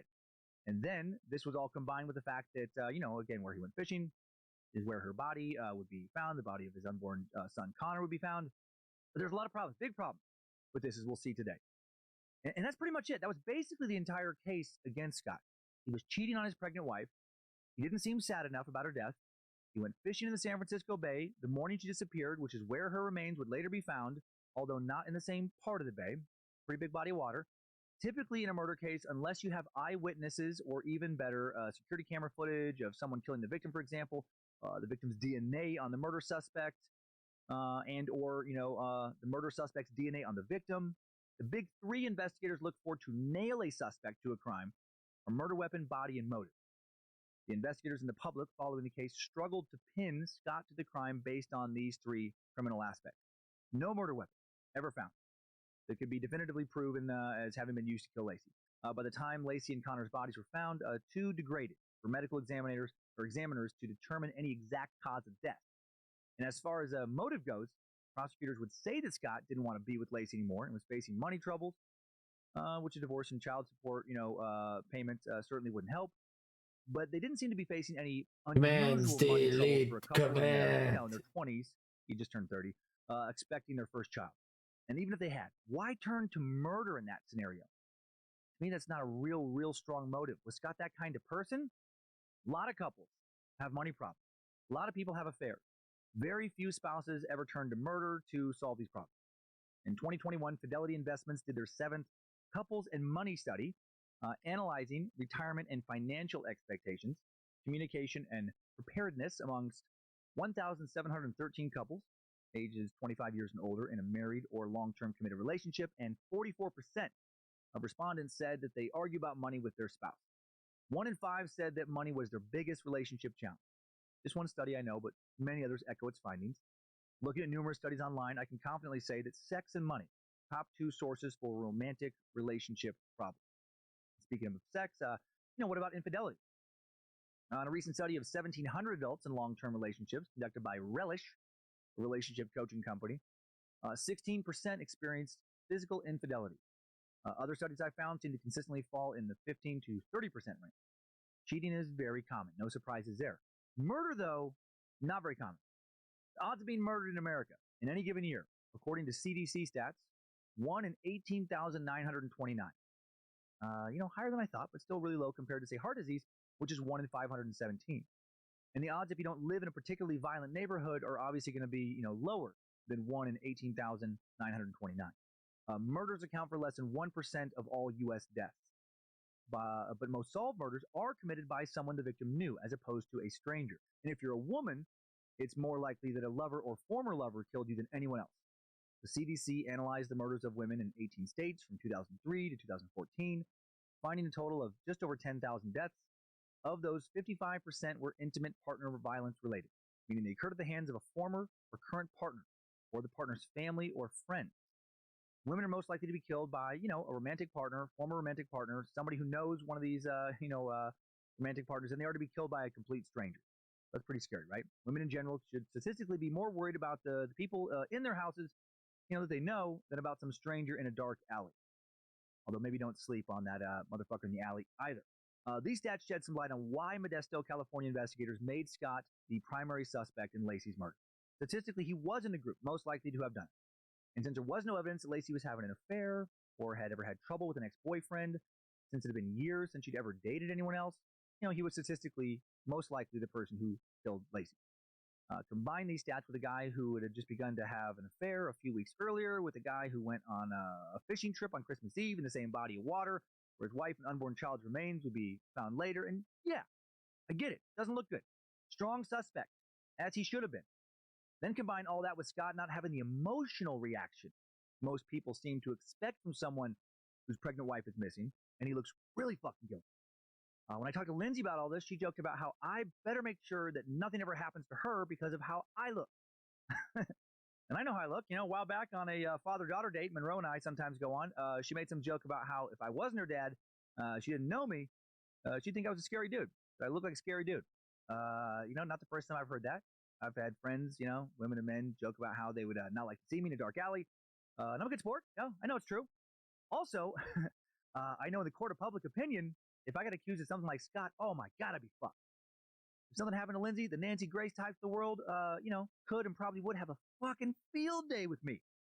My natural resting, kind of face is to look irritated, dead in the eyes. It doesn't mean I feel that way. It is how I look. If I focus extra hard to listen to someone, I just look kind of angry. All the shit I've said on the podcast over the years, so much can be taken out of context. So many stand-up bits about death and murder. Holy shit. I don't like my chances in a jury trial. if I don't have an airtight alibi. I listened to some recorded phone conversations between Scott in jail and his mom, and they talk about his kind of emotional, state, his stoic reaction during the trial. And his mom was not surprised at all. It's who he was, who he'd always been, as we'll learn in the timeline. She talked about how he comes from a long line of people who are stoic. His public emotional reactions in the wake of his wife's disappearance did not seem abnormal to those who raised him. He just, didn't wear his emotions on his sleeve, still doesn't, and he was crucified for it. Jurors said Scott stayed emotionless the whole trial, and this was huge for them. For sure made them feel like he was guilty. One juror did say that was the biggest thing for them. That was, the biggest deciding factor. He just didn't seem sad enough. He just wasn't showing emotion. Well, maybe he just wasn't someone who cries in public. I get it. I come from a long line of Stoics on my mom's side. Literally never saw my grandpa cry. Not one time ever. Spent a lot of time around him for, 40 years. Saw my grandma cry one time. Her eyes barely, and it wasn't at his funeral. Her eyes barely watered up at his funeral, and she was laughing the day after he died. And I'm pretty sure she didn't kill him. She loved the hell out of him. If Papa Ward had ever been put on trial for murder, even the murder of his wife and child, I don't think he would have shed a tear. I truly don't. He would have just pushed it all inside. Would have been furious. They dared to suspect him. Dude, just to not allow emotion to leak out of him in front of others. Was Scott a guy like that? I don't know. So what made me really question his guilt? What started for me was watching a great 6-episode docuseries released on this case in 2017 on A&E titled The Murder of Lacey Peterson. Okay. I watched a lot of documentaries. This one was exceptional. Huge kudos to the production team. I'd name them, but hello, Steady Prism. Army of other producers. Hello, Steady Prism. A lot of time went into that production. So many interviews with lead detectives, private investigators, original prosecutors, Scott's defense attorneys, the Peterson's neighbors, legal analysts, local journalists who covered the case extensively right as it was happening. Various jury members. Welcome, Steady Prism. Witnesses, Scott's mistress, Amber Fry, his family members, on and on and on. Oh yeah, I do have that welcome message that I never use. I should use that. We use a lot of other sources on this, as we always do. Some books, ton of articles. Thank God for online archives. But god dang, this is one of the best done criminal docs may need to leave and re-enter no chat, or it may need to be restarted. But Stream Elements still isn't working. Awesome. In our No, cool. Culture. I truly think most mainstream news sources now, CNN, all right, Fox, let's MSNBC, see Times, what's etc. I just gotten so lost in their own biases chatbot that a lot of the activated put out is just conjectural overalls. Crash. So much spin, so depressing. I was talking to my doctor about this the other day about some COVID related stats, and I've talked to another friend who's a hospitalist, and they're frustrated. They think things are just being spun so much. That's what we do now. But man, there are some great docs out there. A lot of awesome investigative work being put in. Hail Nimrod to the documentarian. Let's see. Streaming tools. A lot of the problem with accuracy and reporting, I think, is due to the monetary nature of 24-hour chat commands. Right? So much demand to get things out very fast, as opposed to accurately. Back when you had just 3 networks reporting the news, a few hours a day, much of it being repeated throughout the day, less competition. Seemingly trustworthy anchors, put together some solid, willing to march into the thick of things field reporters, have a good team of investigative journalists and producers getting the stories right, and you're golden. Solid news. Yeah. Now, and back when the story broke, such a different world. I don't know. Where is it? Right? And by the time you throw out your thoughts, Lots of points. They've moved on to the next story if you take too much time. You have to milk a story in a different way to fill more airtime. You need more commands. Facts, so much speculation. A lot of time for opinions. From the positions that used to just represent. I don't know how to how do I restart it? Tom Brokaw, Dan Rather, Peter Jennings, these types. Prime time anchor types. They didn't share many opinions. I don't know how to restart the thing. Maybe a raised eyebrow here and there, but for the most part, how do I restart Stream Elements? But then the market changed. And what was good for investigative journalism was not necessarily good for ratings and ad income. So much pressure now to have a strong opinion on the information being provided, to an increasingly celebrity and true crime obsessed culture. Don't have a strong opinion, and even if you're right, you might really suffer in the ratings. Then you're out. Also, how did by someone like Nancy Grace? Nancy was never popular, in my opinion, because she was accurate. She was popular because she was angry. She took a fast position. How's it going? It's going all right. Board is just confused and doesn't know why. We don't know why Stream Elements is not working. Perception of Scott heavily tainted by media coverage. And I should mention that as unbiased as we try to be here on TimeSuck, is any news really delivered in a completely unbiased way? No. It seems to be human nature to want to frame a narrative. It's how our brains work. I find my urge to do it all the time here. Good old confirmation bias. And this confirmation bias, I feel like, really fucked Scott and messed up this trial. We've talked about this proven psychological phenomenon here before several times. Generally, when examining cults and why people stay in them, or in regards to conspiracy, why people tend to continue to believe in them, even when presented with, powerful, overwhelming evidence to the contrary, disproving what they believe in. Confirmation bias is a tendency to interpret new evidence as confirmation of one's existing beliefs or theories. The tendency to search for, interpret, that's big, interpret, favor, and recall information in a way that confirms or supports one's prior beliefs or values. As Warren Buffett, the Oracle of Omaha, one of the best financial minds, investors of our time, once famously put it, what the human being is best at doing is interpreting all new information so that their prior conclusions remain intact. Why do we do that? We like to feel smart. We like to think we were right all along, right? That I told you so. I knew it. Confirmation bias is so powerful that in some studies, even when there was concrete evidence showing that the study subjects' beliefs were wrong, and when holding onto these beliefs would cost them money, the subjects tended to stick to the incorrect, costly conclusions. No one wants to feel stupid. No one likes to think, shit. Okay, I was wrong. I had it wrong. I think the Peterson jury's confirmation bias was fueled by mass media confirmation bias. Right? They're seeing the same tabloid headlines when they check out at the grocery store as everybody else. They hear people talking at the restaurant. They see what's being said on the news. Scott is a murderer. Only an idiot wouldn't believe that. And the trial becomes a witch hunt. Scott immediately came across as a very unlikable husband. And then as an unlikable suspect, and finally as an extremely unlikable defendant. It all started with him going fishing on Christmas Eve. Just that alone made him look like an asshole in a lot of minds. Right? What? Oh, he took off to go fishing by himself on Christmas Eve. What? What about his helpless pregnant wife?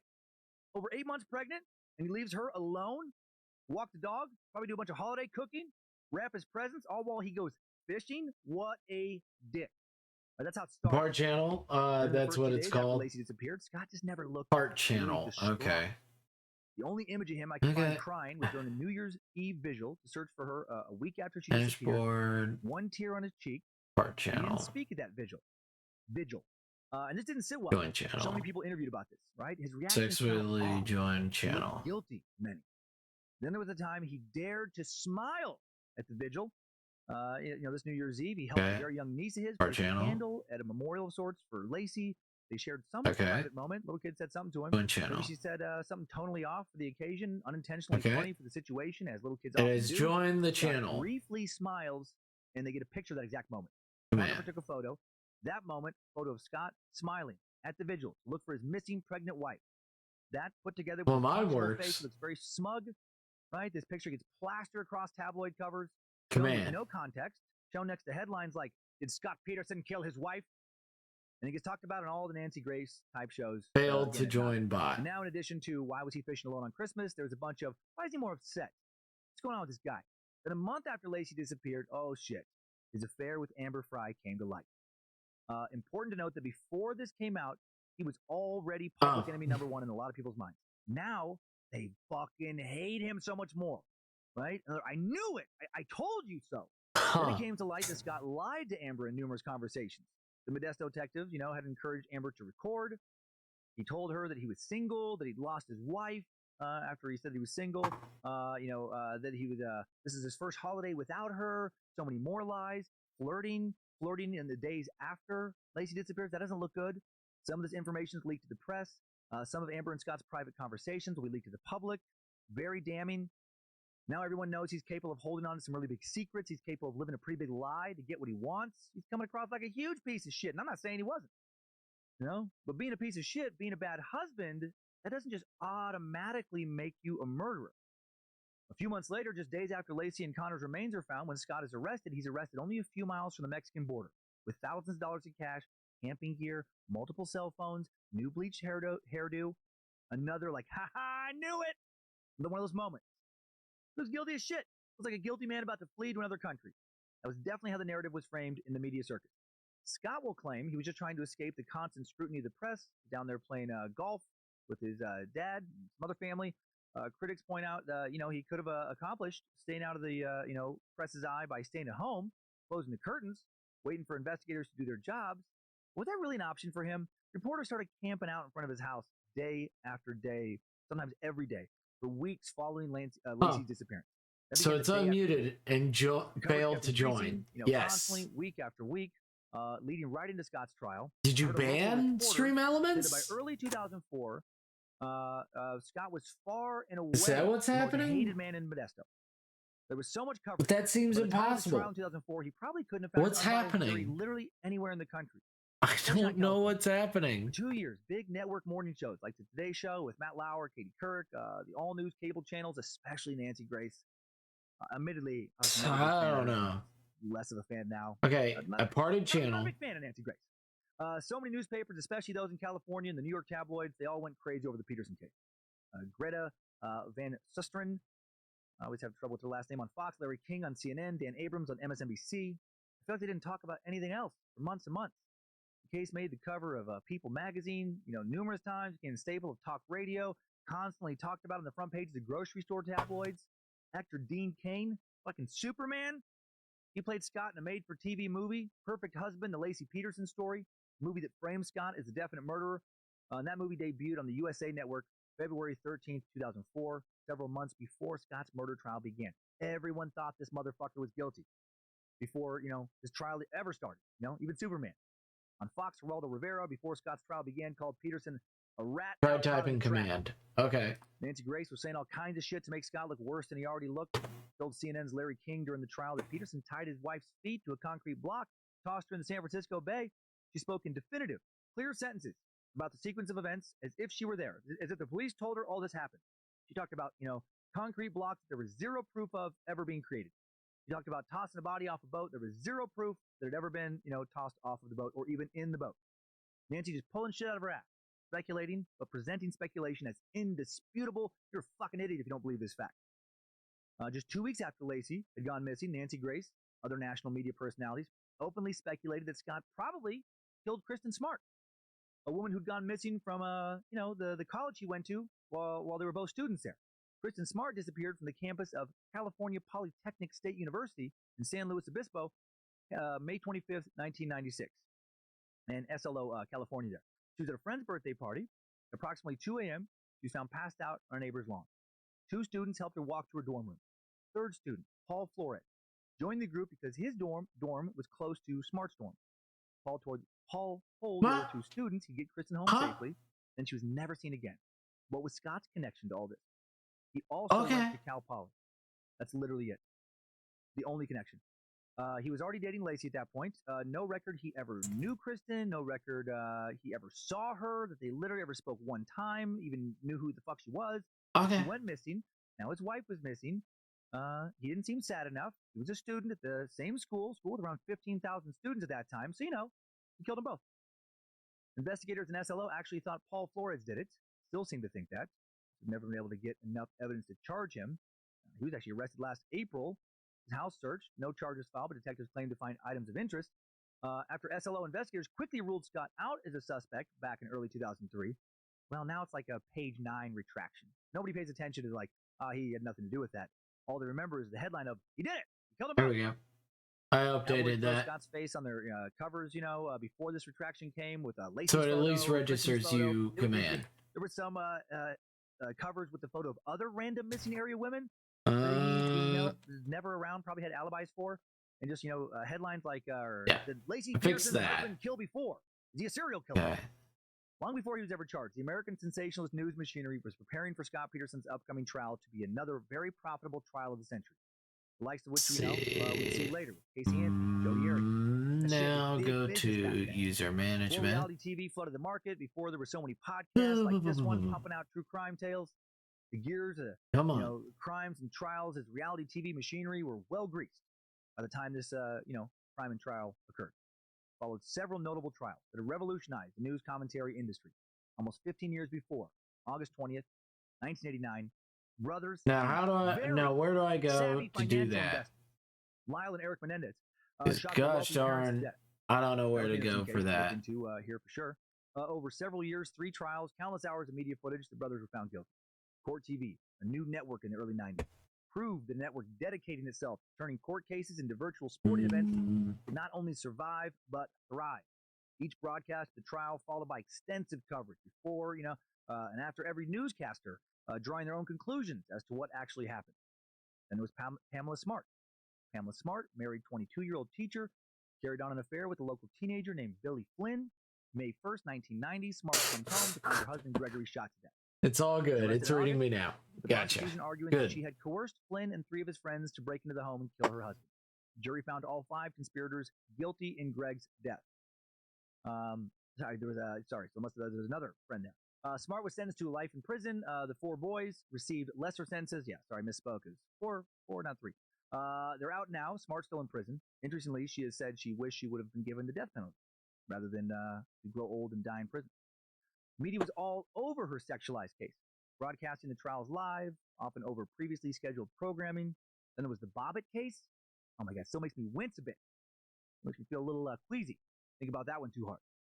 June 23rd, 1993, manicurist Lorena Bobbitt cuts off her husband's dick. A kitchen knife. God dang. Drives away from their Manassas, Virginia home with his dick still in her hand. Then she's fucking tossed his dick out in the field before a friend called 911 to report the incident. Okay, we might have to look into that case one of these days. I still can't believe she just tossed his dick out into a field after cutting off with a kitchen knife. She did have motive. She told investigators that her husband, John Wayne Bobbitt, had raped her that night. Police had incredibly located the missing dick, brought her to an area hospital where John Wayne Bobbitt underwent a more incredible and successful procedure to reattach it. And then John would go on to star in some highly publicized pornos with his Franken dick. Yes, I've looked at pictures of his new dick, and not as big as I expected. Those professional porn guys, hard for a novelty act like Bobbitt to compete with. I was impressed that, she was able to kind of stretch it out and cut it off. Both Bobbitts arrested during the spectacular trial that followed, broadcast in its entirety by Court TV. A history of physical and emotional abuse emerges. John Wayne Bobbitt is acquitted of sexual assault, while Lorena Bobbitt is found not guilty of malicious More wounding. cookies, please. Oh yeah, there's malicious wounding by reason of insanity stemming from abuse.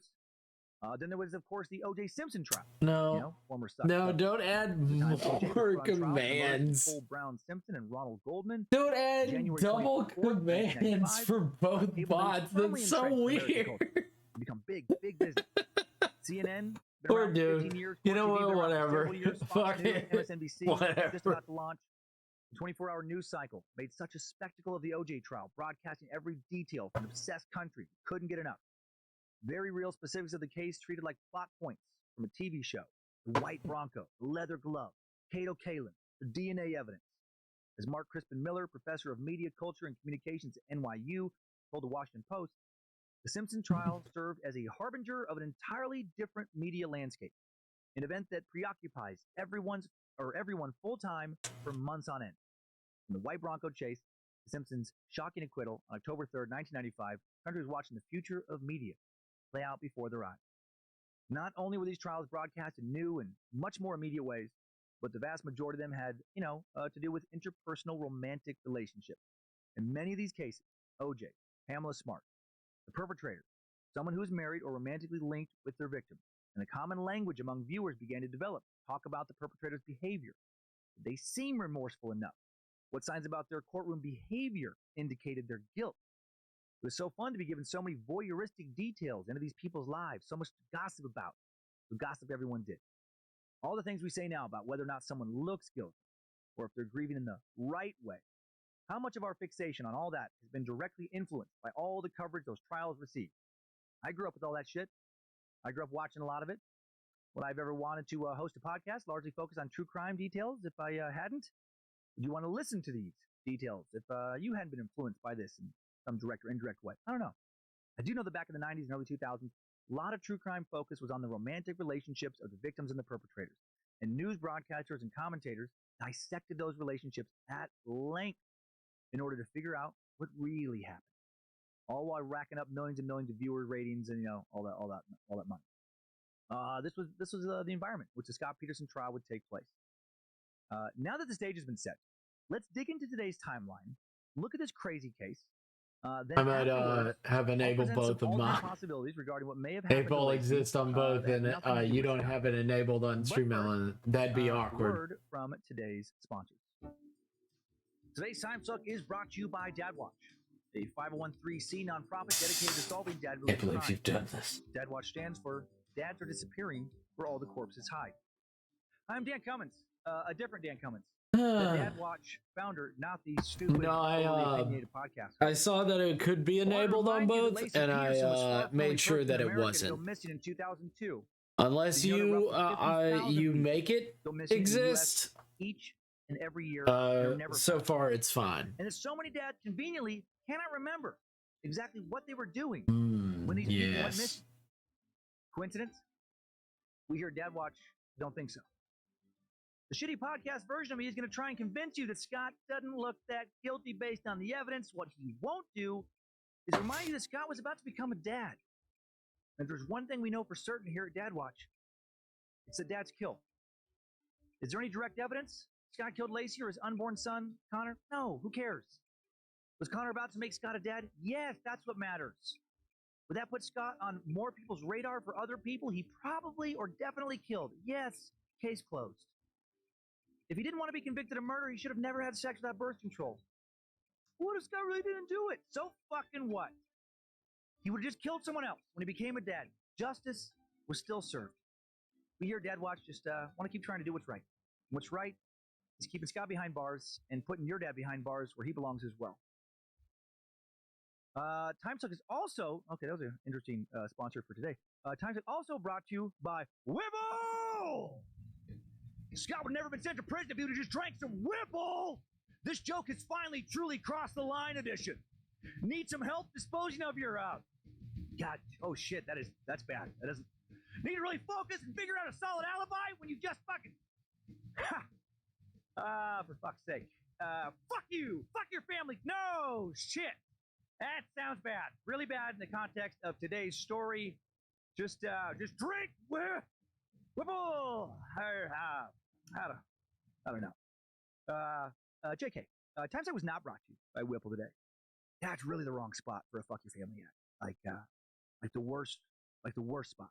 Now we're back in today's shit show. To quote one of the greatest minds of our time, Super Mario, here we go! Strap on those boots, soldier. We're marching down a time-suck timeline. August 24th, 1972. Scott Peterson is born at Sharp Coronado Hospital in San Diego, California.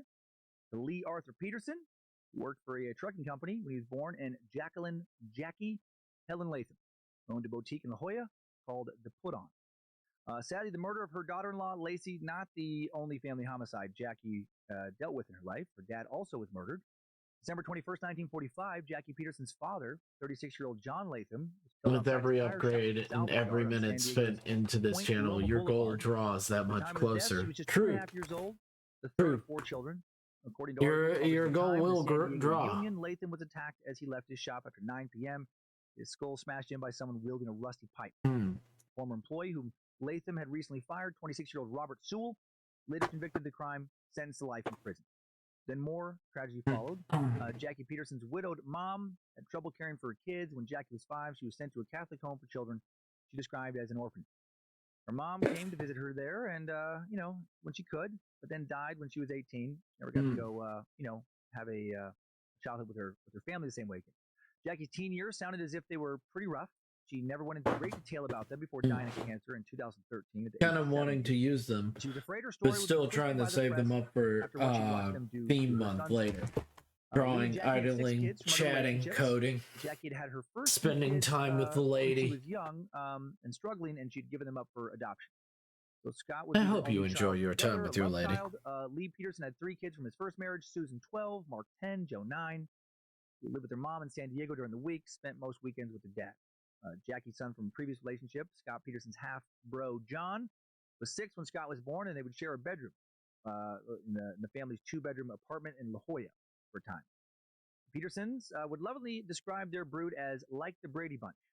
Almost all these details regarding Scott's childhood and his parents' backgrounds, by the way, come from one interview that Jackie and Lee gave to Kelly St. John, a San Francisco Chronicle reporter in early 2004 before Scott's trial. Thank you, Kelly. After the trial got going, the press were so vicious in general. More towards Halo Scott, in just a few sometimes moments. also towards his Gotcha. family, so much hatred towards Scott that the Petersons really bottled up and kept quiet. No need to bring more heat on Scott. No need to help anyone find out where they lived, risk being assaulted, or having their property destroyed. I mean, people really got angry even towards the family. Shortly after Scott was born, Jackie would bring him to her dress shop in La Jolla. I'd lay in a crib while she sewed halter tops, helped customers, that sort of thing. The family and her customers loved having the baby around. Soon became a family joke that Scott's feet barely ever touched the ground. He didn't walk before he was one, she would say, because someone was always carrying him. Jackie worked hard to give Scott the childhood she had never had. She became his Cub Scout leader, supported his golf ambitions as he got older. Scott said, to have enjoyed he was said to have had enjoyed a close relationship with both his parents as he grew up. His mom, who always thought he was innocent, would visit him in prison until she died, and his dad, who, still thinks he's innocent, visits him regularly still. In 1976, when Scott Peterson was about 4, his family bought a home in Scripps Ranch, a friendly suburb, ringed by eucalyptus trees in northeast San Diego. It was around that time that his father started a shipping and packing business, and he would bring Scott along as he made rounds, picking up packages for delivery. Lee, believing that if his children learned to do the things he liked, they would end up spending a lot more time together, taught his kids to golf, fish, and to hunt pheasants. And Scott would continue with fishing and golfing. A family photo shows Scott as a blonde toddler holding up a fish he caught in San Diego's Miramar Reservoir, grinning in a room of blue shag carpet, holding a golf club and a ball. Welcome, Scott was Kevin. tagging along when the family went to the driving range. I got the dishes. He sawed off the top of a handle of a wooden driver. She wanted to eat something, some nachos, so she been enjoying the time cooking. Her time cooking. When Scott was Nice. 7, his parents started bringing him along on family golf outings at the Stardust Country Club in San Diego. Family always brought Scott's fishing pole along too. When he got bored, he'd wander out to fish the San Diego River, which runs through the course. Joan Pernicano, I don't know how to pronounce her last name, whose youngest son, Andrew, was in the Cub Scout troop, led by Scott's mom, will later remember Scott as a homebody who was close to both parents equally, and will also say he was a little bit reticent, stoic maybe. My son bounced off the walls, but Scott wasn't that way. Quiet and polite. Is that word again, stoic? If he wasn't really full of emotional expression back in Cub Scouts, probably wasn't going to be more full of emotional expressions later. In my observation, that's generally not how it works. People's emotions, they tend to harden as they move from childhood into early adulthood, at least. When Scott Peterson was a 5th grader, the family moved into a new home in Poway that had a swimming pool and a yard that bordered a creek. He attended Painted Rock Middle School. There, Jackie Peterson later recalled Scott was picked by teachers to work before and after school as a crossing guard, wearing a bright orange vest, carrying a stop sign and a whistle to usher younger students across the street. Jackie would say he didn't fuck around with his crosswalk duties. She didn't say it like that, of course. She said he was very serious about his responsibility, describing how one driver got frustrated when Scott kept children from crossing when a car was still a block away. I remember this mother said, "Oh, come on, you never let anyone go."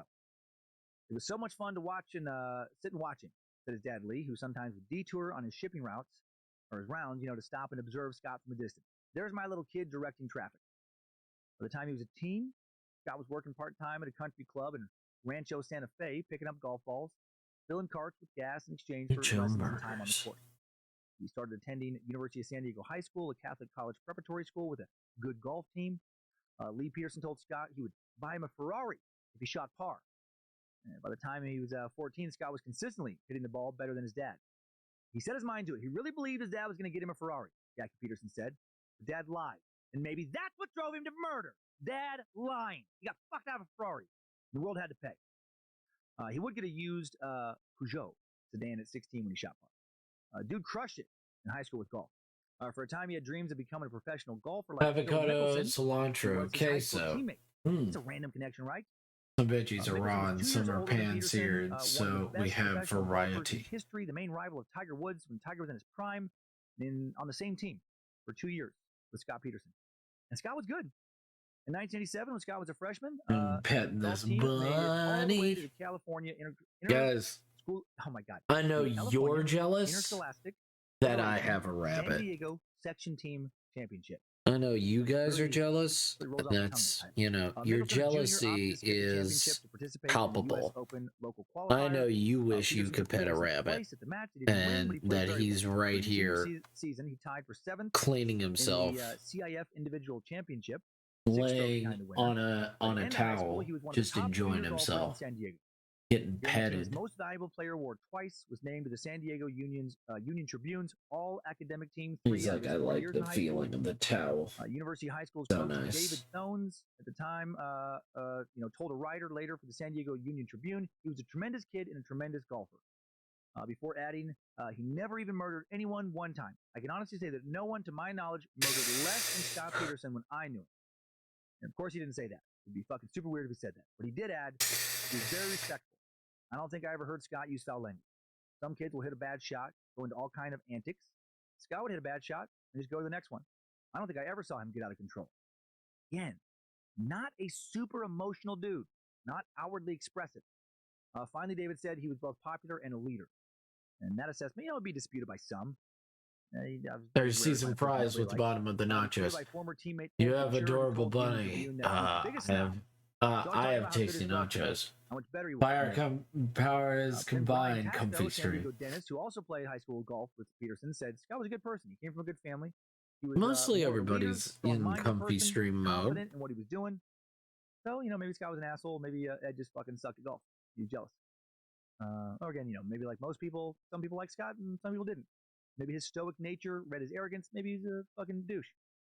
Tasso said a few of Scott's peers did consider him arrogant, but also said he was a nice guy who wore white polo shirts and a red and gold varsity Letterman's jacket and didn't have a steady girlfriend. Scott gave him rides home from practice, helped lead his team to an undefeated season during his senior year. Mickelson, after Scott's arrest, will say he had no recollection of Peterson. That's fucking bullshit. You don't remember a dude who's on your team for 2 years, one of the best other players? Come on.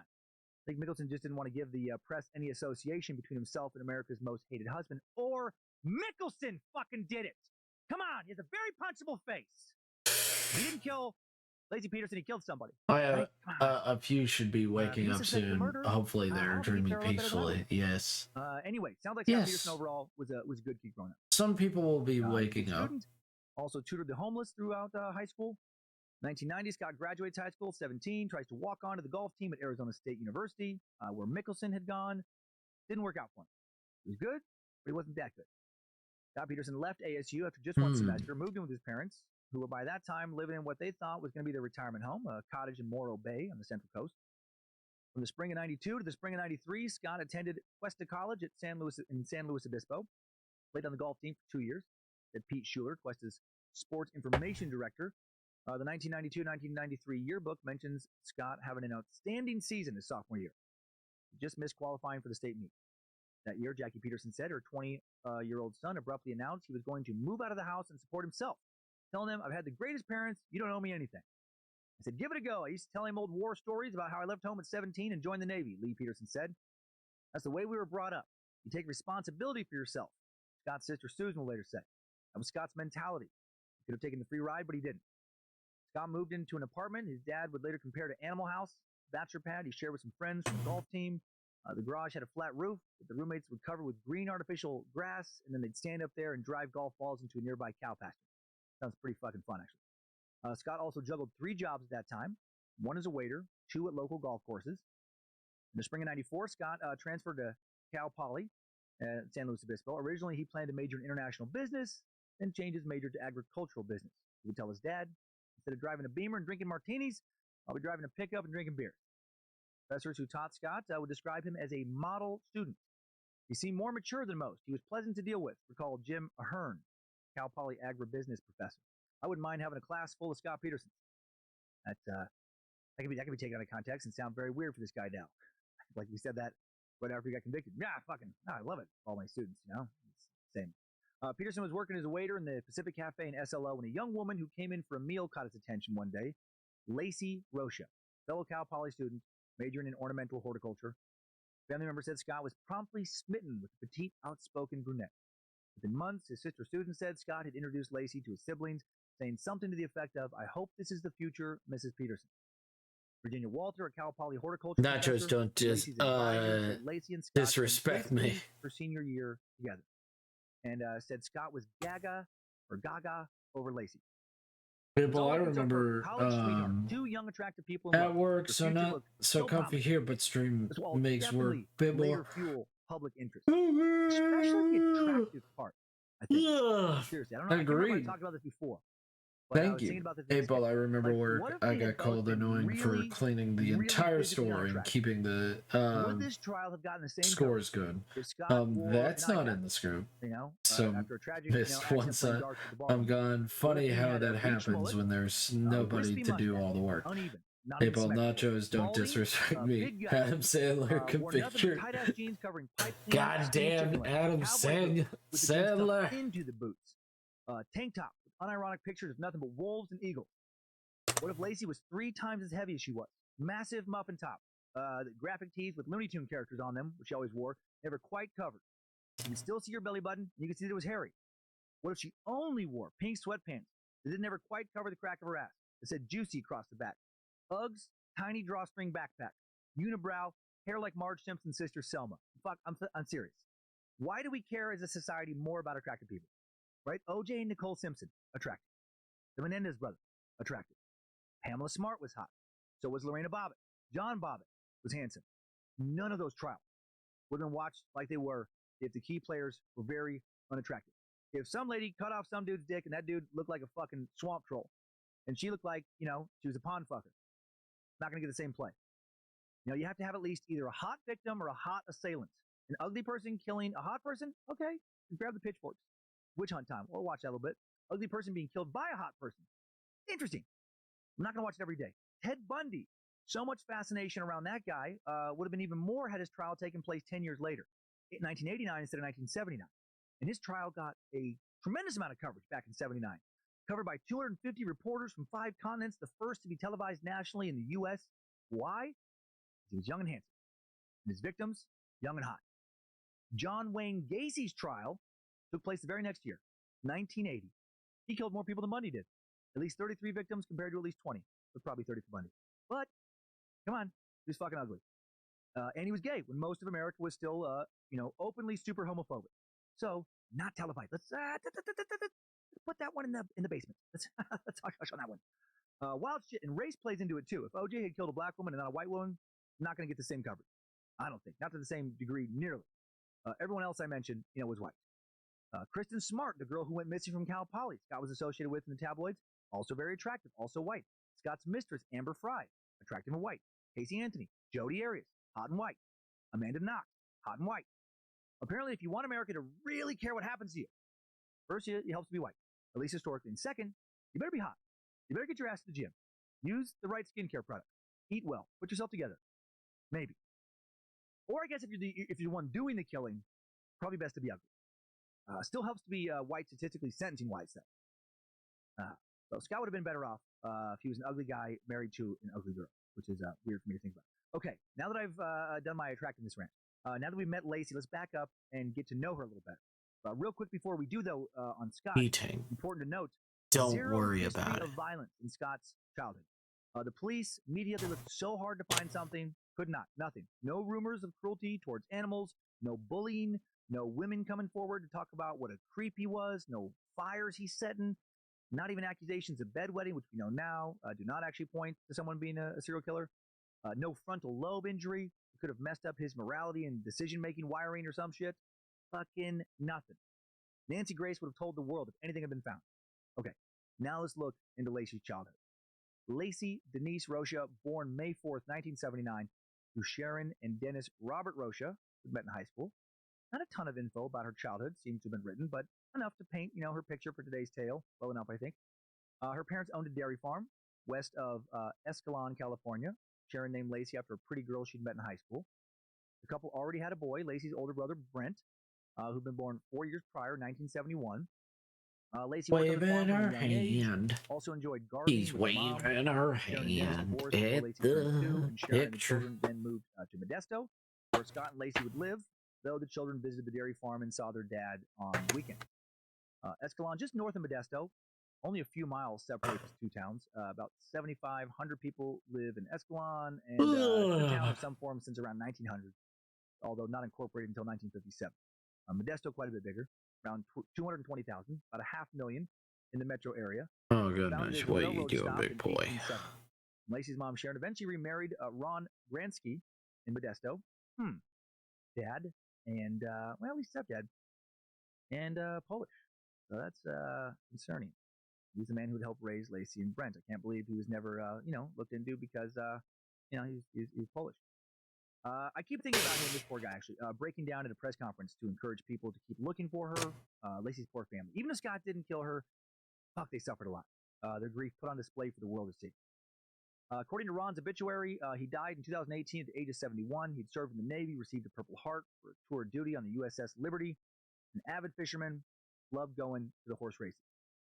Lacey growing up, an outgoing, popular kid, cheerleader in both junior high and high school. Split time between, mom and dad's houses.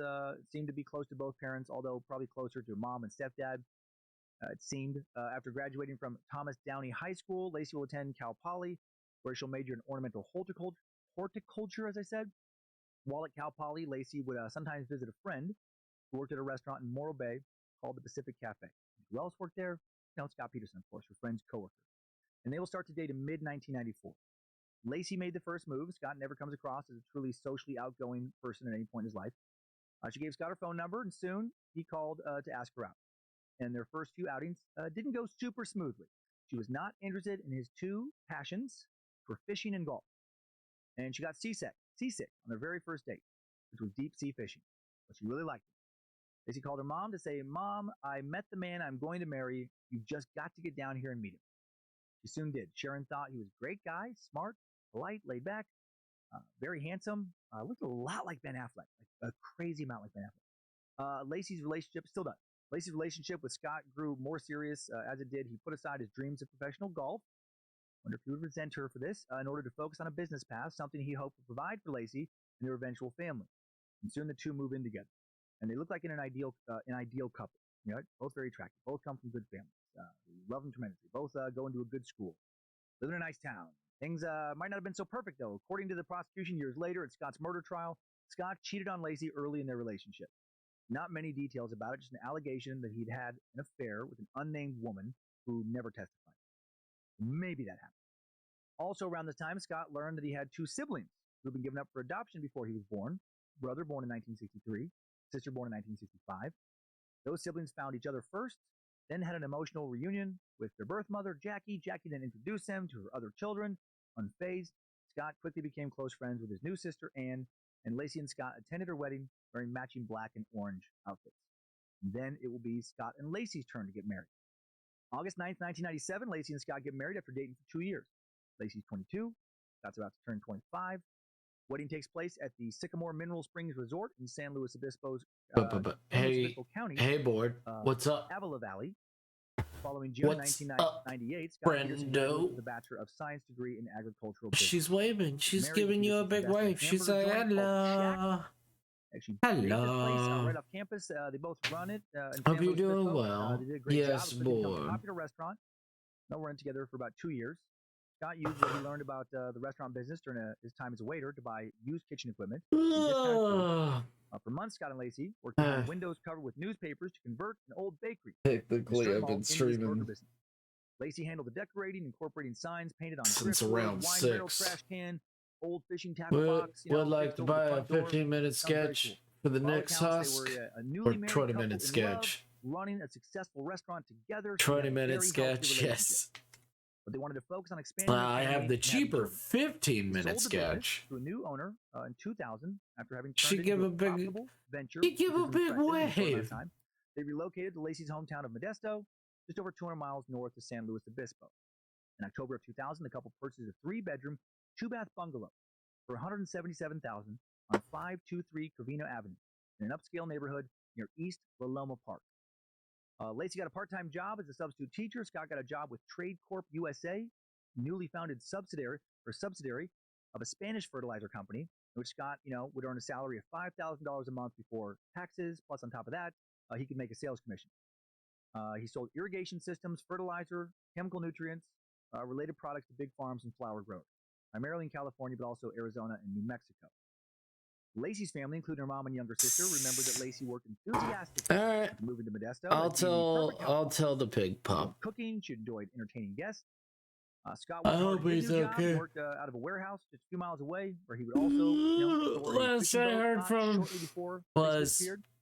Scott got a golf membership at the local country club. 8:49 yesterday. Modesto's Rotary Club. He was like a model citizen at this point. The couple who still shared a love of cooking after their burger business hosted dinner parties, borrowed money to build a swimming pool in their backyard. I hope he's okay. Peterson's also started trying for a family, though they initially had some trouble conceiving. It wasn't until May 2002 that Lacey became pregnant with their first child. And the expectant parents, over the moon, or at least seemed to be over the moon to others, attending doctor's appointments and Lamaze classes. Just sent Nick a Discord message so I wouldn't goof you on it. I got you. In November, the month before Lacey goes missing, November of 2002, Scott began having an affair with a Fresno-based massage therapist named Amber Fry. With his wife 7 months pregnant, Scott is introduced by I've been streaming, so technically I've been streaming since 6. Because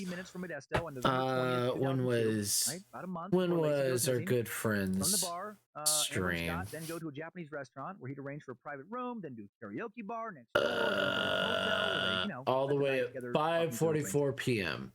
We stopped streaming at 8:45, and then we started streaming at 9:26.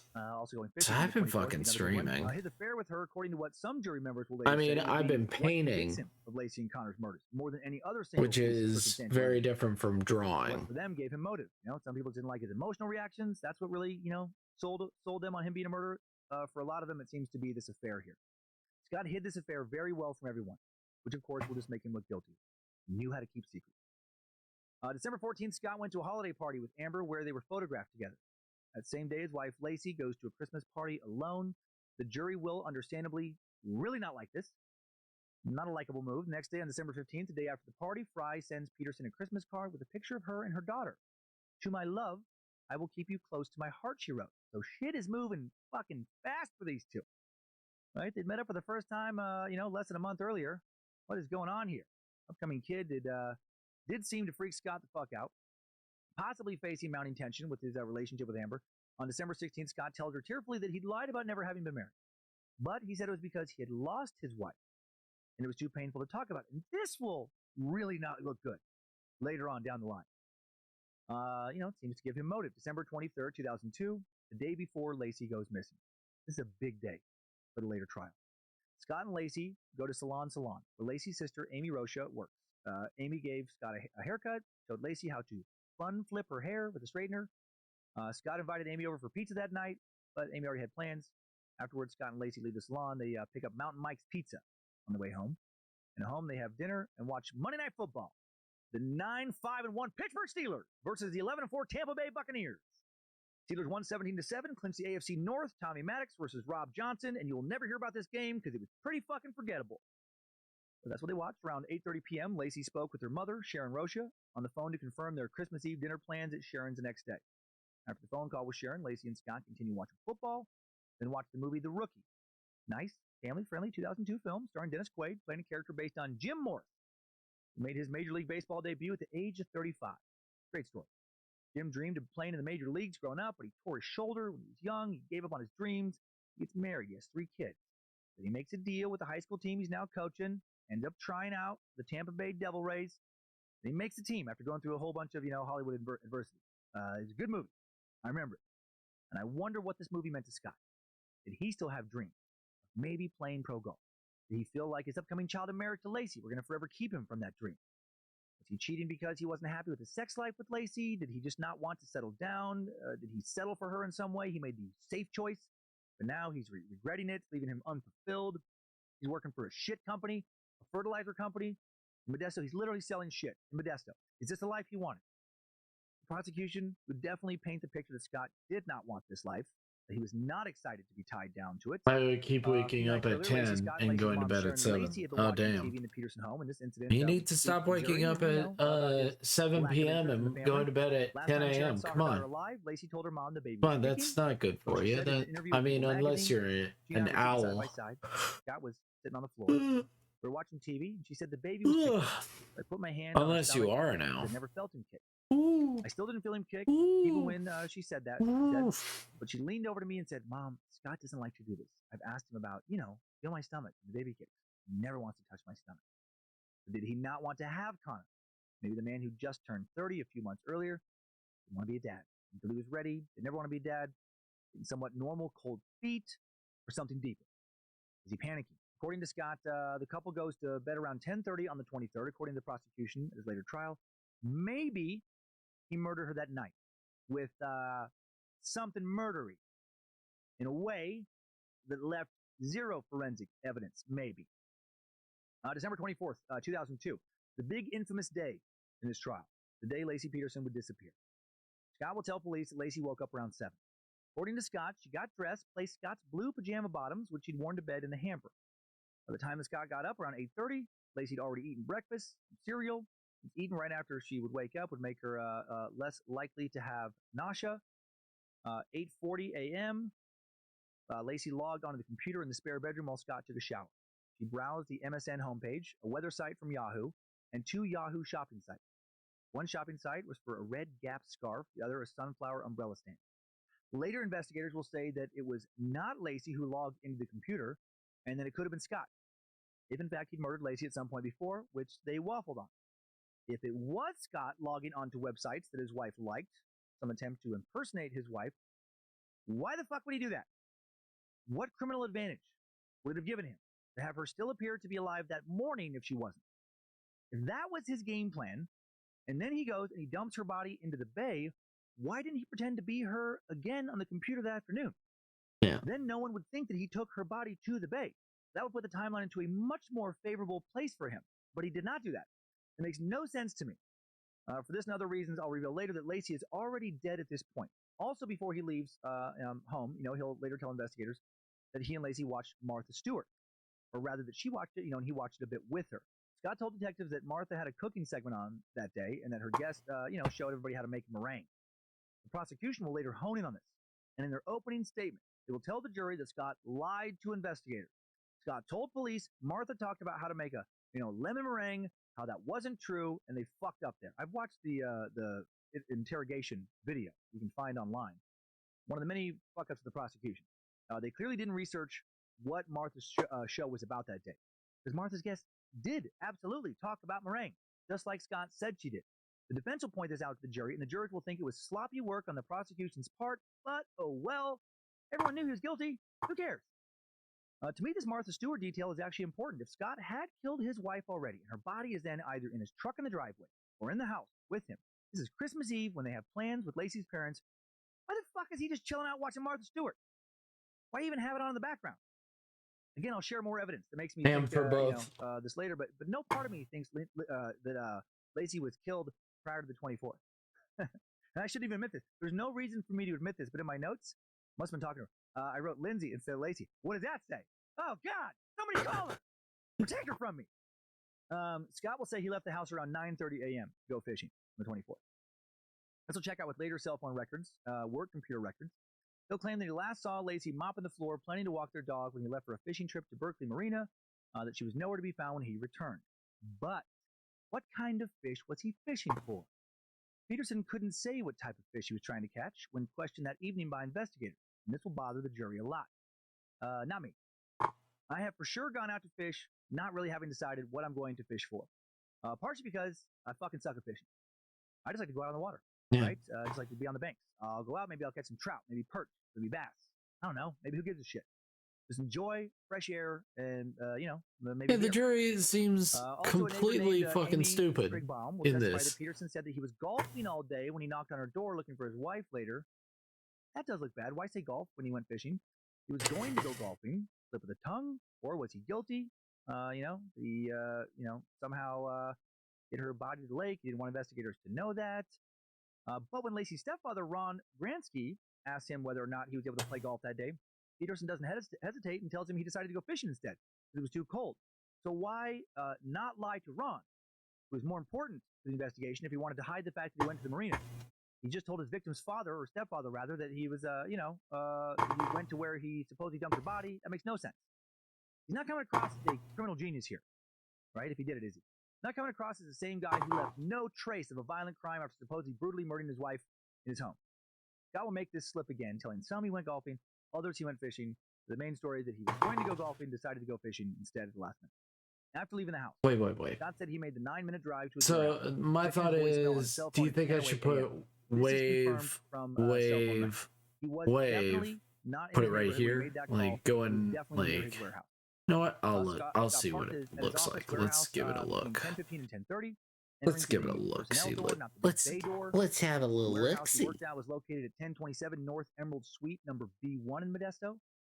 Scott and Lacey lived, 523 again, Covina Avenue, and the distance between both places, 3.1 miles. Fastest route takes about 8 to 10 minutes with no traffic. Wait. Movements here, all check out. Scott would send an email to his boss from his work computer. Also do some web searches related to how to assemble and use a new tool, a mortizer he'd recently ordered.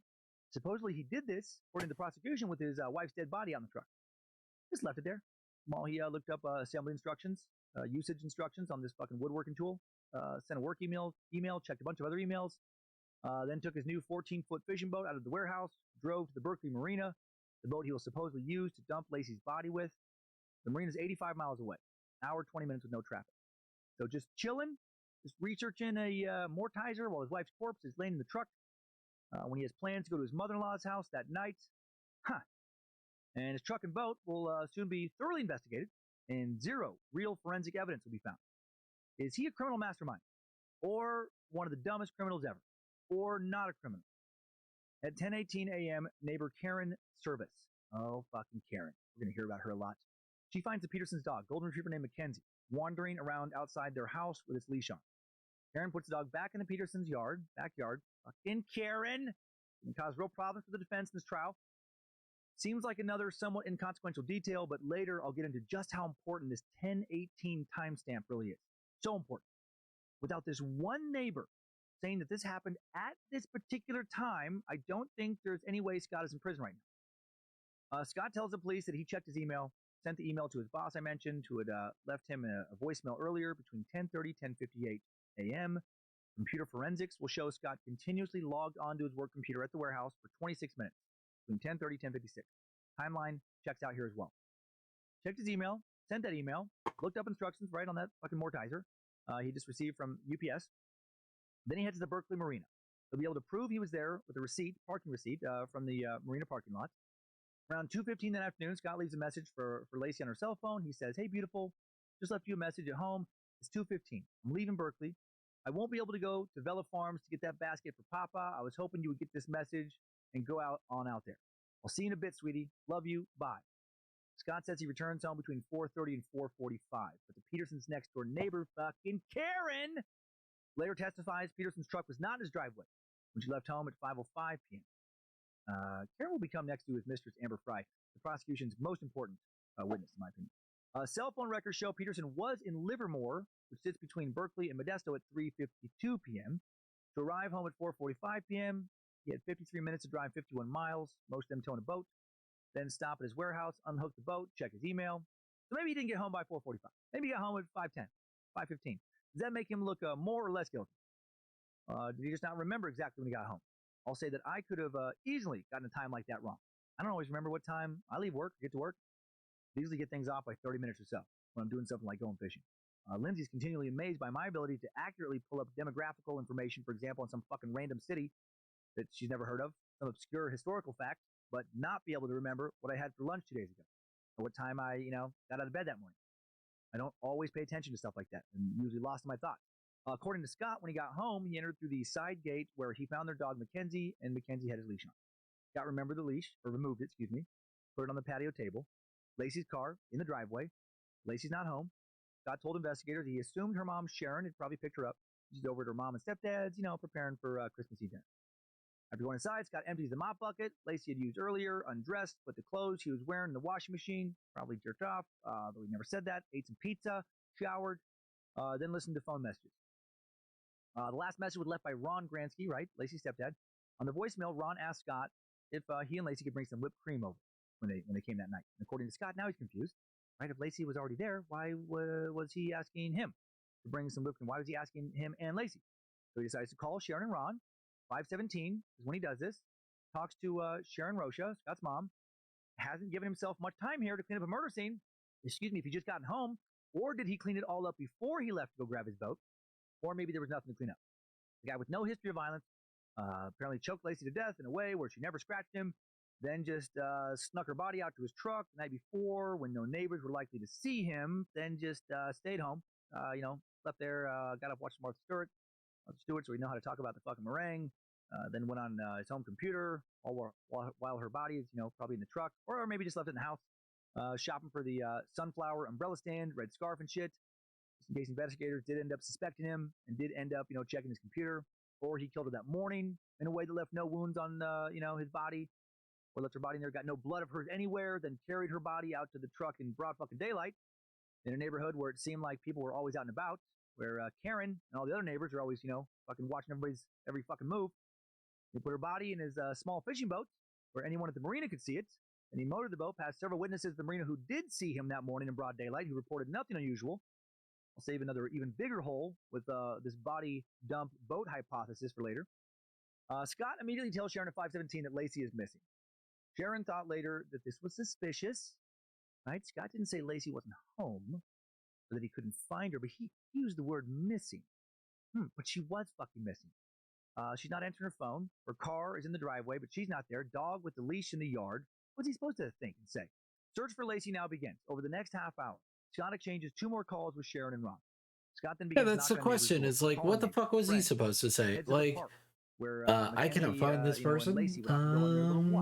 I think they're missing. Scott that they'll begin calling hospitals while Scott checks the park. Ron calls 911 at 5:47 to report Lacey as missing. Why did Ron say she was missing? Weird. He's Polish, and he said missing. Murder.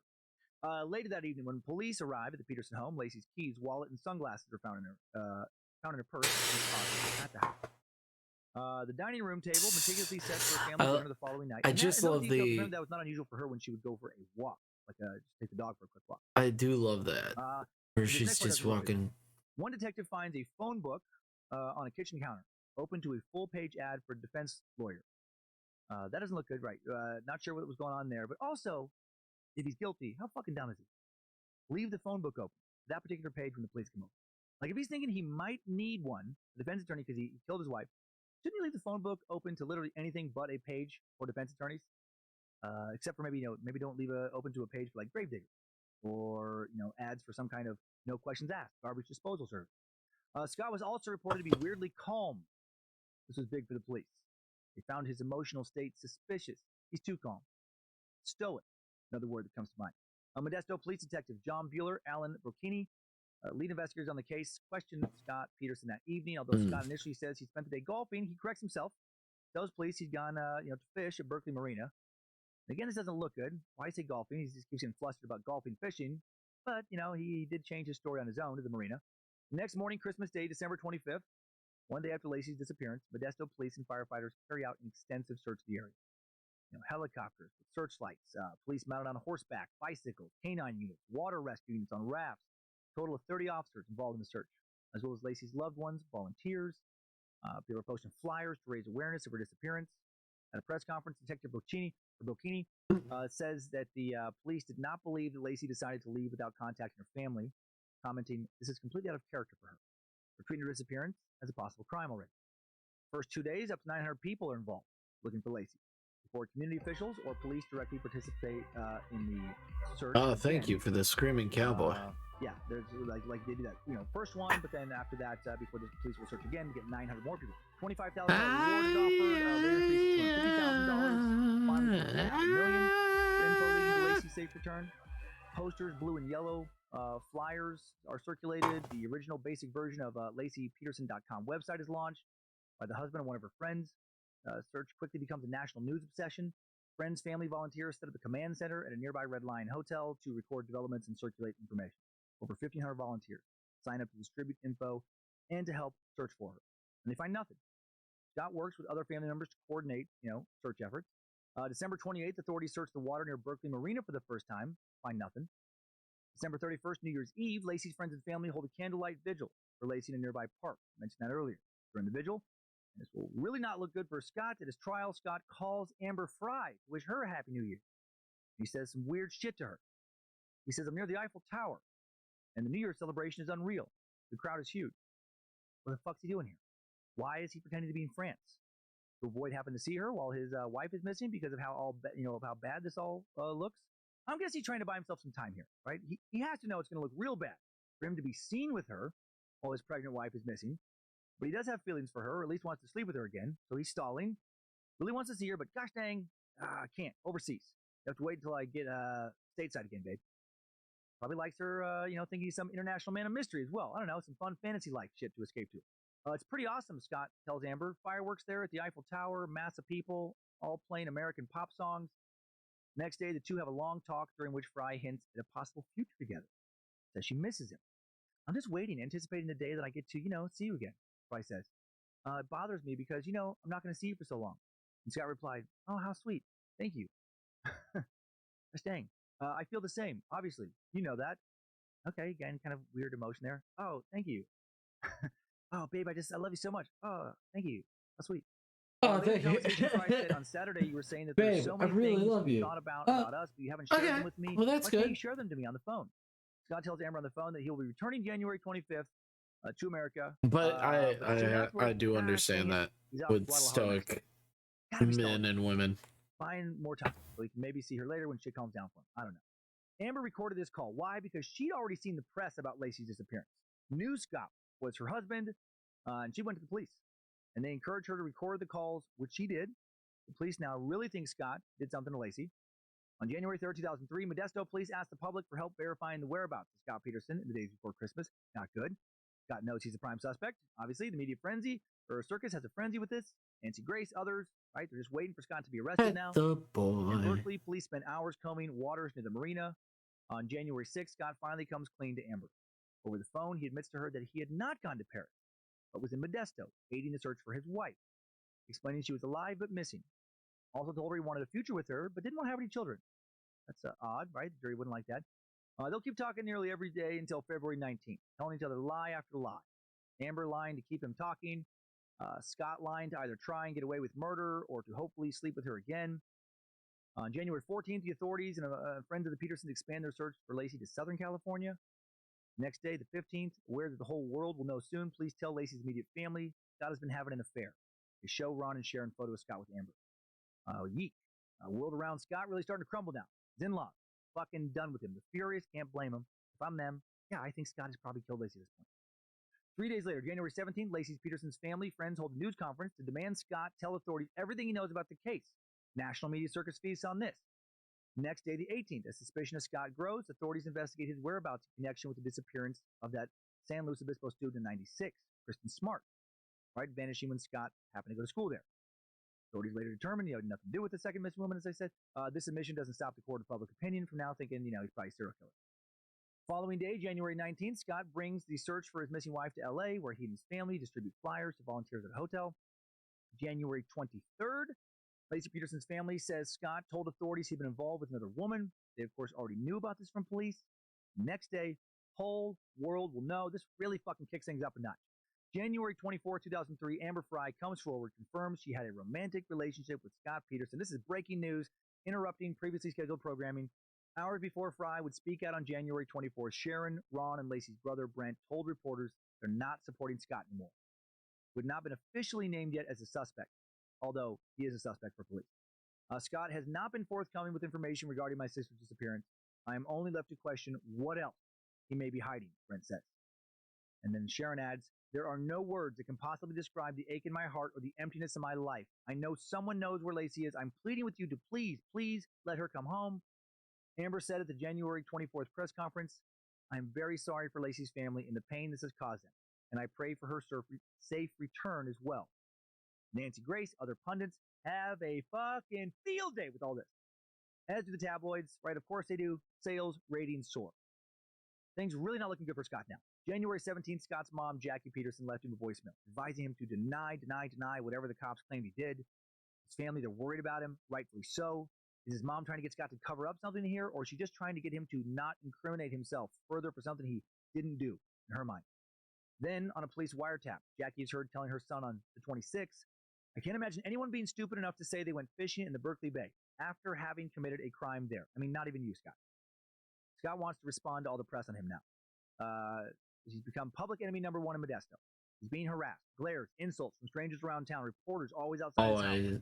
I'm January away, 28th, but Scott does an Screaming ABC Cowboy interview is your with Diane favorite. Sawyer, Ooh, woo. where he admits to cheating on Lacey. It is a good But he favorite. insisted he told Lacey about the affair she had forgiven him. I don't know. They were looking forward to having their baby, he said. Maybe that happened. Every couple handles things differently behind closed doors. Did you murder your wife? Sawyer asked. No, I did not, Scott said with a small shake of his head. And I had absolutely nothing to do with her disappearance. Diane then asked him about the possibility that Lacey had been murdered. It's not one we're ready to accept, but it creeps in my mind late at night and early in the morning. And he gave a small smile, which would lead many to think he was guilty.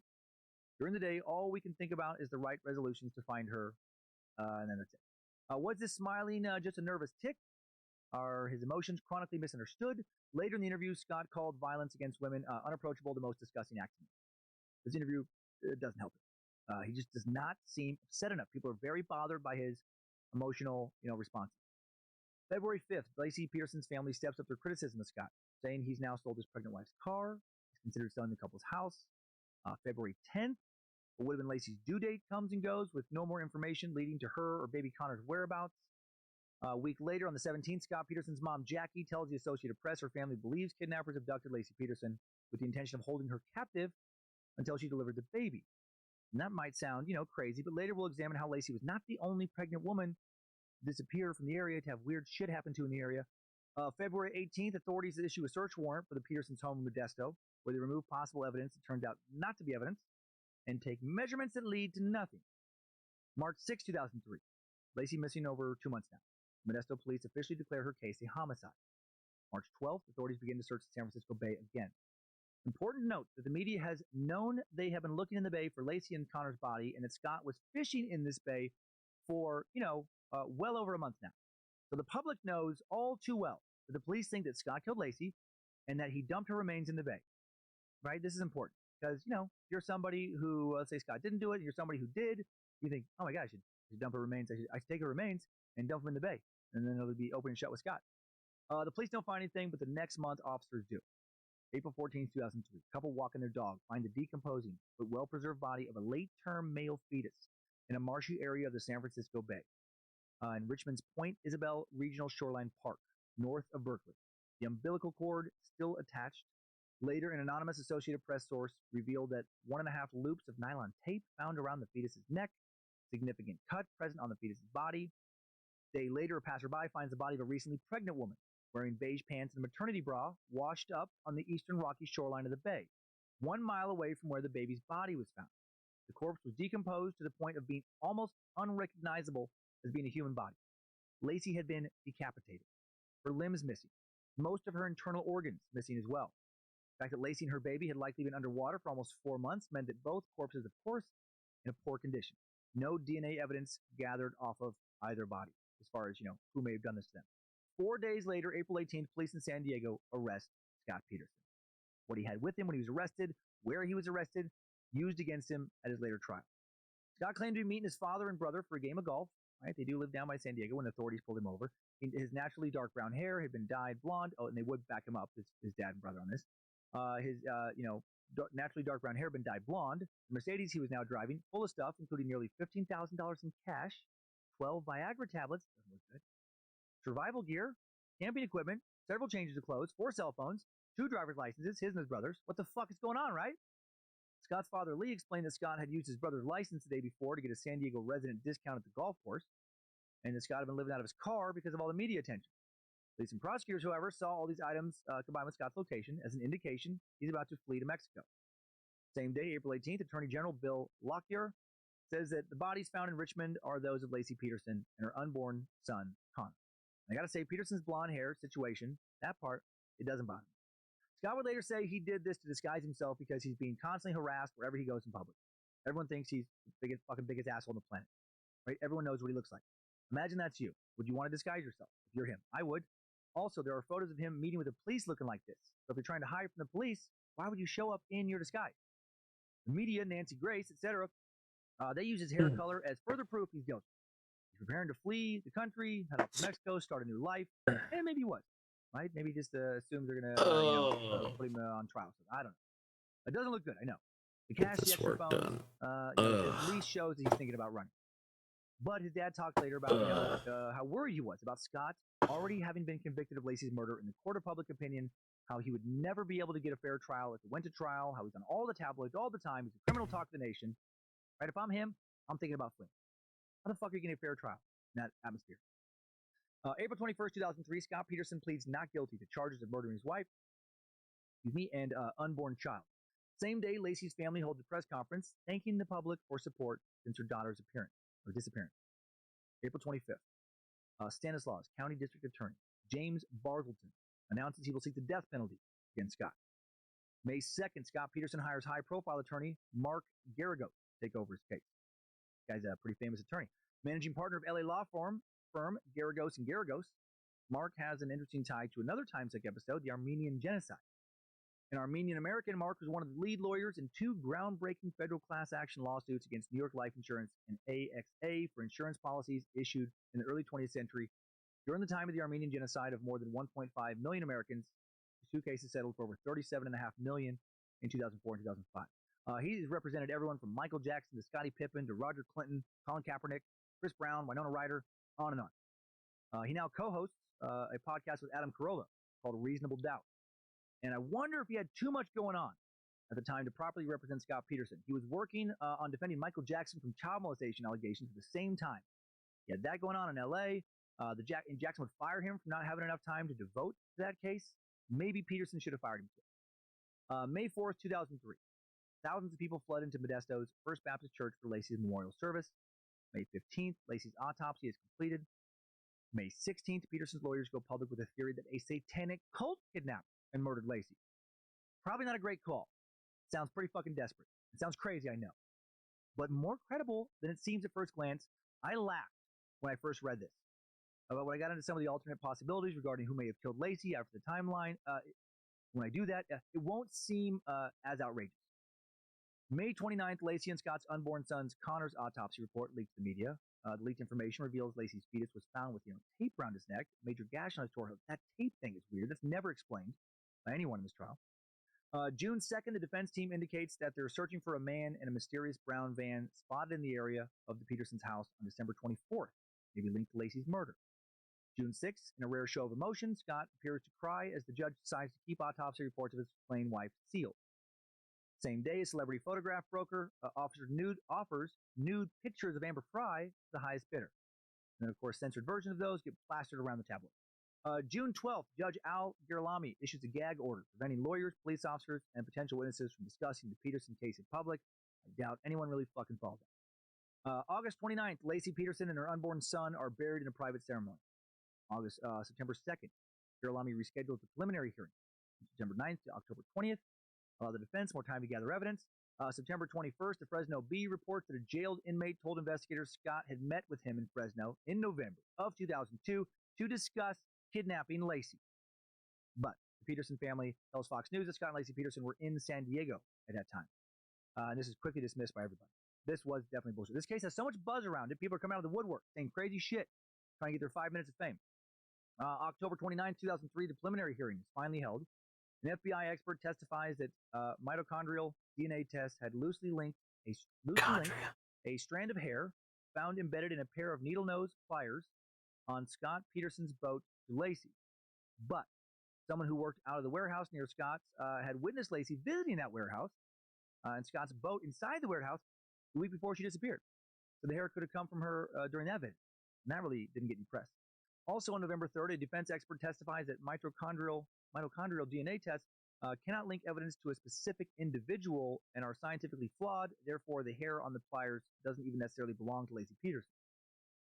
Next day, November, and this kind of stuff never gets much play. You know, if there's something like her hair was found, oh, they go crazy with that. And if like, it might not have been her hair, people get real quiet. The next day, November 4th, the defense suggests police planted evidence in Scott Peterson's home, truck, If and it boat. bleeds, Also, it this day, some of leads. Scott's friends and relatives tell Fox News he had several affairs, which Lacey was allegedly aware of. November 6th, police detective drops 2 bombshells in testimony, tells that Scott told Fry he was a recent widower, right, on December 9th, 2002, 2 weeks before his wife disappeared. We heard about that. And that Peterson had a handgun in his truck when police responded to his missing person report. However, not an illegal handgun. And if he had used this gun on Lacey, blood should have been found. Why wasn't any blood found anyway? When would he have had time to thoroughly clean up, right? Why was no gunshot heard? November 12th, Detective Brokini in testimony admits he urged Scott Peterson's friends and neighbors, including Fry, to ask Peterson leading questions in hopes he would somehow implicate himself in Lacey's death. Scott never did. November 12th, Detective Philip Owen testifies that Lacey's body was found in tan pants, as her sister testified she had been wearing December 23rd. Scott said she was wearing black pants the next morning, the 24th. Numerous witnesses will also say they saw Lacey the morning of the 24th around the neighborhood wearing black pants. What does this discrepancy mean? Not sure. Again, where did Scott hide her if he killed her on the 23rd before he took off? Why go on the computer? Why watch Martha Stewart? Why dick around on the computer figuring out how to use his new woodworking tools at the warehouse? Etc. Detective Brokini also testifies that Scott drove to the Berkeley Marina 3 times in early January, looked out over the water. Twice on days police were searching the bay. What does that mean? Also not sure. He might be nervous that they're going to find the body that of the woman he killed, or he might just be curious what's going on here. I don't know. November 14th, Detective Owen testifies that he ignored a tip in the Peterson case that a woman resembling Lacey had been seen walking a dog near the Peterson home mid-morning, December 24th. The defense will claim this was one of many, many, many similar credible tips the police completely ignored. And I believe this after watching several documentary interviews with people in the neighborhood who lived around the Scott Peterson, the Petersons, who said that they saw a variety of things I'll talk about later. Called the police, no one called them back. 3 days later, November 17th, prosecution pathologist Dr. Brian Peterson, no relation, testifies he could not determine Lacey's cause of death. That day, Judge Girolami rules mitochondrial DNA analysis can be admitted as evidence. The hair found on the boat will be used as proof that Scott uses boats to dump Lacey's body. Big loss for the defense. November 18th, Girolami rules that Peterson will stand trial on double murder charges, being charged with second-degree murder for the death of Connor, in addition to first-degree murder with special circumstances for killing Lacey. Proceedings scheduled began on January 26th. January 20th, 2004, Judge Girolami rules the trial will be held in the suburban San Mateo County, south of San Francisco. The County Hall of Justice in Redwood City, the likely venue. Scott can't get a fair trial in Modesto. January 27th, Alfred A. DeLucci, retired Alameda County judge, is appointed by the state's Chief Justice to preside over the Peterson trial. February 4th, Vivian Mitchell, one of the people who told police they'd seen Lacey alive in Modesto the morning of December 24th, which fucks up the prosecution's timeline, dies of natural causes. That doesn't help the defense. Next day, February 5th, the Peterson defense team announces that they were ready for trial. February 23rd, DeLucci schedules jury selection, began on March 1st. 2 days later, they'll rule that the trial jury will not be sequestered. This is big. He rules the jury are free to go about their lives, during the trial, free to go to the grocery store, see all the tabloids with Scott's face saying he killed Lacey. Not supposed to watch the news when Scott's being discussed, but you know they do. Friends and family are talking about the case with at least some of them. When they're not in court, they're around, they're out in the world that is positive, surrounded by a world that is positive Scott did it. March 2nd, Judge DeLucci rules that prosecutors can use evidence from wiretaps on Peterson's phone and can introduce testimony that dogs tracked Lacey Peterson's scent to Berkeley Marina. Dogs did do that, but the dog that was the main dog here flunked the majority of its certification tests. Got their tracking wrong more often than they got the tracking right. A lot of legal analysts have spoken about this. They consider this kind of tracking junk science. May 27th, 2004, 12 jurors selected for Scott's trial. 6 men, It sounds like they wanted a prosecution so bad. They wanted it. All said they would be willing to Give send Goat Scott some to death if motivation. convicted I of don't know twice what you and mean one by motivation. I'm just tired. 1st, 2004. I'm just a little bit sleepy. I'm just a little bit sleepy, my friend. I'm just a little tiny bit sleepy. I'm gonna go till 3 something. But that didn't mean Scott was a murderer. Who the fuck calls somebody? I'm gonna try to go for 6 hours. The internet says Because I've been streaming all night. He was talking there like someone born in 1907. Something. And I need to get pages done. So. But a big bopper? Not this dude dropper. Cats and dames. The prosecution's argument was that Scott had murdered Lacey sometime between the night of 27th. Like, that's the biggest thing is like. And the morning of December 24th. They claim I that know. Scott Peterson I want to laid get cement it done anchors as to lay well. his wife's You body know. down in San Francisco Bay, pointing to the fact that Scott had bought some But concrete thank mix, you. supposedly to redo the driveway. But the driveway was tested. The concrete mix didn't match. He did use that concrete mix to make one anchor he told about. There was an anchor on his boat. Then again, no concrete anchors ever found when sonar searched the bay, even though the sonars were equipped to locate small objects on the seafloor. No proof Scott ever made these extra anchors to tie her body down. Much was made of Scott Peterson's supposedly aloof behavior, including a satellite TV employee testifying that 15 days after Lacey went missing, Scott began ordering explicit adult material, starting with the Playboy channel. He cheated and he watched porn when his wife went missing. Does that make him look like a super cool dude? No. But what does it have to do with murder? One of the jurors will, after the trial, mention how much the porn specifically bothered him during the trial. Scott also tried to conceal these subscriptions from investigators, reportedly.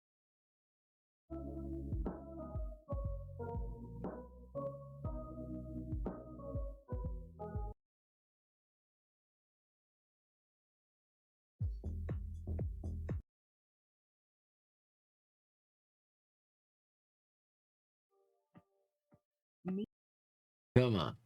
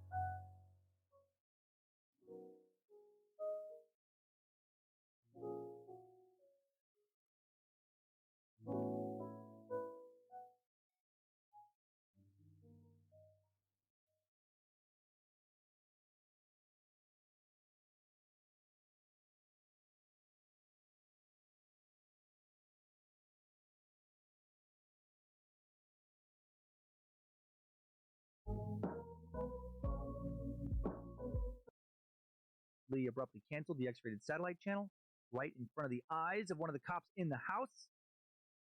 Not a criminal genius. Then there was the evidence, or lack thereof. A single hair was the only piece of forensic evidence that was ever identified.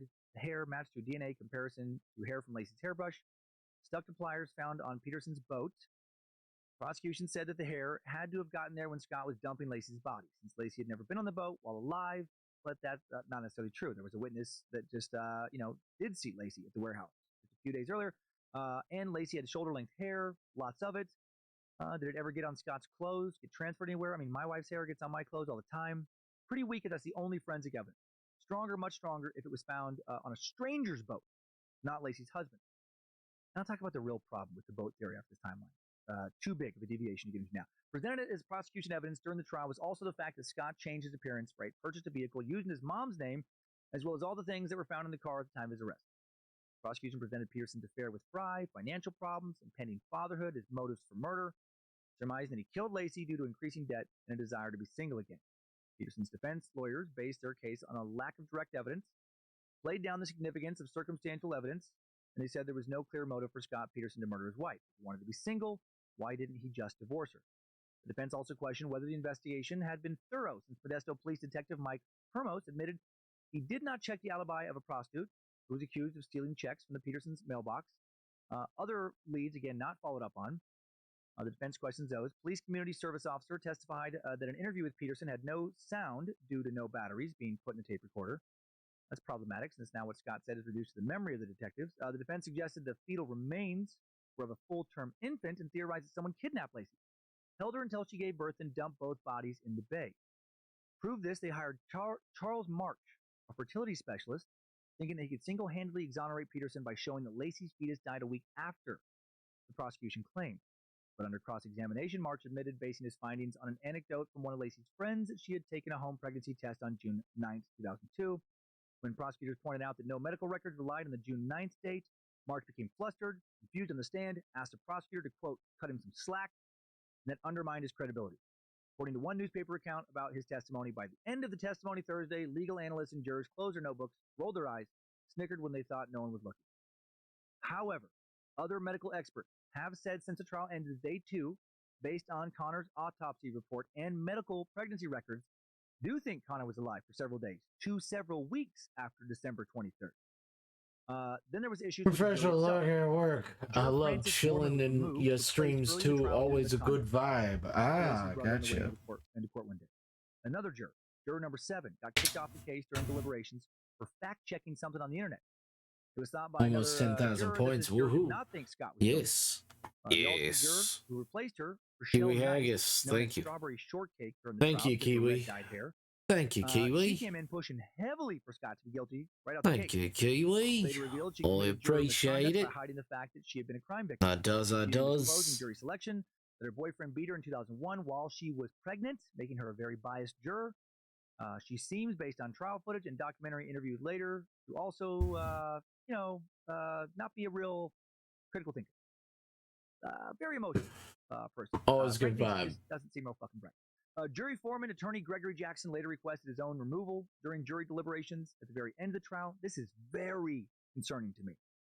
Gregory Jackson, the original jury foreman, according to several other jurors, he took the most notes on the trial, by far was the most intellectual. He had a doctorate in medicine and had a law degree. He did not think Scott was guilty. And this led to contention with the other jurors. In his opinion, the other jurors were making emotional decisions. That opinion led to heated arguments, may have led to physical threats against him. After the verdict, during deliberations, Jackson will later say he felt unsafe and under intense pressure to render a popular verdict, as opposed to the correct one. When another juror allegedly my physically threatened Jackson when he met God. the judge that he was frightened by the other jurors, he was then dismissed from the fucking case, and the guy who supposedly threatened him remained on the case. He'll be replaced by juror Stephen Cardozi, who will only spend 9 hours with the other jurors before they render a guilty verdict.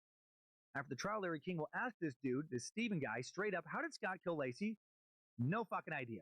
He didn't know where he did it, didn't know how he did it, but he did it. There's no IQ test required for jury service. Watching some of the interviews of Steve, he seems like a fucking idiot. Jumping back a bit from deliberations now on November 1st, 2004, closing arguments begin during Yeah, we're prosecutor just Rick listening DeStasso's to closing argument. He states the following. It's simple. It's a simple case where a man murdered his wife. I can't tell you he did it at night. I can't tell you he did it in the morning. I don't have to prove that to you. I only have to prove that he did it. The only person that we know without any doubt who was there in the exact location where Lacey and Connor Peterson's body washed ashore at the exact time when they went missing is sitting right there, and he points at Scott. That's actually not true. It wasn't the same fucking. It was like a mild difference. That alone is proof beyond a reasonable doubt. You can take that fact to the bank. You can convict this man of murder. I'm not telling you that he killed his wife to go marry Amber Fry. Amber Fry represented his freedom. Freedom is what he wanted. This is the life that Scott Peterson wanted, not necessarily to be with Amber Fry, although he was completely obsessed with her. The reason he killed Lacey Peterson was that Connor Peterson was on the way. Things were going to change. No more of this running around, living this double life thing. He wants to live this rich, successful, freewheeling bachelor life. He can't do that when he's paying child support, alimony, and everything else. You can if you make enough money. He didn't want to be tied to this kid the rest of his life. He didn't want to be tied to Lacey for the rest of his life, so he killed her. No big secret there. I don't care how upset you are. Nobody forgets that you just got home from fishing at the Berkeley Marina. Peterson had planned to dump Lacey's body, get back to Modesto, and go to the golf club, but the disposal took longer than he planned, and that was it. He just screwed up his alibi. He's a very manipulative guy. Scott Peterson knows exactly what he's doing at all times. The two lives are catching up on Scott Peterson. He got those porn channels because he knew she was not coming home. He's moving on with his life. He created a fantasy life in his head, and he made it his reality. And then he would finish by stating, we take the piece, you see where it fits with the other pieces. You know what pretty soon you put those pieces together. Maybe that's a transcript error. Let's see that pretty soon you. And, no, I don't think it's even if some of the a pieces transcript error. I think literally you're still going to see what the puzzle is made of. That's exactly what we have here. Each piece that I've talked to you about today fits in only one direction, and that's this man is guilty of murder. Circumstantial evidence, look at these things, or look at these things like this. Is it a coincidence that the bodies were in the exact same area where the defendant went fishing? Again, that's not true. Very loose usage of the word exact. Is it a coincidence that the defendant was lying about being in Paris and Europe? No audio. Is it a coincidence that he wanted to sell Lacey's house or furniture or car? Is it a coincidence you lied about the affair? How many coincidences does the defense want you to swallow and have to still call yourself a reasonable people? Heben, thank you for lurking and enjoying chilling out. Is not reasonable as defense is trying to present. You must reject it. Yeah. If the evidence, I just want to make sure I've that argued it today, is reasonable, you must accept it and find this man guilty of the murder. The knee is up here. Thank you very much for your time. So remember, the knee is up here. The speech wouldn't do it for me. All right, he was supposed to be found guilty beyond a reasonable doubt. There's a lot of doubt. Remember, the knee is up here. Him being a porn-loving cheater, for all of your. Him not caring that his wife and unborn child are very likely gone. Kevin. Makes him a real shitty husband and father, but not a killer. The porn chick kills me. It's okay. I'm fine with lurkers. If she knew he was a cheater and stayed, is she really gonna fucking freak out and leave if she comes back and finds that he'd ordered porn channels? Come on. Disposing of the body in the bay, so many problems with that. Can't wait to dissect. Mark Garagos, Peterson's lawyer, gives his closing statements November 2nd and 3rd, 2004. He starts, the place where I want to start, I guess, is after listening all day to Mr. DeStasso, I kind of just want to go over to my client over here and just ask you all, do y'all hate him? Do you all hate him? Because apparently, that's what the sum total of what we heard yesterday was. We heard 4 hours of this guy. He's the biggest jerk that ever walked the face of the earth. This guy's the biggest liar who ever walked the face of the earth. You should hate him, you should hate him, you should hate him. And if you hate him, then maybe what they're asking you to do is just convict him. And don't bother with the 5 months worth of evidence. Don't bother with the fact that an ever-changing theory in this case. Don't bother with the fact that the evidence shows clearly that he didn't do this, had absolutely no motive to do this, but just hate him. Because if you hate him, then you'll convict him. Don't try to understand what was going on with him. Just assume that he's got this public and he's got this private profile. Just assume that he's some kind of maniac who lived for 30 years on this planet, but the FBI investigating him. You saw every single one of his family and friends come through here and tell you that before the moment that Lacey Peterson went missing, this guy was one of the greatest, kindest, nicest men that you'd ever want to meet. Everybody was a staunch supporter of him until, guess what date? January 15th. Then it's all turned. And when it all turned on January 15th, it was because of Amber and because of disclosure. Whether it was Modesto PD telling the family, whether it was the National Enquirer coming out with the article, that's when it all turns. At the close of his long speech, he says, but the fact of the matter is, whether you like him or you don't like whether you like or don't like a lawyer, whether or not you like or don't like the judge or the experience, the fact of the matter is that you have to focus on what the evidence is. And the evidence in this case shows beyond any reasonable doubt that Scott Peterson didn't have anything to do with it. I would thank you on behalf of Mr. Peterson, blah, blah, blah, ask you to return a verdict of not guilty in this case. November 12th, 2004, the jury convicts Peterson on 2 counts of murder, first-degree murder with special circumstances for killing Lacey, second-degree murder for killing her fetus. Penalty phase begins November 30th. It concludes December 13th, and they sentence Scott Peterson to death. March 16, 2005, Judge Alfred A. DeLucci followed the jury verdict, sentencing Scott Peterson to death by lethal injection, ordered him to pay $10,000 towards the cost of her funeral. He called the murder of Lacey cruel, uncaring, heartless, and callous. In press appearances shortly following the conclusion of the sentencing trial, several members of the jury say they believed Peterson's demeanor, specifically his lack of emotion. The phone calls to Amber Fry the days following Lacey's disappearance proved his guilt more than any evidence. They just thought this motherfucker was a dirtbag. And dirtbags, I guess they kill people. What does he do? But not necessarily this dirtbag. Peterson arrived at San Quentin State Prison early morning hours of Wednesday, March 17, 2005. Scott joined the more than 700 other inmates in California's only death row facility, while his case was on automatic appeal to the Supreme Court of California. It takes 7 fucking years to get that appeal filed. July 6, 2012, Peterson's new attorney, Cliff Gardner, files a 423-page appeal of Peterson's sentence, stating that the publicity surrounding the trial, incorrect evidentiary rulings, other mistakes deprived Peterson of a fair trial. Another brief in 2015 claimed that a certified dog that Detective Lacey sent at Berkeley Marina had failed, the tests with similar conditions in its certification course. The state and the defense. Nothing's bored. Yeah, give that heathen some love. In March 2019, California Governor Gavin Newsom issued a moratorium for all 737 prisoners on death row in California, including Peterson. August 24th, 2020, in a 7-0 decision, the Supreme Court of California upheld Peterson's conviction but overturned his death sentence. A year later, September 22nd, 2021, news outlets report that Scott will not be getting a new trial. Judge Anne Christine Mazzullo had ruled that there was not enough new evidence to justify a new trial. Peterson will be resentenced in November, which will get him off San Quentin's death row, where he has resided for 17 years. Then December 8th, Mazzullo resentenced Peterson, now 49, to life in prison without the possibility of parole. Now let's hop out of this timeline. I would like to share why I think the U.S. judicial system may have massively fucked Scott Peterson here. Good job, soldier. You made it back. Barely.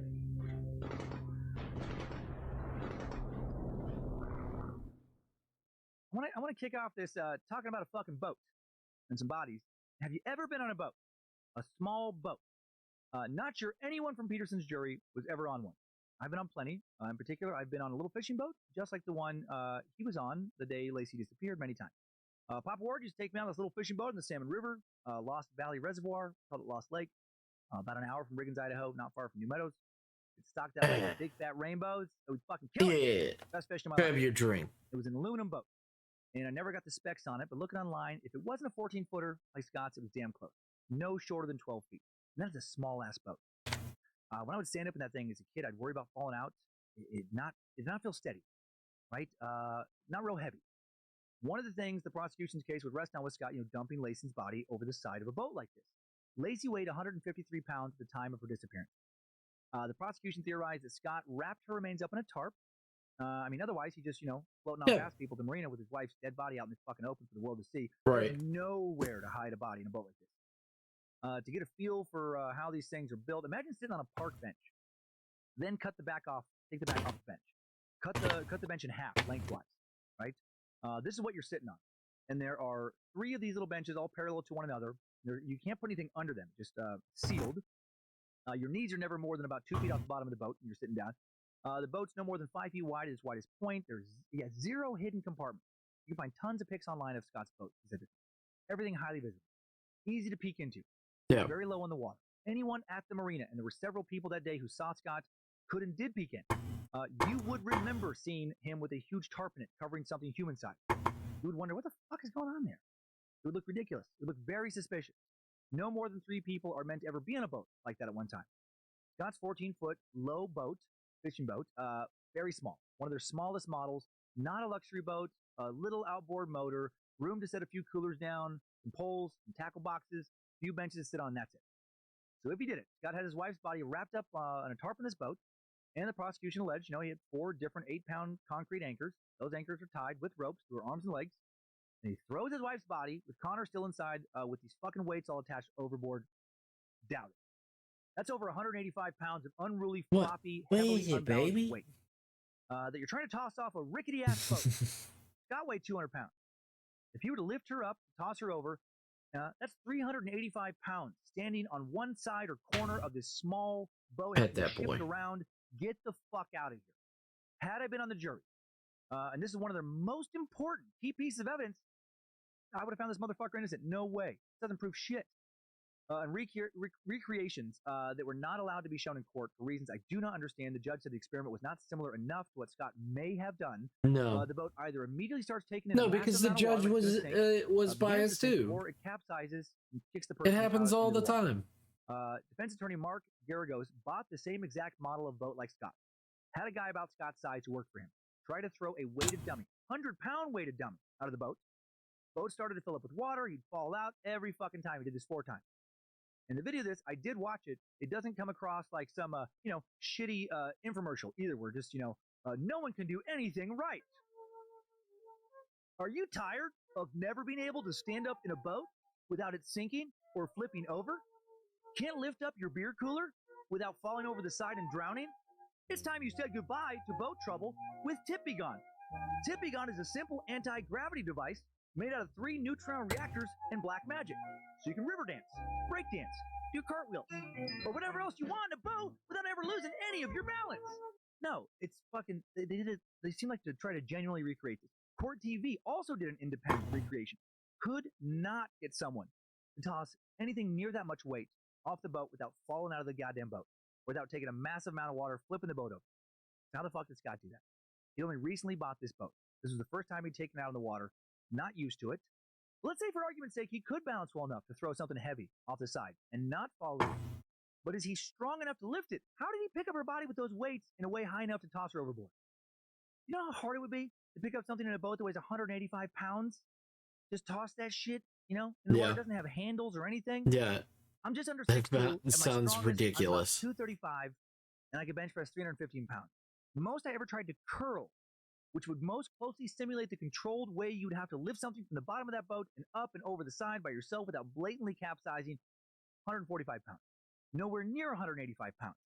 And that was a barbell. Easy to grab on. Both feet, flat ground. Scott never looked like a big weight room guy. Weighed about 200 pounds, 6 feet tall. No fucking way looking at him. He was anywhere near strong enough to do that. Looking at the jury members, I'm confident none of them really knew their way around a weight room. Like, at all. Maybe that's why this did not bother them. Maybe it didn't bother the judge either, right? The judge probably didn't know his way around a fucking weight room. Apparently none of them real good with physics. A fishing expert would later testify for the prosecution that a 150-pound fish could be tossed out of a small fishing boat and not capsizing. But what about the extra 32 pounds of concrete weights? That's a big jump up. Just because someone could get a 150-pound fish out of that boat, theoretically, which they never demonstrated, it doesn't mean Scott could. But let's say he could do all this shit somehow. There's still a big problem how her and Connor's body turned up. Connor's body was found about a mile away from Lacey's body. How did that nylon tape end up around his neck? The prosecution had no answer for that. How did Connor suddenly come out of his mom's body after being inside her for months after his death? And she's waded to the bottom of the bay, wrapped in a tarp. Why did her body turn up around the same time as his? But her body has no head, legs, or arms. The prosecution said that during the decomposition process, sea life apparently feasted on her a bit, and her body separated from her arms and legs. Her torso did. Why didn't that same sea life eat her fetus? Like, it doesn't make any fucking sense. It's never explained in a reasonable way. They had a tidal expert speak to this. Most of Lacey's internal organs were also missing when her torso was found, and this tidal expert said that tidal action responsible for her organs coming out. Some of the best forensic pathologists in the country went public after the trial. Scott's defense team was apparently, too fucking busy trying to keep Michael Jackson out of prison for being a pedo and to bring them into the trial in time. They said that shit doesn't work that way. These forensic pathologists stated that they'd examined bodies left in the ocean for years, and fish and other marine life don't chew through cartilage and ligaments that they would have needed to separate Lacey's arms and legs from her torso. And organs don't just, float away because of tidal effects, like the tidal expert said. All of that seems to me to be like smoke and mirrors to confuse the jury and judge, and it seems to have worked. I feel like all the jury heard was like, Lacey's body was found near where Scott went fishing. And he lied to some people about going fishing. Where the bodies turned up, case closed, fuck evidence. Yeah. Again, you don't have to pass an IQ test to be a juror. You don't have to know fuck all about boats or marine biology. I wonder if that original jury foreman understood this shit. I'm guessing he did. But since the others just may have been too stupid, him explaining it to all of them just led to so much anger, right? But guys, that's not how decomposition works. We're going to focus on but porn, Greg! He watched porn when she disappeared! I know, Todd. But right now, we're trying to focus and figure out how the sea life would have eaten through the cartilage in her arms and legs to allow her to float up to the surface, maybe not eat her fetus. He cheated on his wife, Greg, with masseuse. Take a nudie pic. I know, Rochelle. I know. But we're not talking about that right now. Don't you talk to strawberry shortcake that way, Greg. You think you're smarter than me? I'll kick your fucking ass. Professor, shut the fuck up. Oh, okay, I'm done. Okay, may God have mercy on your soul. Now forget about the boat. Fuck the boat. All right, there's other problems. Let's some big problems here. Let's talk about who may have seen Lacey on the 24th when she was supposed to be already dead. Remember Karen, right? Fucking Karen! Peterson neighbor Karen Service testified that she saw the Peterson's dog, golden retriever named Mackenzie, wandering around outside the house with its leash on 10:18 a.m., then put the dog back in Peterson's yard. Also remember, Scott left home to go to his warehouse at approximately 9:48 a.m. Cell records back up this claim. The defense would claim that Lacey left home shortly after Scott left, right before 10 a.m. to walk the dog. That would explain the dog having on its leash. Multiple neighbors will claim to see her walk the dog that morning. Neighbor Homer Maldonado, his wife Sue, claimed to see Lacey walking with Mackenzie, struggling with a golden retriever sometime between 9:50 and 10 a.m. Headed out to deliver Christmas presents to some friends. Scott was gone by the time they saw her. Cell phone records indicate that. Tony Freitas, UPS route driver, saw a young pregnant woman who fit Lacey's exact description, walking golden retriever near the Peterson home around 10 a.m., maybe a little after 10 a.m. when Scott was gone. Yeah. And at 8 a.m., Scott makes a call from a cell phone that, based on cell tower records, triangulated by the police, placed him not in his neighborhood, but by the warehouse. Neighbor Frank Aguilar and his wife saw Lacey walking the dog further down La Loma Avenue between 10 a.m. and 10:30 a.m. with no coat and cold weather, stuck out to them, thought she must be crazy. 3 additional people in the neighborhood, including Vivian Mitchell, Mike Chiavetta, remembered seeing a petite, very pregnant woman walking a golden retriever in an area within a mile of the Peterson home between 10 a.m. and 10:30.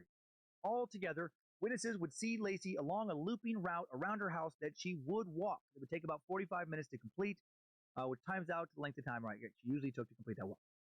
Nurse Diana Campos, the additional third witness, took a smoke break at a nearby hospital she worked at, saw someone matching Lacey's exact description at 10:30 in the park Lacey often walked through, noticed 2 men following this woman.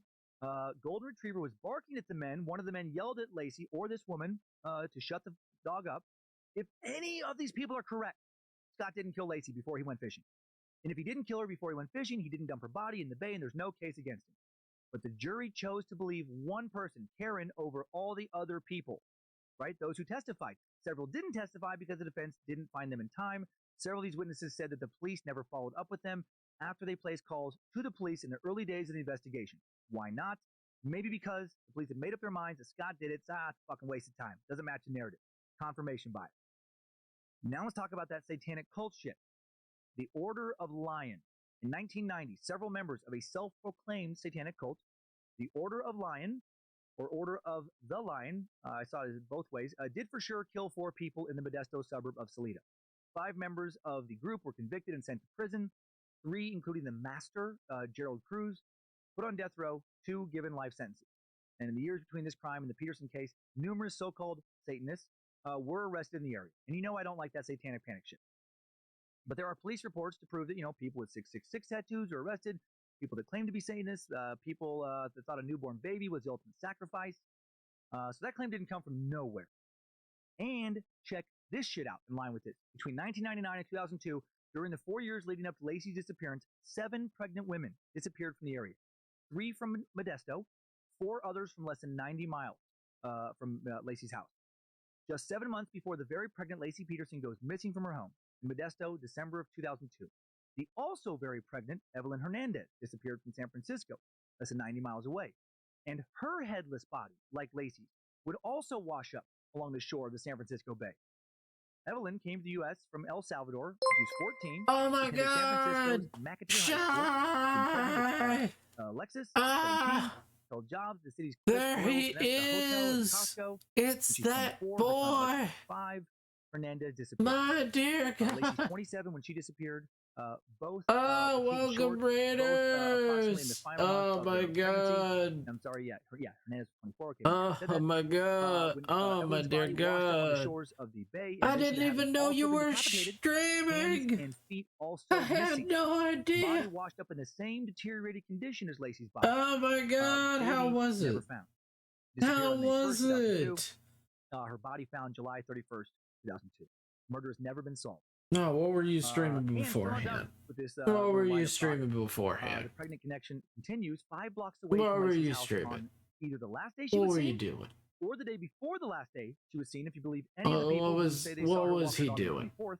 On December 23rd, Petite, also 8 months pregnant, Lourdes Avila, what he was doing. was working at her clothing store when she saw 2 suspicious guys across the street. The guy scared her. Aminal Like the way they were looking at her. crossings. She said they had the faces of killers.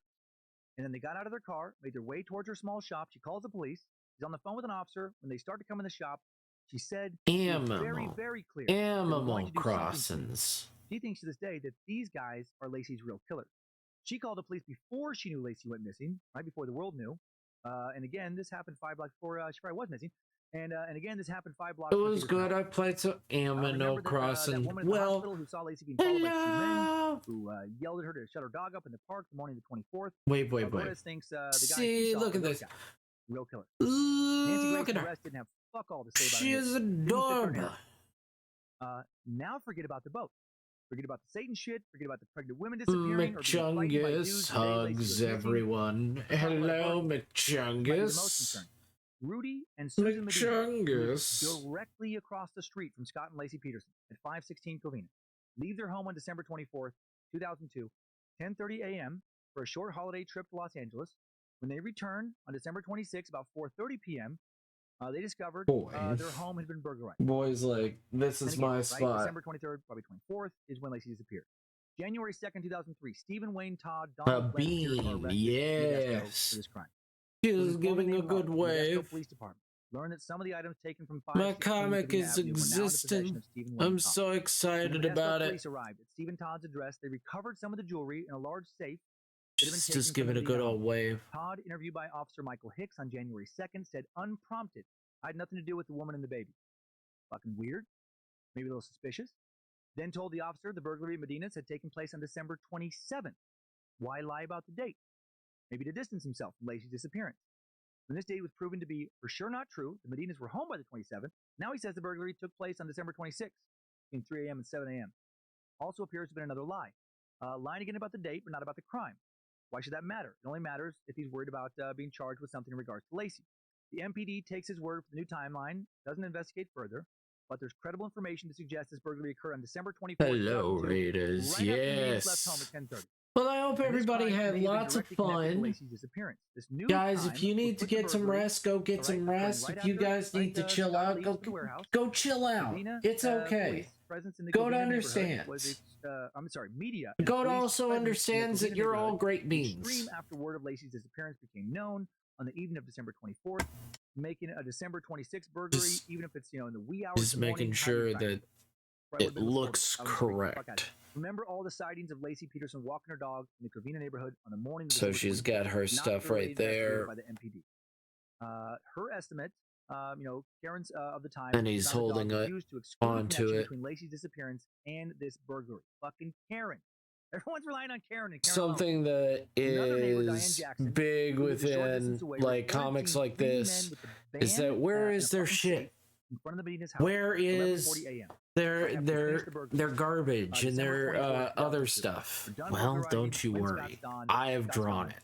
Her information considered credible. I have painstakingly drawn it. Don't you worry. I know you were worried about it, but I got it. Hypnotized by an unqualified hypnotist. Don't like what she says under hypnosis.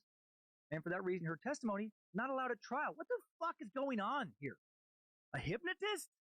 Why not just get a fucking clown to come decide if people get to testify or not? Hypnotism is bullshit when it comes to these situations, proven to be totally unreliable for memory reconstruction. December 31st, 2002, gold Croton watch, identical to Lacey's watch, which disappeared the day she did, pawned by Deanna Renfro. Modesto police did not investigate this woman or her connection to the Medina burglars. Background check would have shown close links between the families of Deanna Renfro and Stephen Todd. Just 2 weeks before the end of Scott's trial, the prosecution turned over very important info about a prisoner in Stanislaus County Jail who confirmed the information given in a tip which had been received from Lieutenant Xavier Aponte, working at the Norco Correctional Institute. Lieutenant Aponte said a phone call between an inmate and his brother, Sean and Adam Tenbrink. They discussed Stephen Todd's confrontation. They knew Stephen Todd, and they discussed his confrontation in detail with Lacey Peterson during the burglary. That's not her armor. Don't worry about it. It's not hers. Something happened. It's okay. The only information provided to the defense it's not her armor. Was a simple notation on a CD which included it was a gift. 10,000 other tips about the case. This is with 2 weeks left in the fucking trial. I love her so much. She is a cutie. Police do not provide she is a cutie investigation of this tip. Lieutenant Aponte gave a signed statement to the defense investigators, which said That's not her armor. had been interviewed by the MPD. That wasn't her blood. That's not her blood right there. The MPD didn't follow up, didn't give them that taped phone It conversation isn't. in any way that they could actually use. Hashtag not hers. Judge DeLucci will later refuse to consider this info, which connected the Medina burglary to Lacey's disappearance, and will deny Peterson's defense a motion for a new trial in 2005. Finally, who the fuck was my dad on December 23rd or December 24th, 2002? I have no idea. I sure shit wasn't with him. I know he was very likely on the West Coast and probably no more than a half day's travel by flight from the Modesto area. I know he's been to California. And that should have been enough to have his name, brought up at the trial. But it wasn't, so, what the fuck's going on there? But seriously, this case reeks of shitty police work and shitty reasoning by the jury. More than any other true crime topic we've covered, this case shows my, it's her armor now. Yeah. Like sometimes even it seems like there should be zero chance of you getting convicted. A fucking dumb jury can fuck. Love it. So you might need a real good defense team to help baby step the jury. You are cute. You're a cutie, Fluff. Actually being an uncaring asshole. Being a really shitty husband. Funny story being this. a guy who hopes his wife and kid to disappear does not equal being guilty of murder. I don't think Scott probably wanted to be married to Lacey. Probably didn't want to be a dad. Maybe when she went missing, maybe a part of him was relieved. Thought some dark prayer had been answered. He might be a real selfish piece of shit. But I don't think, based on the evidence provided by the prosecution, that he killed Lacey Peterson. And that's how you're supposed to determine these decisions. Too bad original foreman Gregory Jackson didn't have some more fucking nuts, more of a spine. In footage I've watched, this guy, he seems like a real strong person. Seems like his spine's made out of butter.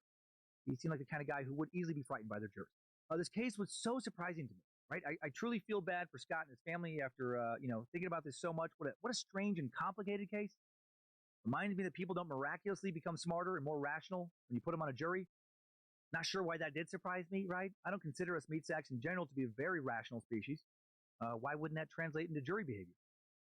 Someone who was always a D student, are they suddenly going to have an A student mind when they get put on the fucking jury?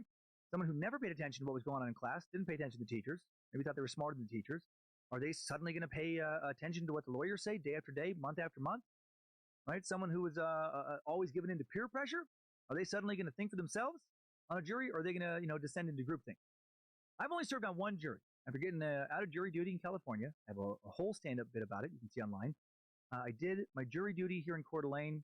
Was on a one-day. I maintain deploying proper armor in winter is young dude driving the wrong way. fully at best. Swerves off the road, rolls down the embankment.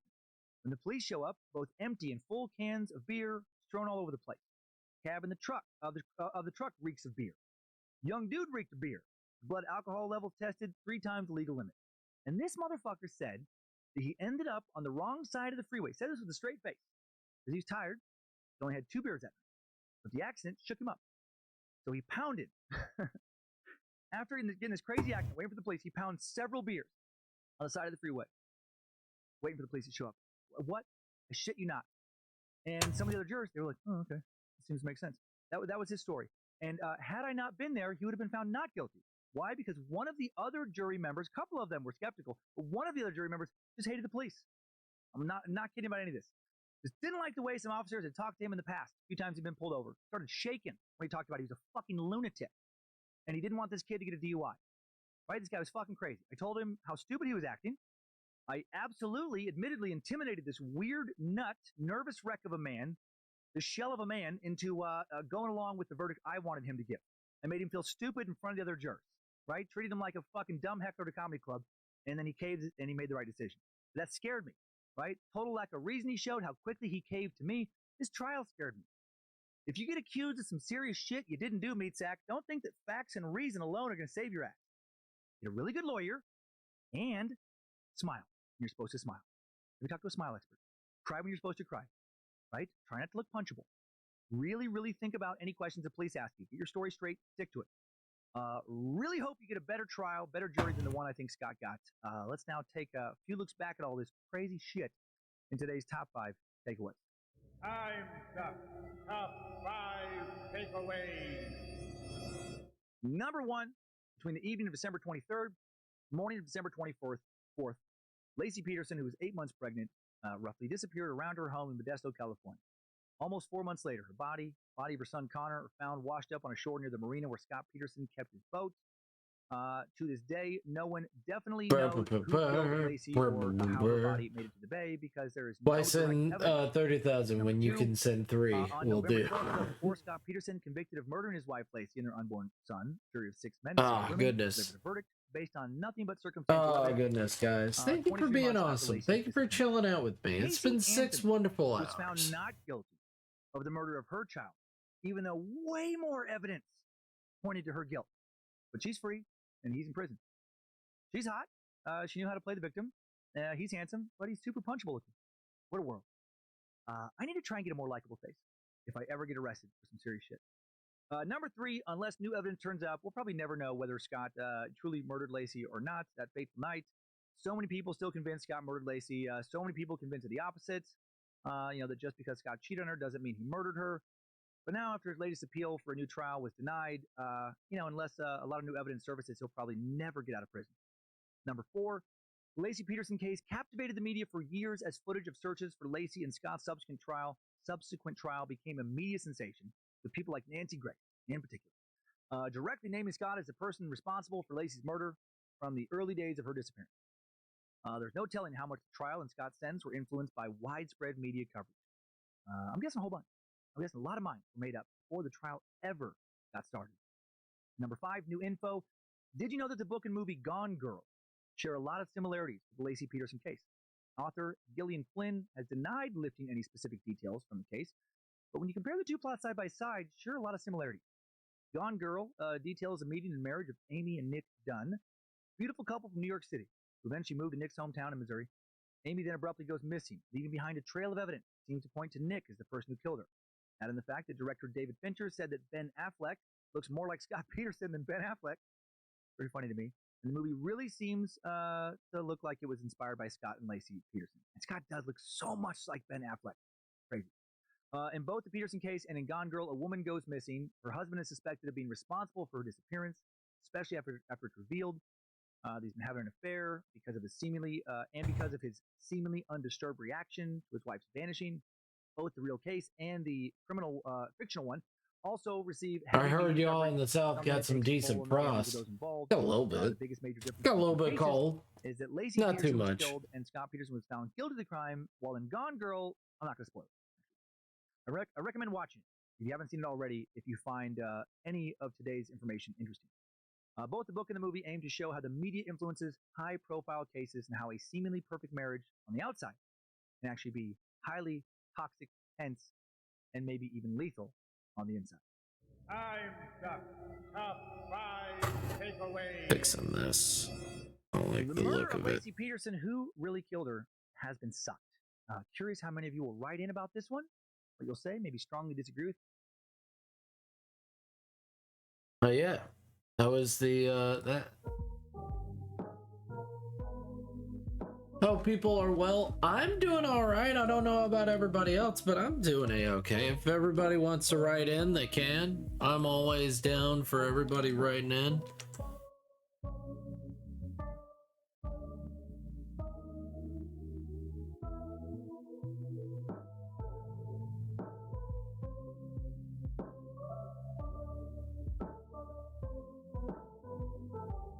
I played some Gloomhaven. We got one mission done, which all it did was level us up. That's all I really did. I don't know what else it did. Like, that literally was the biggest thing about that, is that it literally was us leveling up and fighting those things. But we tried the Drake one, and we got our asses handed to us twice. It's very difficult.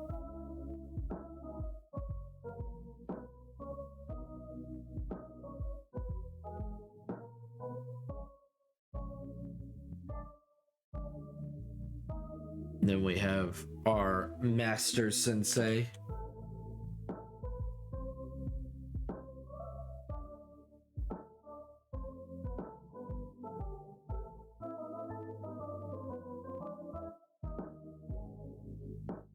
behind this young lady. Doing okay, Chungus. Just doing more COVID tests. Good luck with the future in-laws tonight. Don't overthink it. Oh, no, no, no, no, no. Oh, boy. Find the Ark. Before.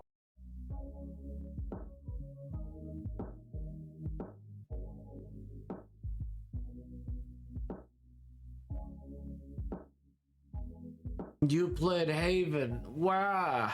Yes, I like it. Best of luck. One of my nieces got sick last week. My son has it. That's why we're at the we're to test. Ah, I got you. Yeah. She's just been going through that.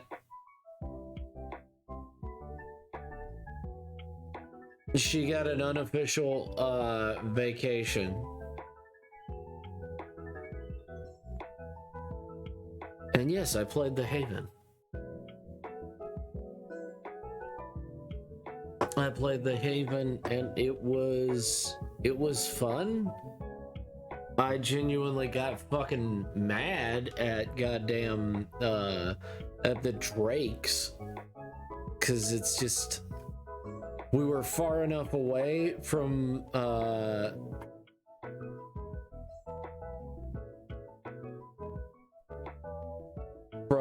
the critters, and the game was like, no, you're not. It's like, oh, okay, cool.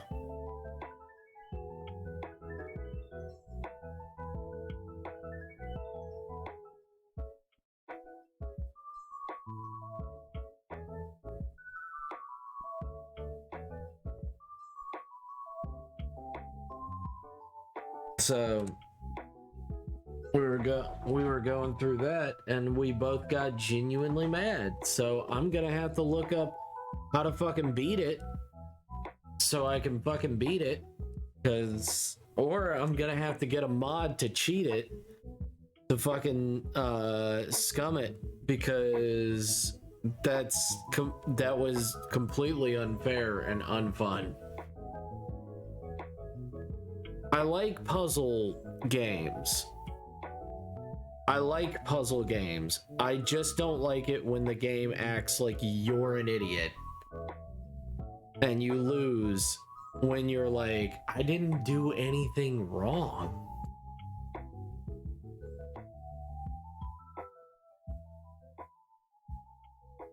No mods. Yes, mods. Unless there's a way. Let's look.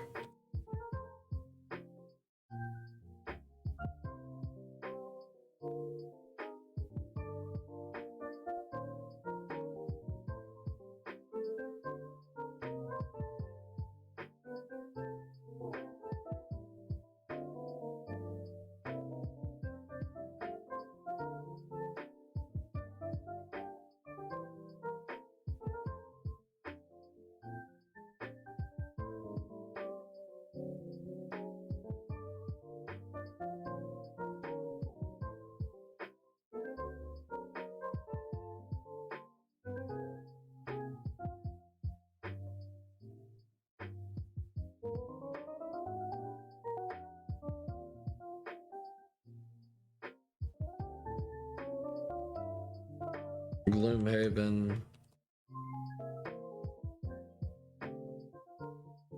Break scales.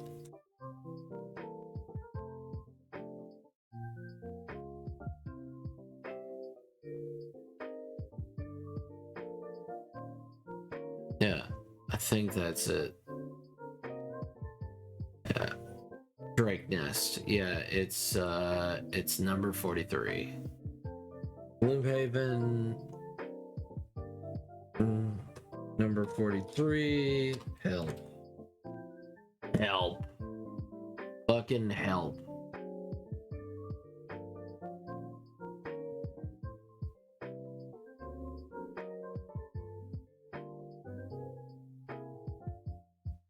Like, Jesus Christ. Damn, time flies. Yeah. I remember feeling deathly ill from influenza as a kid. Gods, that was a while ago. Probably 30 years. Yeah. Yeah, the flu can be a nightmare when you're the kid. Yeah, it can be a nightmare when you're an adult.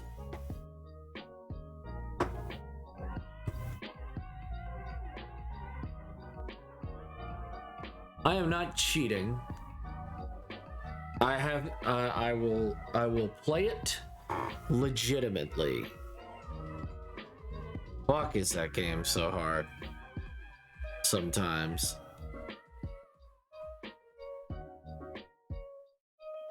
You're right, Floof. I should play it legitimately. If I don't like it legitimately, why am I even playing it? I understand.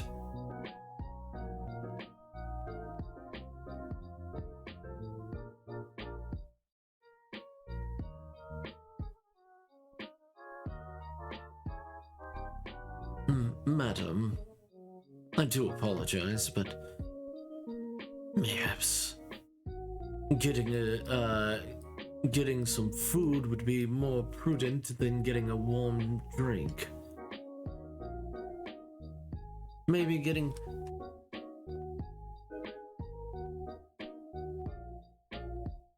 That's what I think he's saying, yeah.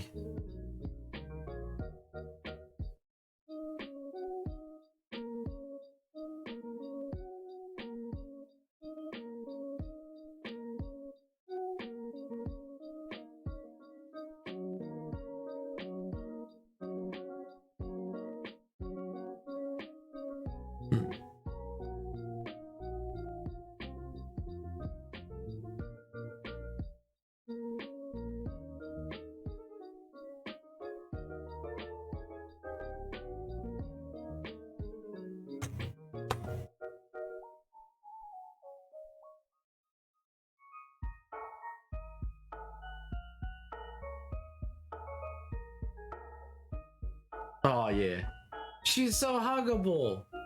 That's why I made. That's why I made her like she is. She's supposed to be so huggable. She's very silly.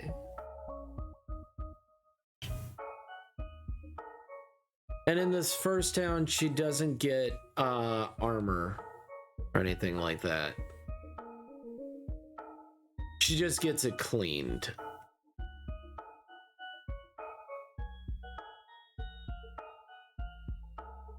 Elma and Sensei.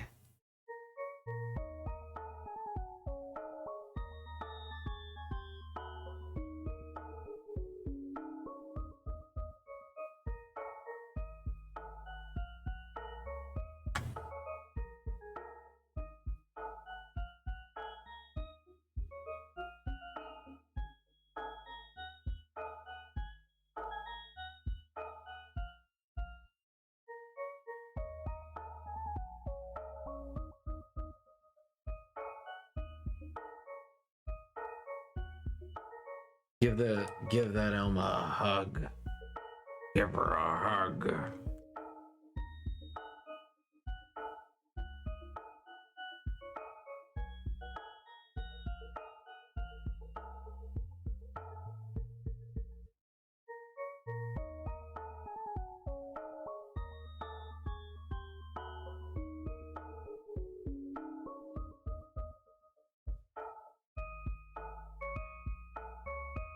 Then she's got a big old tail. Aww. She reminds me of someone IRL. I hadn't seen her in a week and she immediately demanded a hug. Give her a hug. She enjoys hugs. She just big himbo energy. She just lots of himbo energy here.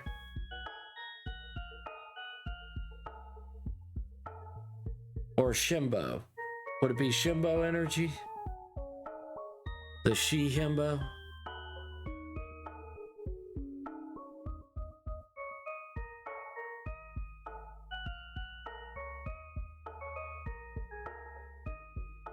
The Shimbo energy.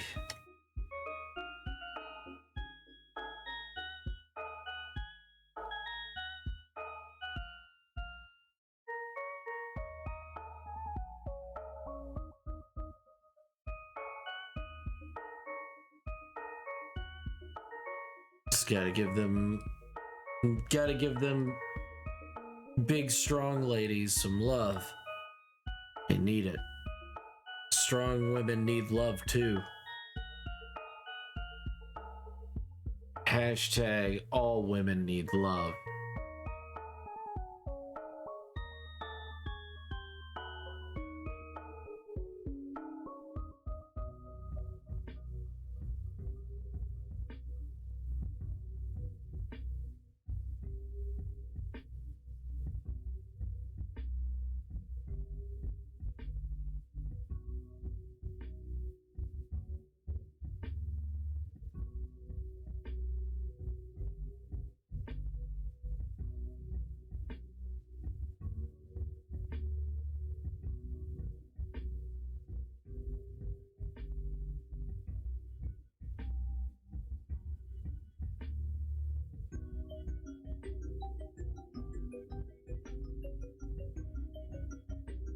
Is she a mother? Only people I've ever met so not nonchalantly tough were mothers. Oh no. No. She's just tough. She's just a tough lady. She's just been through a lot of stuff. But she still needs that boobs.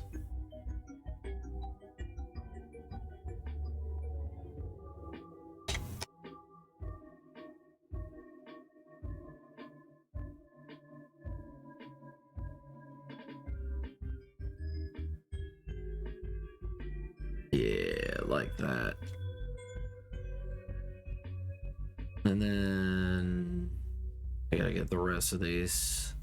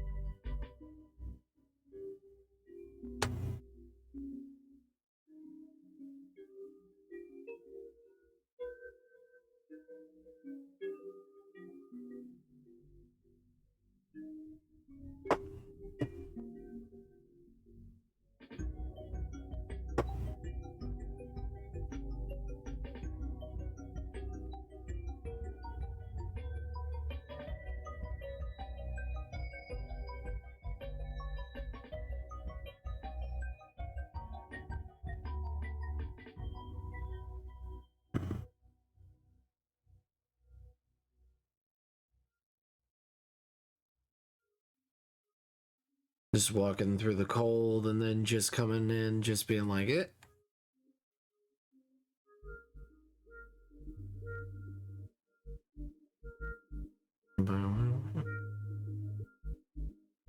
Oh, what would be good music?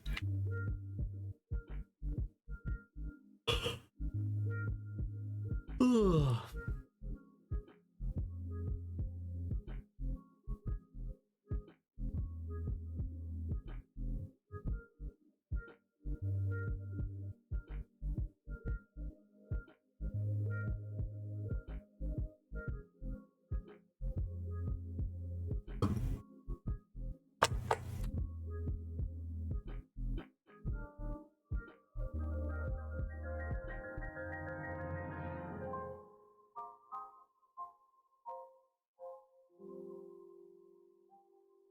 Winter is a lovely time of year. Yay, all tests are negative! Yay! Hooray! Yes, good. Good. Good.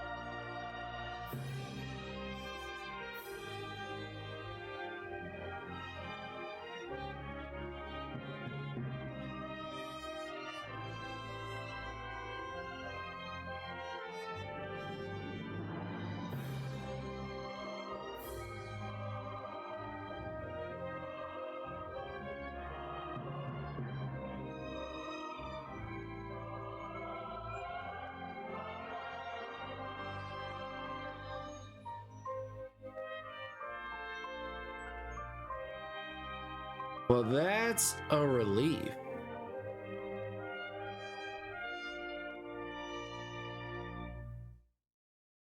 Yay! Hey, Burnsy! Hey! Hell yeah!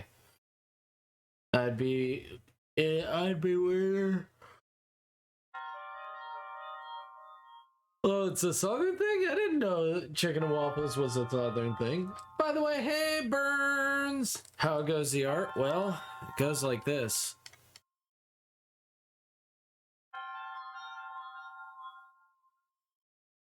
Right now, it's going like this so far. My comic's coming along, it's existing.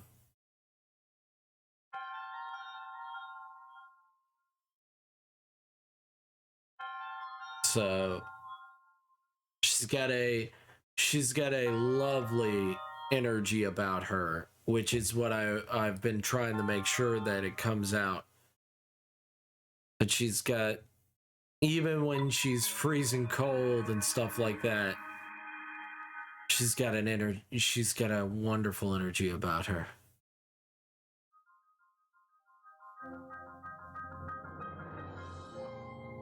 There should be a little bit more concern on his face. Just a little bit more concern on his face.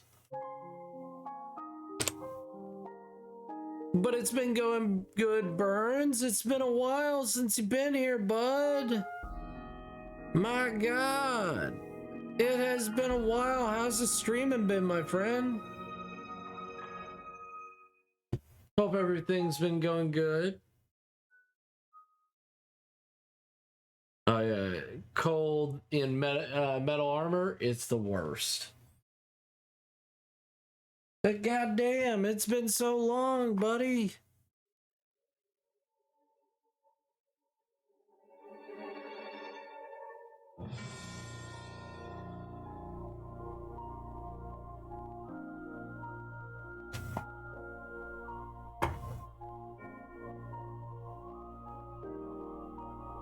Are you sure that you...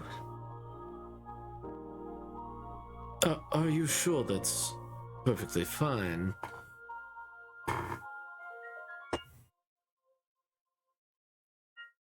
Mr. Selma, are you sure that it's completely fine that you are going for booze instead of food?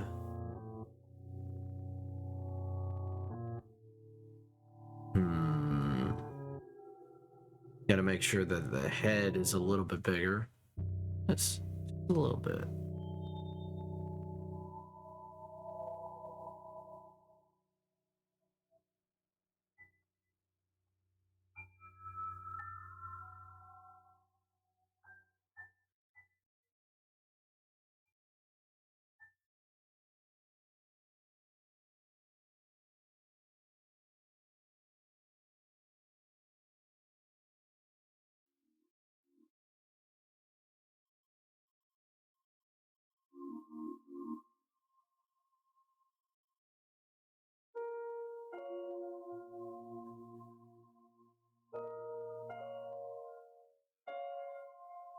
Just remember, tiny head syndrome is a thing. Make sure that the tiny head syndrome doesn't affect everything.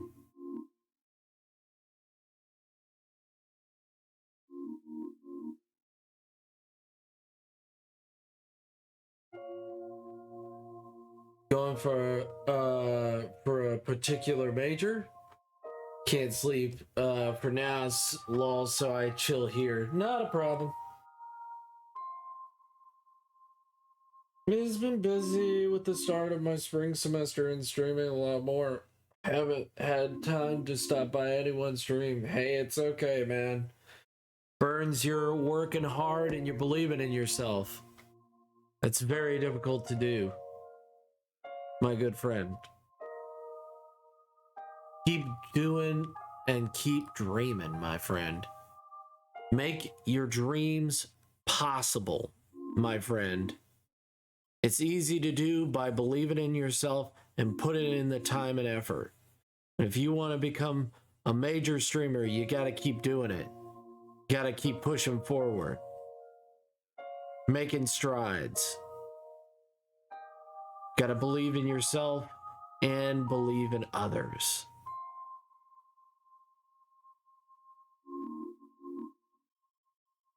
Gotta make sure she doesn't have tiny head syndrome. Yeah, there we go.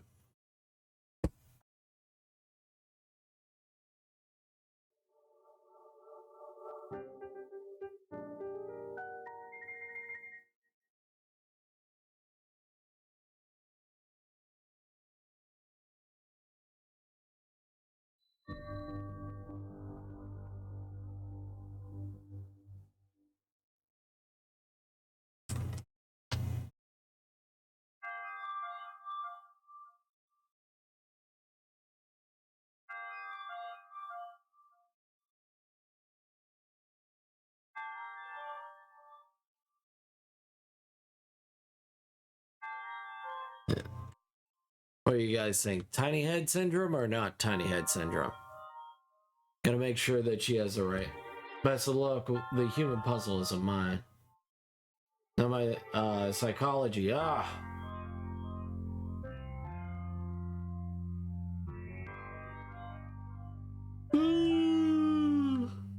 Ugh.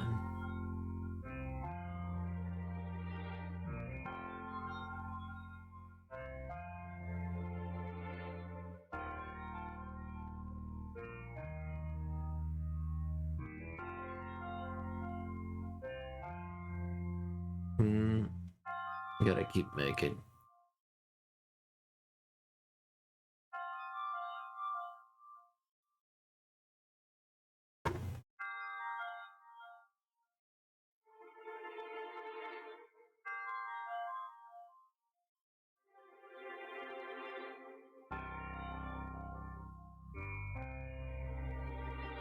A lot of stuff. Yeah, I still have to learn about 1800s American history. College is great.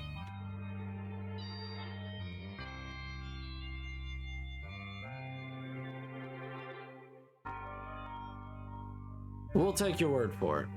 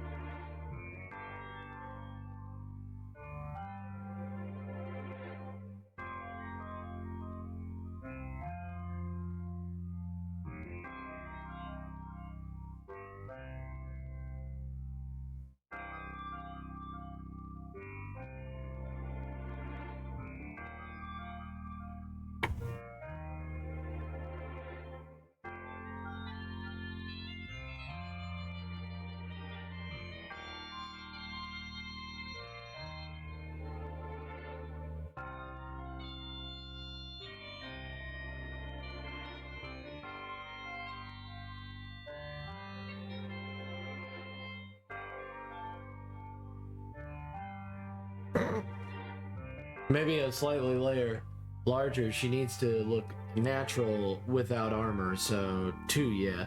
Unless that's the point. Like, I just want to make sure that her head's correct, because sometimes I get I do have the problem with tiny head syndrome. So I need to always make sure to be vigilant that it isn't tiny head syndrome.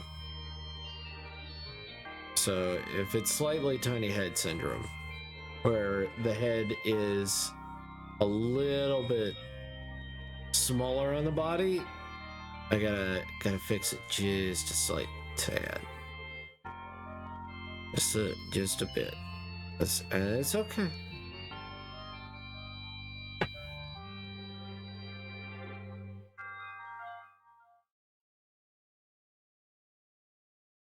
Just expanding it just a little bit.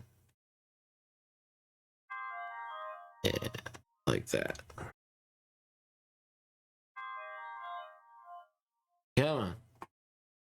Alrighty, I better head off now. Hope I can. You have a wonderful stream cut.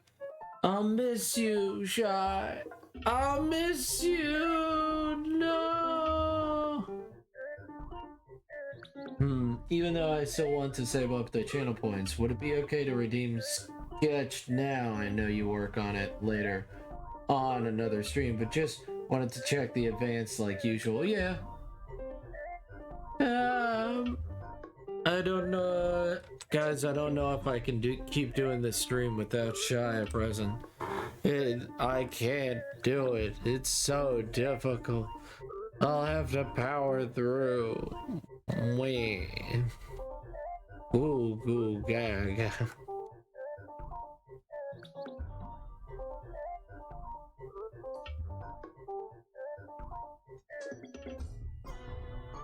I will miss Shy. He is so funny.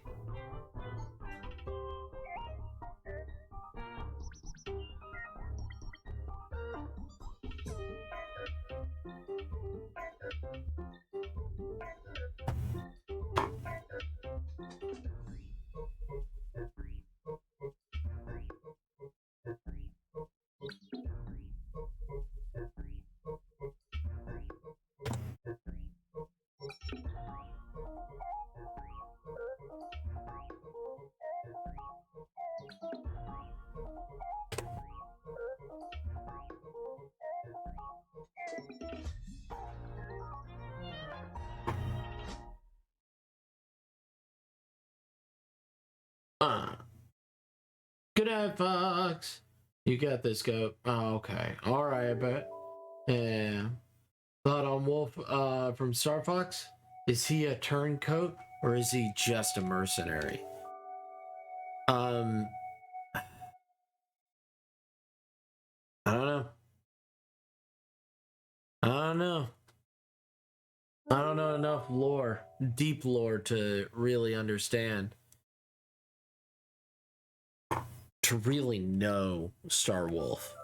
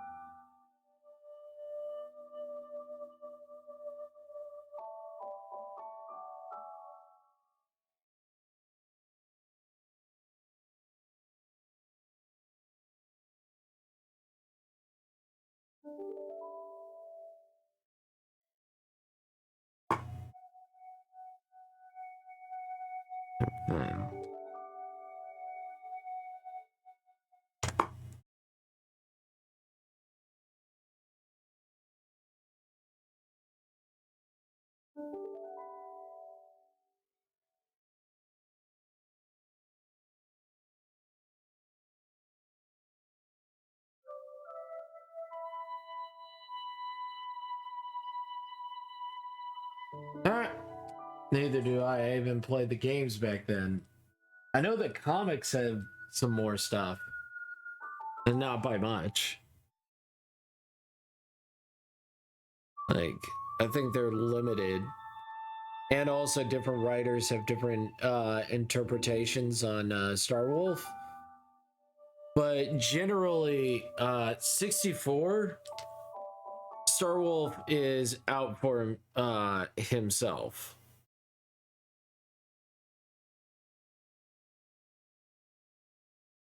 '64 is out for himself. Original game, he's kind of just a villain.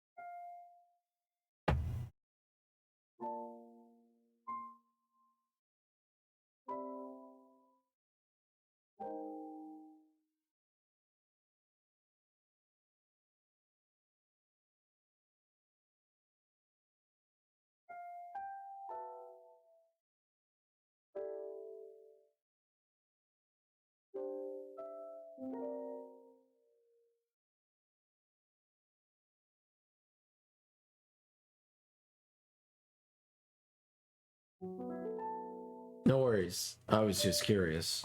Well, it's a fine topic. You can be curious. You can be as curious as you want, my friend. Be a curious person.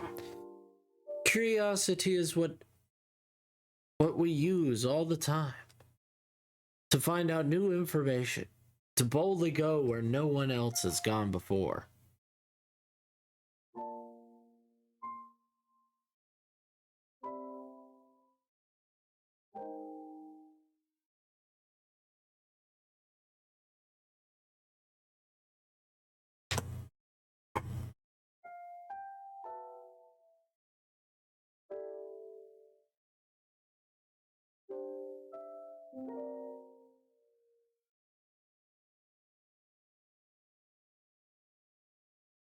To seek out new life.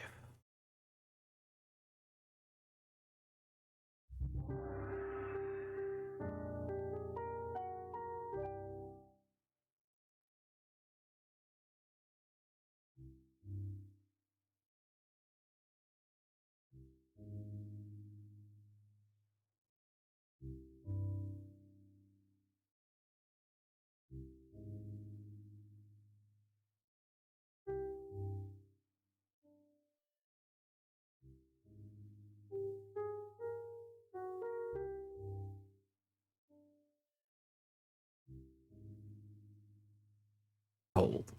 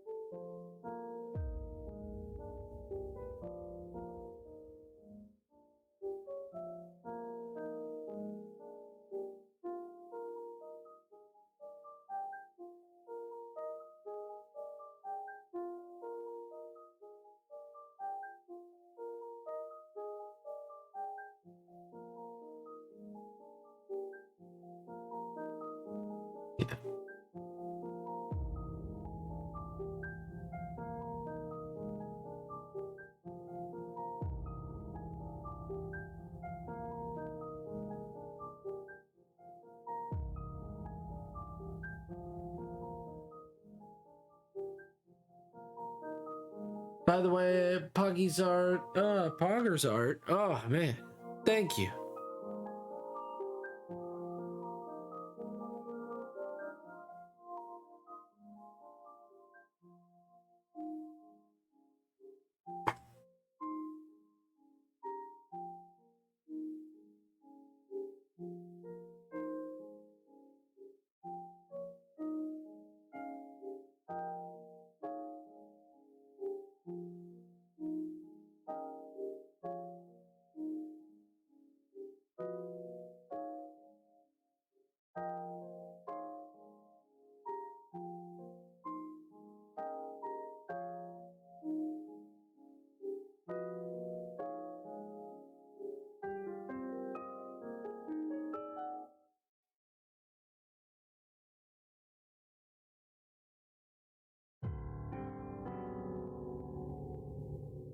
Thank you.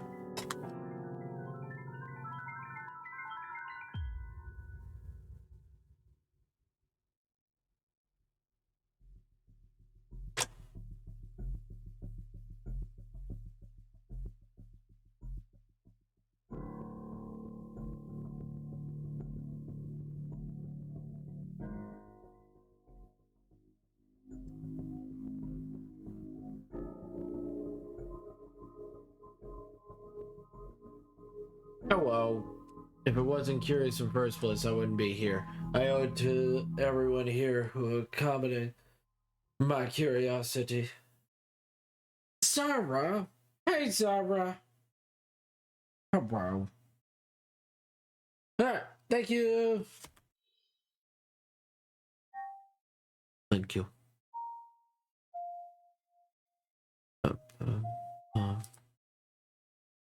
Yeah, thank you.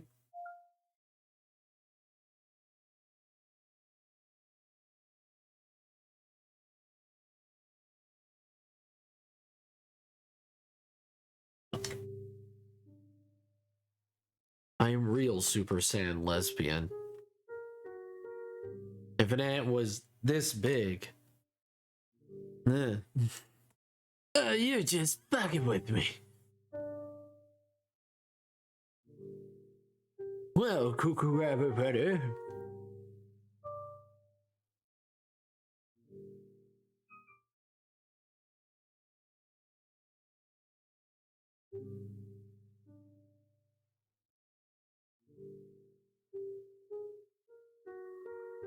Another ghost loads.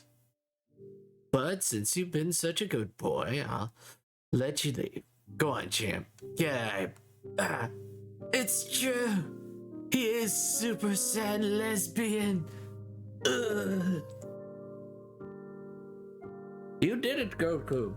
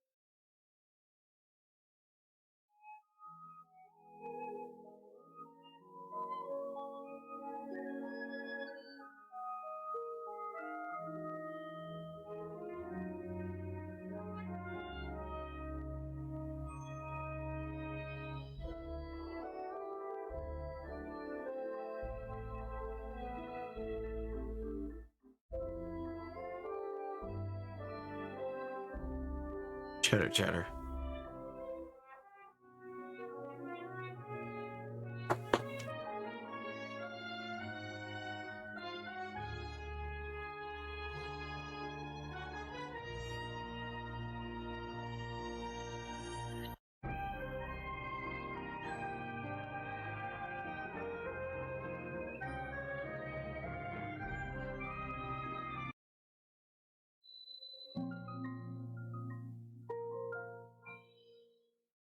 Hopefully that sketch redeem idea is reasonable. Looking forward to see you working on it. Okay, well let me see what it is. Hold up. With my newest redeem, could you give Millie harpy treatment similar to the style you did the last redeem? Here's her reference again. Okay, thank you. Okay. Better.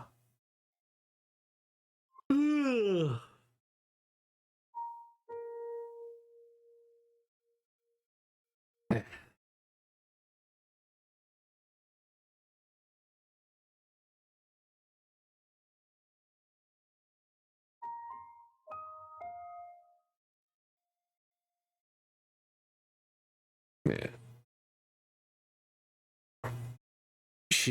She very cold.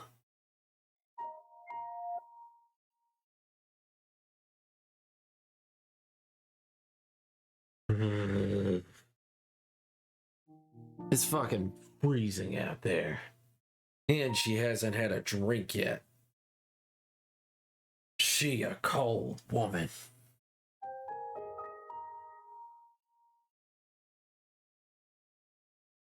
Oh yeah. Yeah, you should trust her. Trust her. Nothing bad will happen.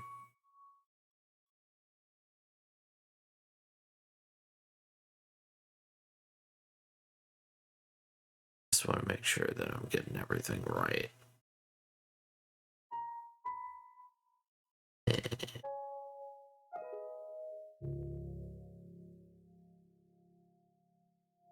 Mayhaps.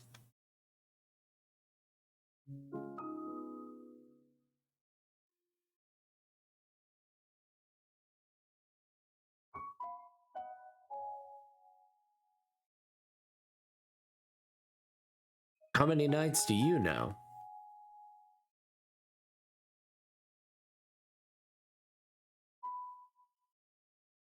That's right, none. Of course you would trust her. Gosh damn right. Of course you would.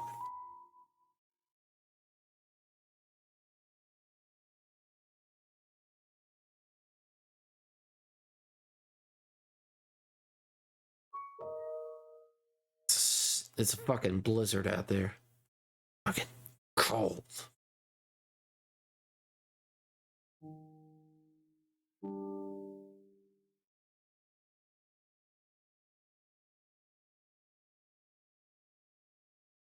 Just remember it drapes.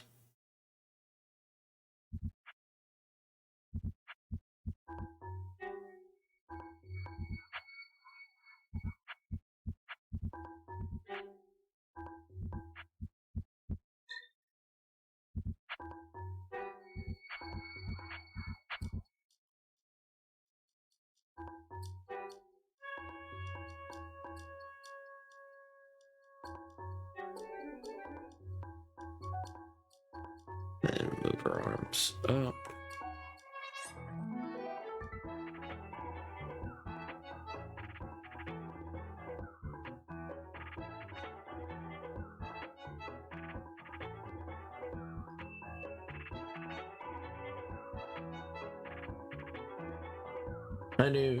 I know a few nights. Doesn't mean I trust him though. But the simple fact that her armor is beat to shit means it's seen some use. Yeah, but not from her. But you don't need to know that.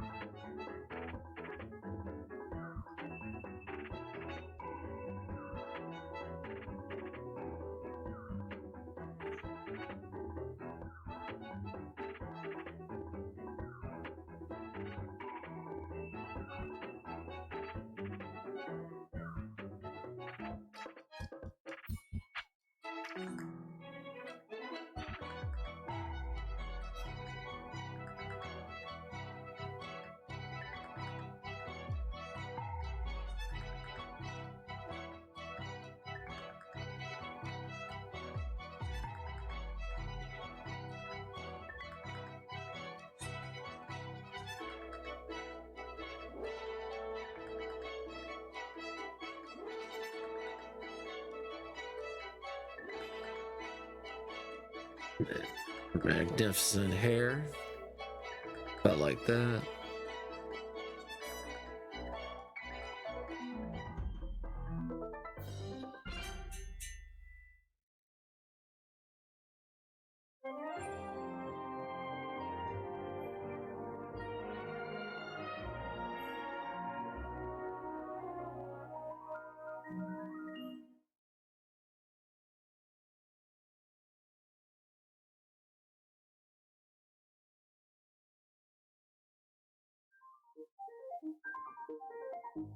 Boom, boom, boom.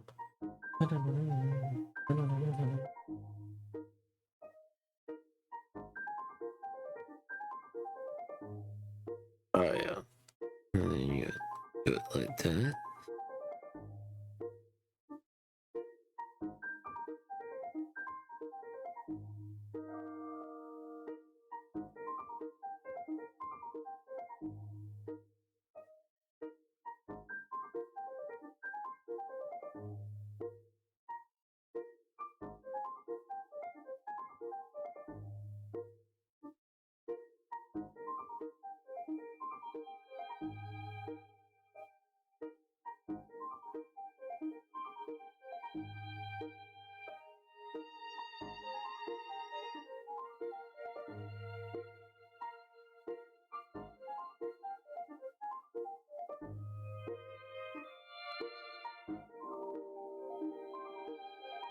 Hey Paul, 7 hours and he's still going. How such a hard-working goat.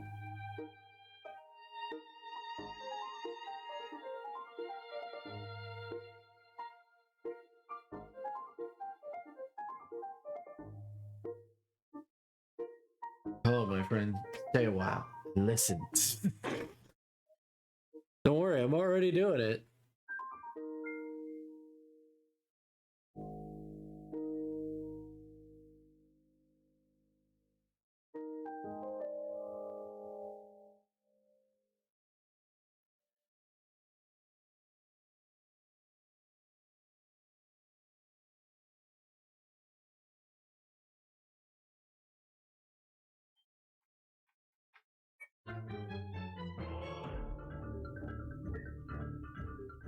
Mayhaps a warm food would warm thee up, my lady. My young lady.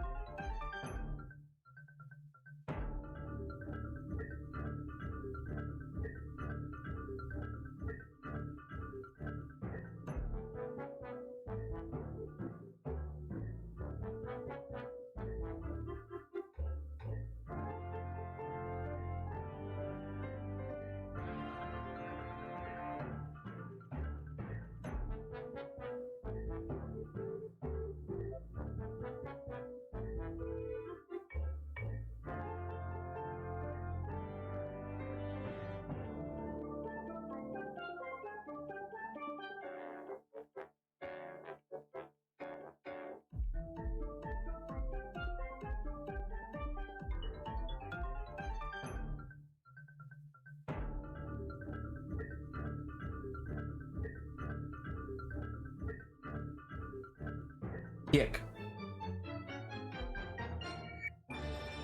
Have you ever met someone who's never seen snow before, though? I feel like I've asked this before. I have maybe once or twice. Bird. Heck. I gotcha. Hopefully you're doing well, McChungus. I don't know if you've asked me this. I've never met somebody that hasn't seen snow, but there are places that don't snow in the world ever.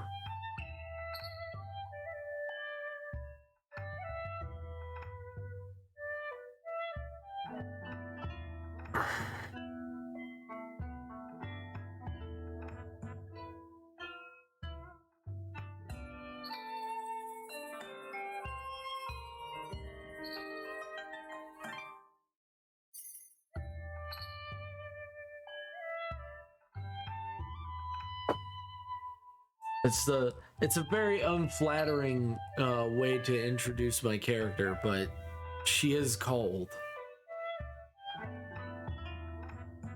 Didn't give her a hunch.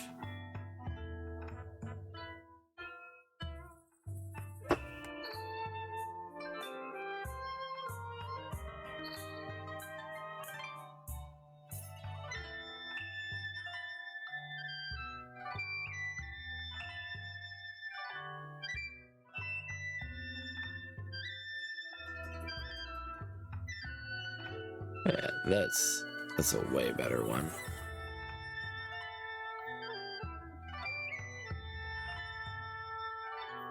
That's a lot better. That's a lot better, though. I like that a little bit more.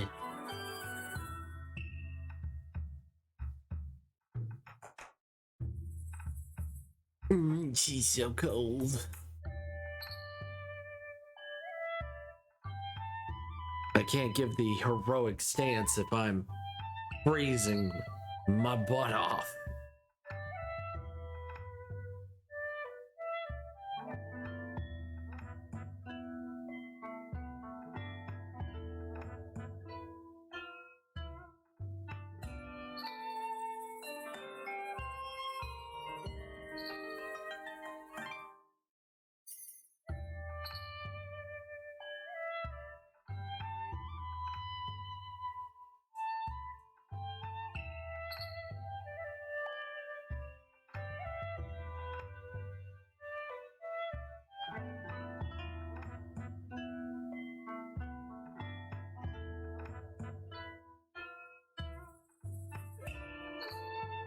Ugh.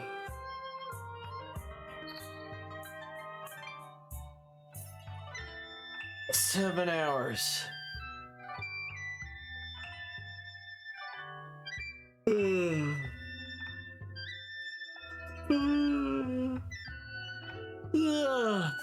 Alright. Let's save. See what we did.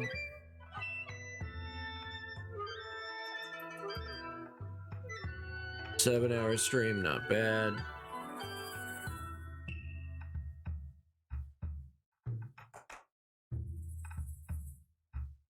I think I need to pronounce her chin a little bit more. That's what let's pronounce her chin just a little bit more. So, who do you think we should raid?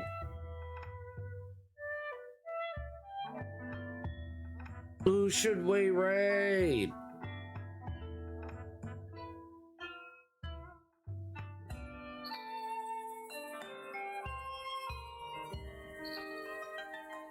Sleep is good.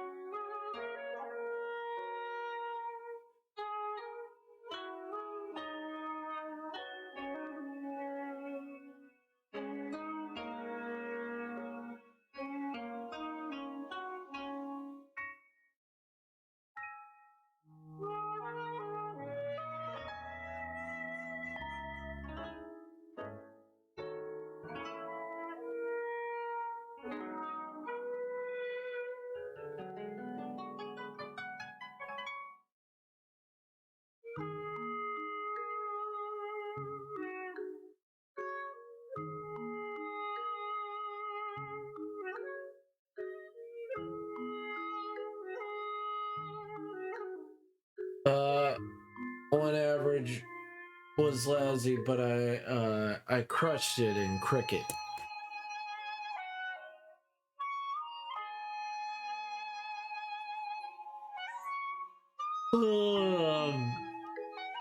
Got to throw darts tonight. We lost overall, but now I have enough matches to attend the end of the season tournament. Hell yeah.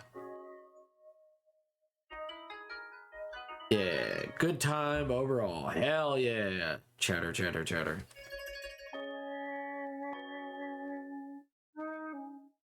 Does she look cold to you guys? Just asking. Does she look cold to you?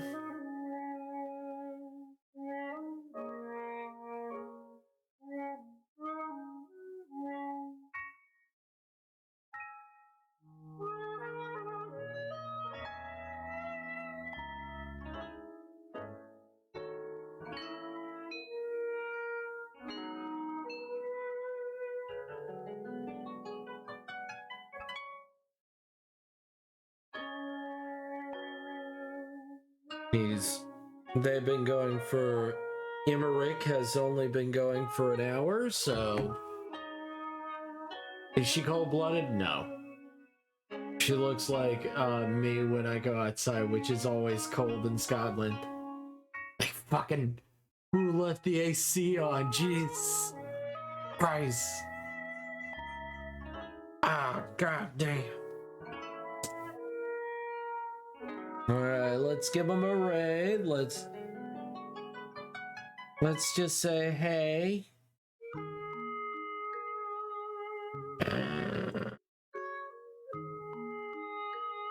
Yes. Let's give them a raid. Let's... What is it? S raid. And then... In raid, I think. That's right. That's right. Yeah. Yeah. See, I got it. I did it right. No, she's got warm blood. Dragons don't have cold blood. It is very... Depending on the dragon, they don't have cold blood. So...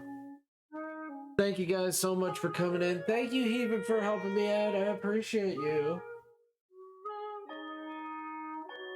Thank you for being awesome, guys.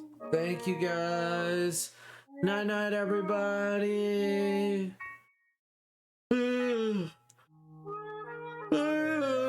guys make it so amazing. Have an amazing one. Stay positive. Stay awesome.